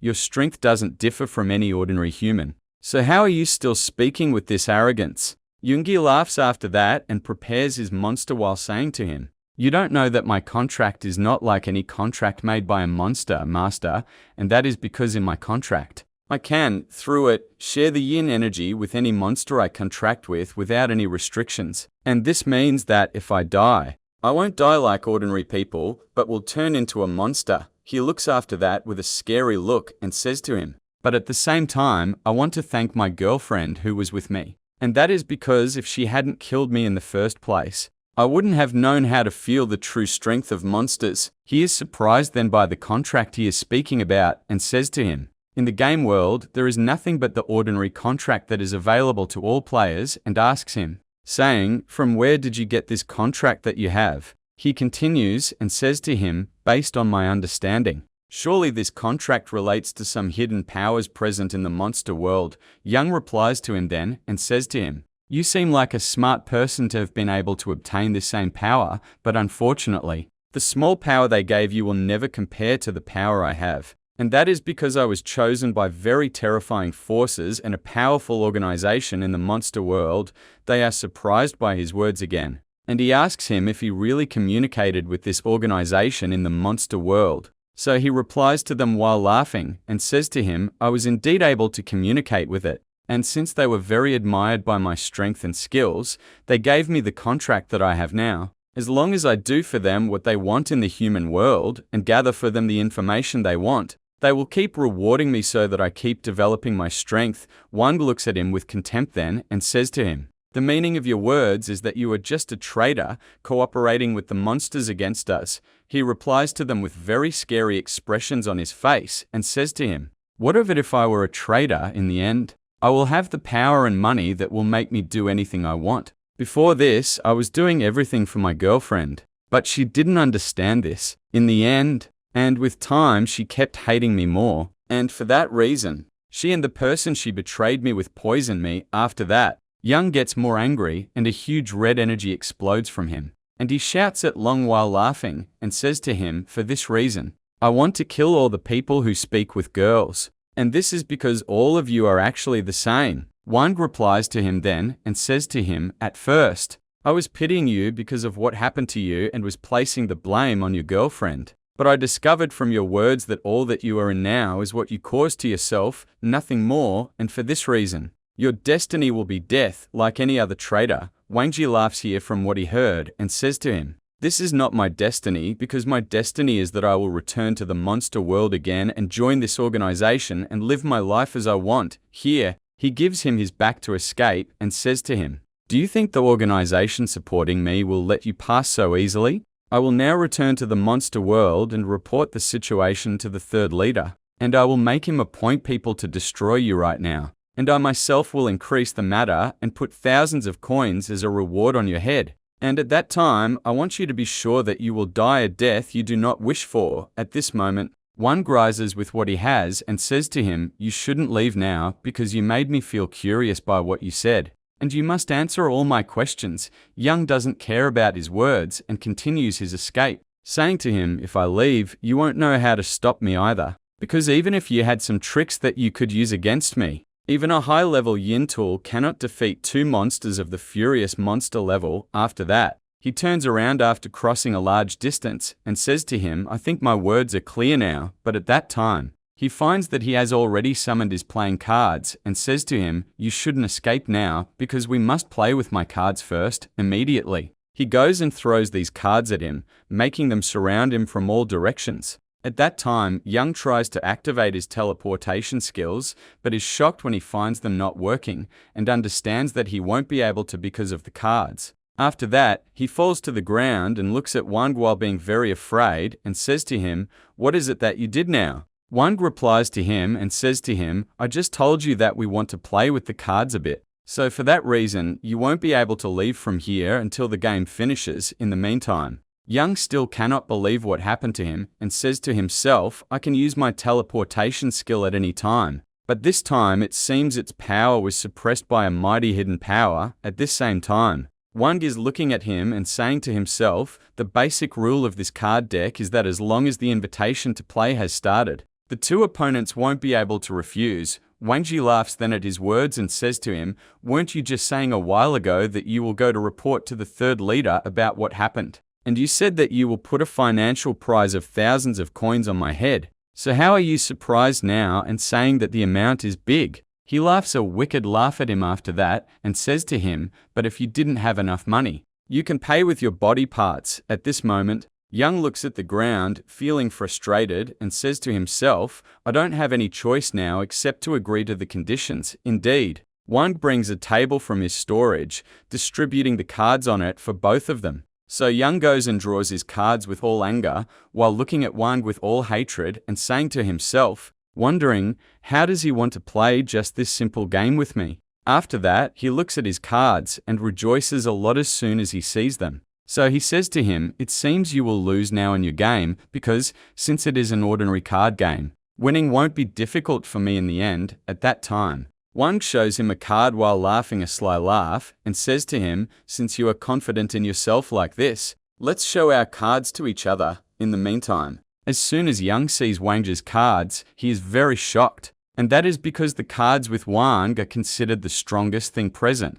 After that, he looks at his cards, which are less than Wang's, so he gets tense and says that these cards are broken. Here, he turns to Wang with all hatred and says to him, "You definitely cheated." Wang gets annoyed and says to him angrily, "What do you mean?" At that time, he cannot reply and throws the money into his hand and says to him afterwards, "That was just luck, nothing more. And next time, I am the one who will win, definitely." At this time, Wang goes and distributes the cards once again and says to himself, "Surely there seems to be something wrong in the mind of this person named Young." And that is because he knows that the cards are a yin tool of the supreme level, and despite this, he treats them as if they are ordinary cards. We return once again to Young, who takes the cards of the second round from Wang and wonders to himself, being very surprised as to why he feels a reverse power coming out of these cards. He thinks a bit and says, since it is a yin tool of the supreme level, it will surely be special. But suddenly, when he looks at his cards, he is shocked again and cannot believe what he sees,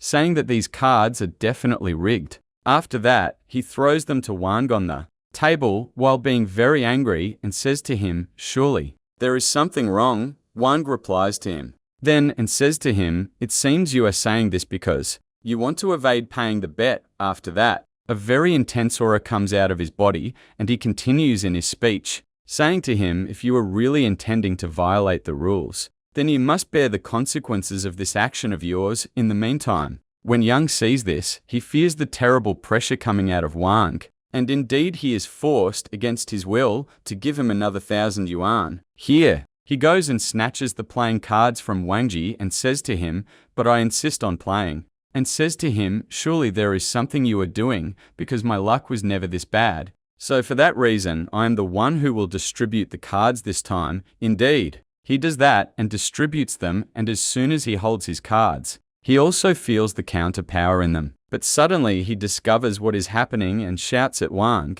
saying to him, "You are using your yin energy to cheat in this game." He laughs then at his words, shows him the cards he has, and says to him, "This is not called cheating, because this is the way the cards are supposed to be played in the first place. Because we originally don't compare the card number only, no. We also compare the amount and strength of the yin energy in them." At that time, Young slams his money on the table again and says to him, "I will give you this money, but only for now. But after that, I will unite all my strength with my monster and take all the money you took from me and more." Here, he goes and speaks with his monster, which had fallen asleep after taking it from the building. But when he reads what is written on it, he discovers that its rank is much lower than it. So he summons Bai then and requests her to look at this badge. Indeed, Bai comes out and goes to look at the badge and tells him that this is an identity badge for the Monster World factory, and this factory is supervised directly by the 3rd and 9th director. And the person who has this is of the same rank as office workers of the 4th level in the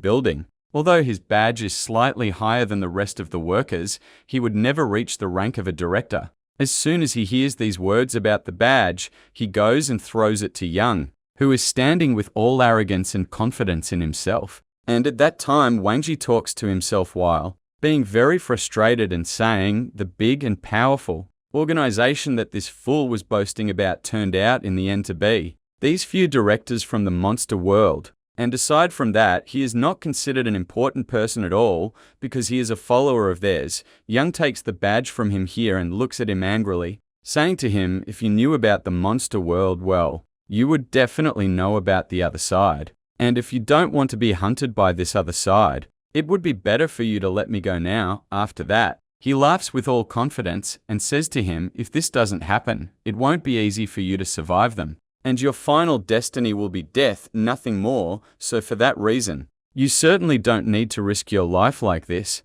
So it would be better for you to let me go now, as if the matter didn't happen at all. Wang replies to him then and pulls out his badge for him, saying to him, I also have a badge like yours, but it's clear that our ranks are a bit different. As soon as this Young sees the badge, he is shocked in his place and says, how did you turn out to be a director on the other side? Wang replies to him while laughing and says to him, I wonder what could happen if a director killed a mere worker of the 4th level. Young falls to the ground then, keeps slapping himself, and says to him, I behaved wrongly, and I know I deserve death for this behavior. But I hope you pardon my life now. He continues his words after that, while looking at him and saying to him, although I am just an ordinary worker, I know the 3rd director, and that is because he admired my strength and skills. And if you needed anything, I can help you communicate with the 3rd director directly. Wang replies to him then and says to him, it seems until now you don't want to speak frankly about your true status. I certainly won't need a mere worker like you from the 4th level to speak with the directors. After that, he speaks with him angrily and says to him, in life, you are just scum that I can kill right now. And because you are scum, if you die, I won't need to worry about anyone. Aside from all this, you killed hundreds of people in the human world. So how did you even think that I could let you go so easily? At this time, he can neither reply to him, nor even look at his face. So Wangji goes and distributes the cards to him once again while laughing an evil laugh, saying, let's continue playing now. In the meantime, the scene shifts with us to people from Investigation Center Number 9, who have just arrived at the place, so the official among them gets down from the car and speaks, saying to him, we read your report and confirm that this accident is very difficult to deal with, not only because it has 2 monsters of the furious monster level, no, but because one of the monsters was from the center's soldiers and knows our procedures. In the meantime, Sharp Sword sees the situation happening and says to himself, I can't believe they sent a high-level monster master now to help us,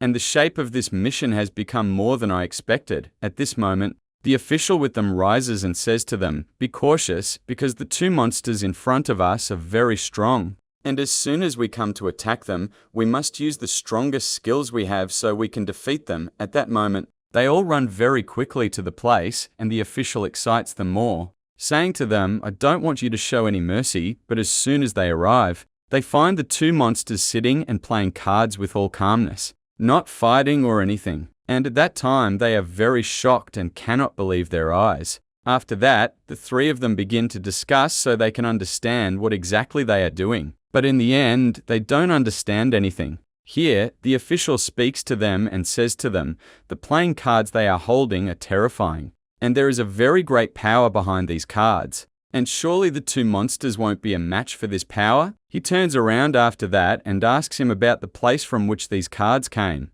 Luo replies to him and says to him, I don't know, but surely it is a tool belonging to Emperor Feng. At this time, Sharp is still not knowing what they are supposed to do. So the official replies to him then and says to him, all we can do now is wait. And that is because the Emperor's tool is very strong, and we won't have the ability to intervene at all. Plus, if you look at his facial expressions, you will know that he does not need our help. We go after that to Wang, who wins a round once again, looking after that at Young and saying to him, if you don't have any remaining money, it's no problem, because you can pay with yin tools normally. Young replies to him while being very afraid and says to him, you took everything from me literally, even the badge that was with me, and now there is nothing else in my pocket. Wang understands his words, replies to him with all coldness and says to him, if you really don't have anything worth 1,000 yuans, then your punishment will happen right now, right here, at that moment. He releases a very terrifying aura while saying to him,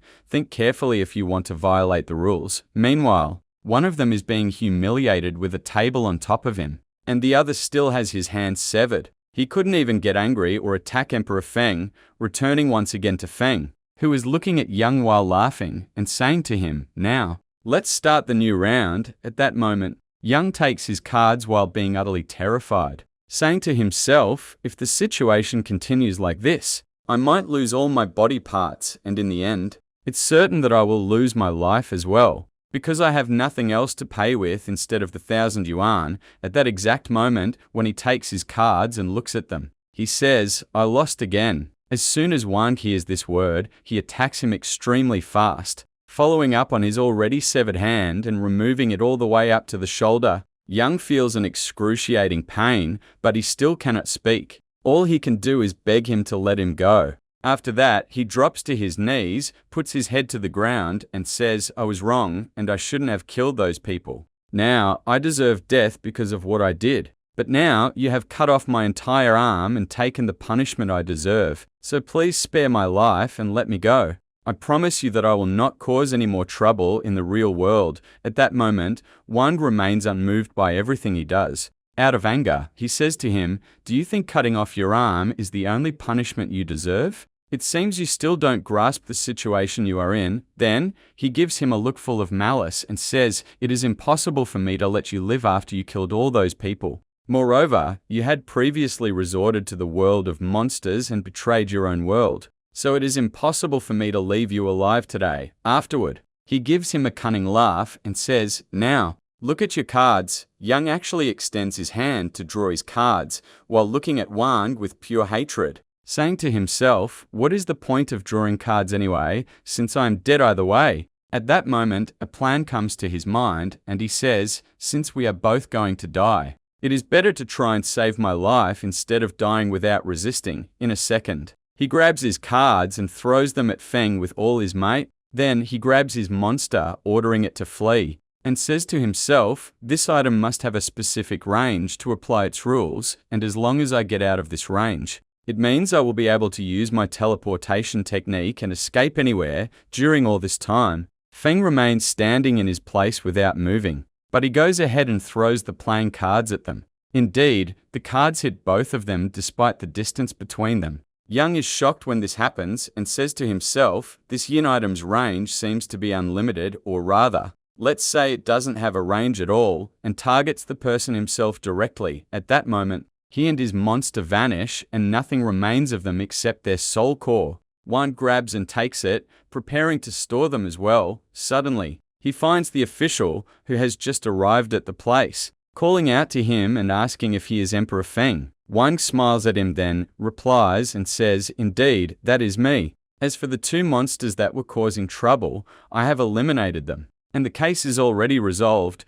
The official is shocked that Wang was able to solve the case on his own and eliminated those two monsters of the furious level. The soldiers who have just arrived are also surprised by his strength.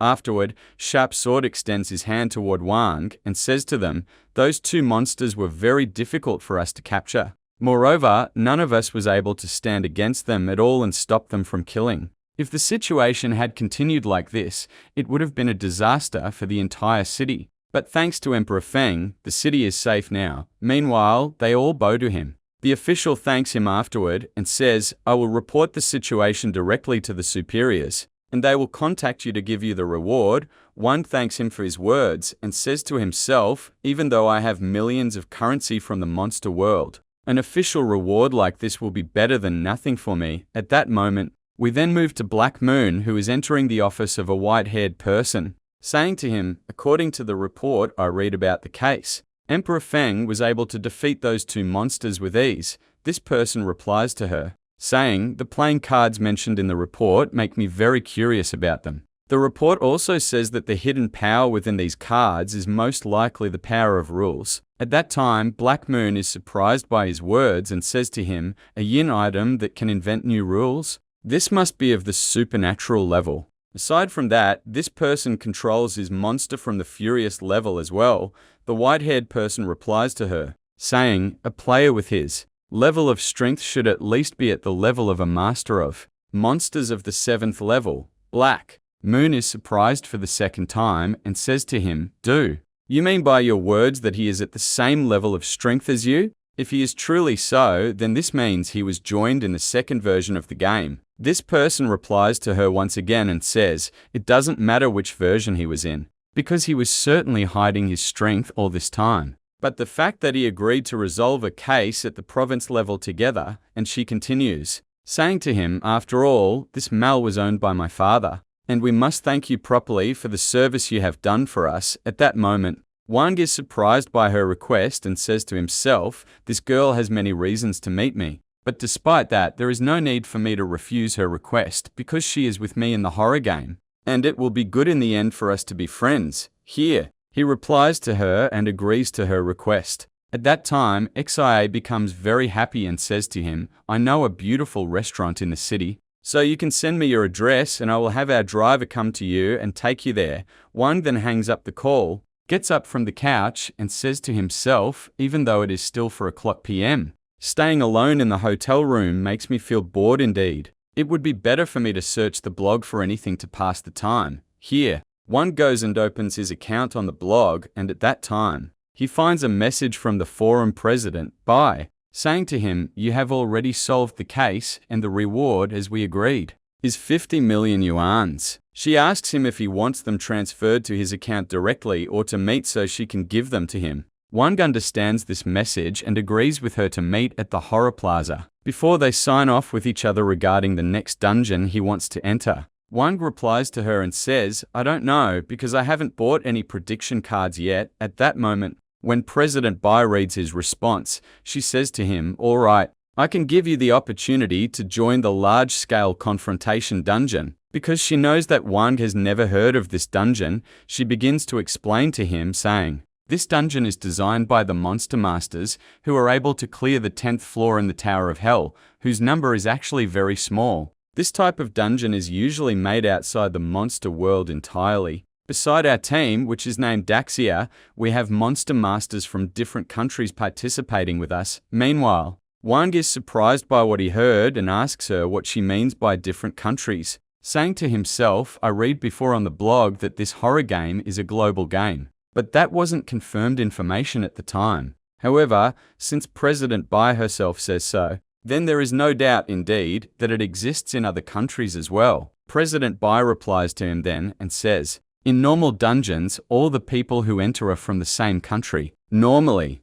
and that is because the game is divided into different servers. But special dungeons are the only ones where we can enter together from several countries.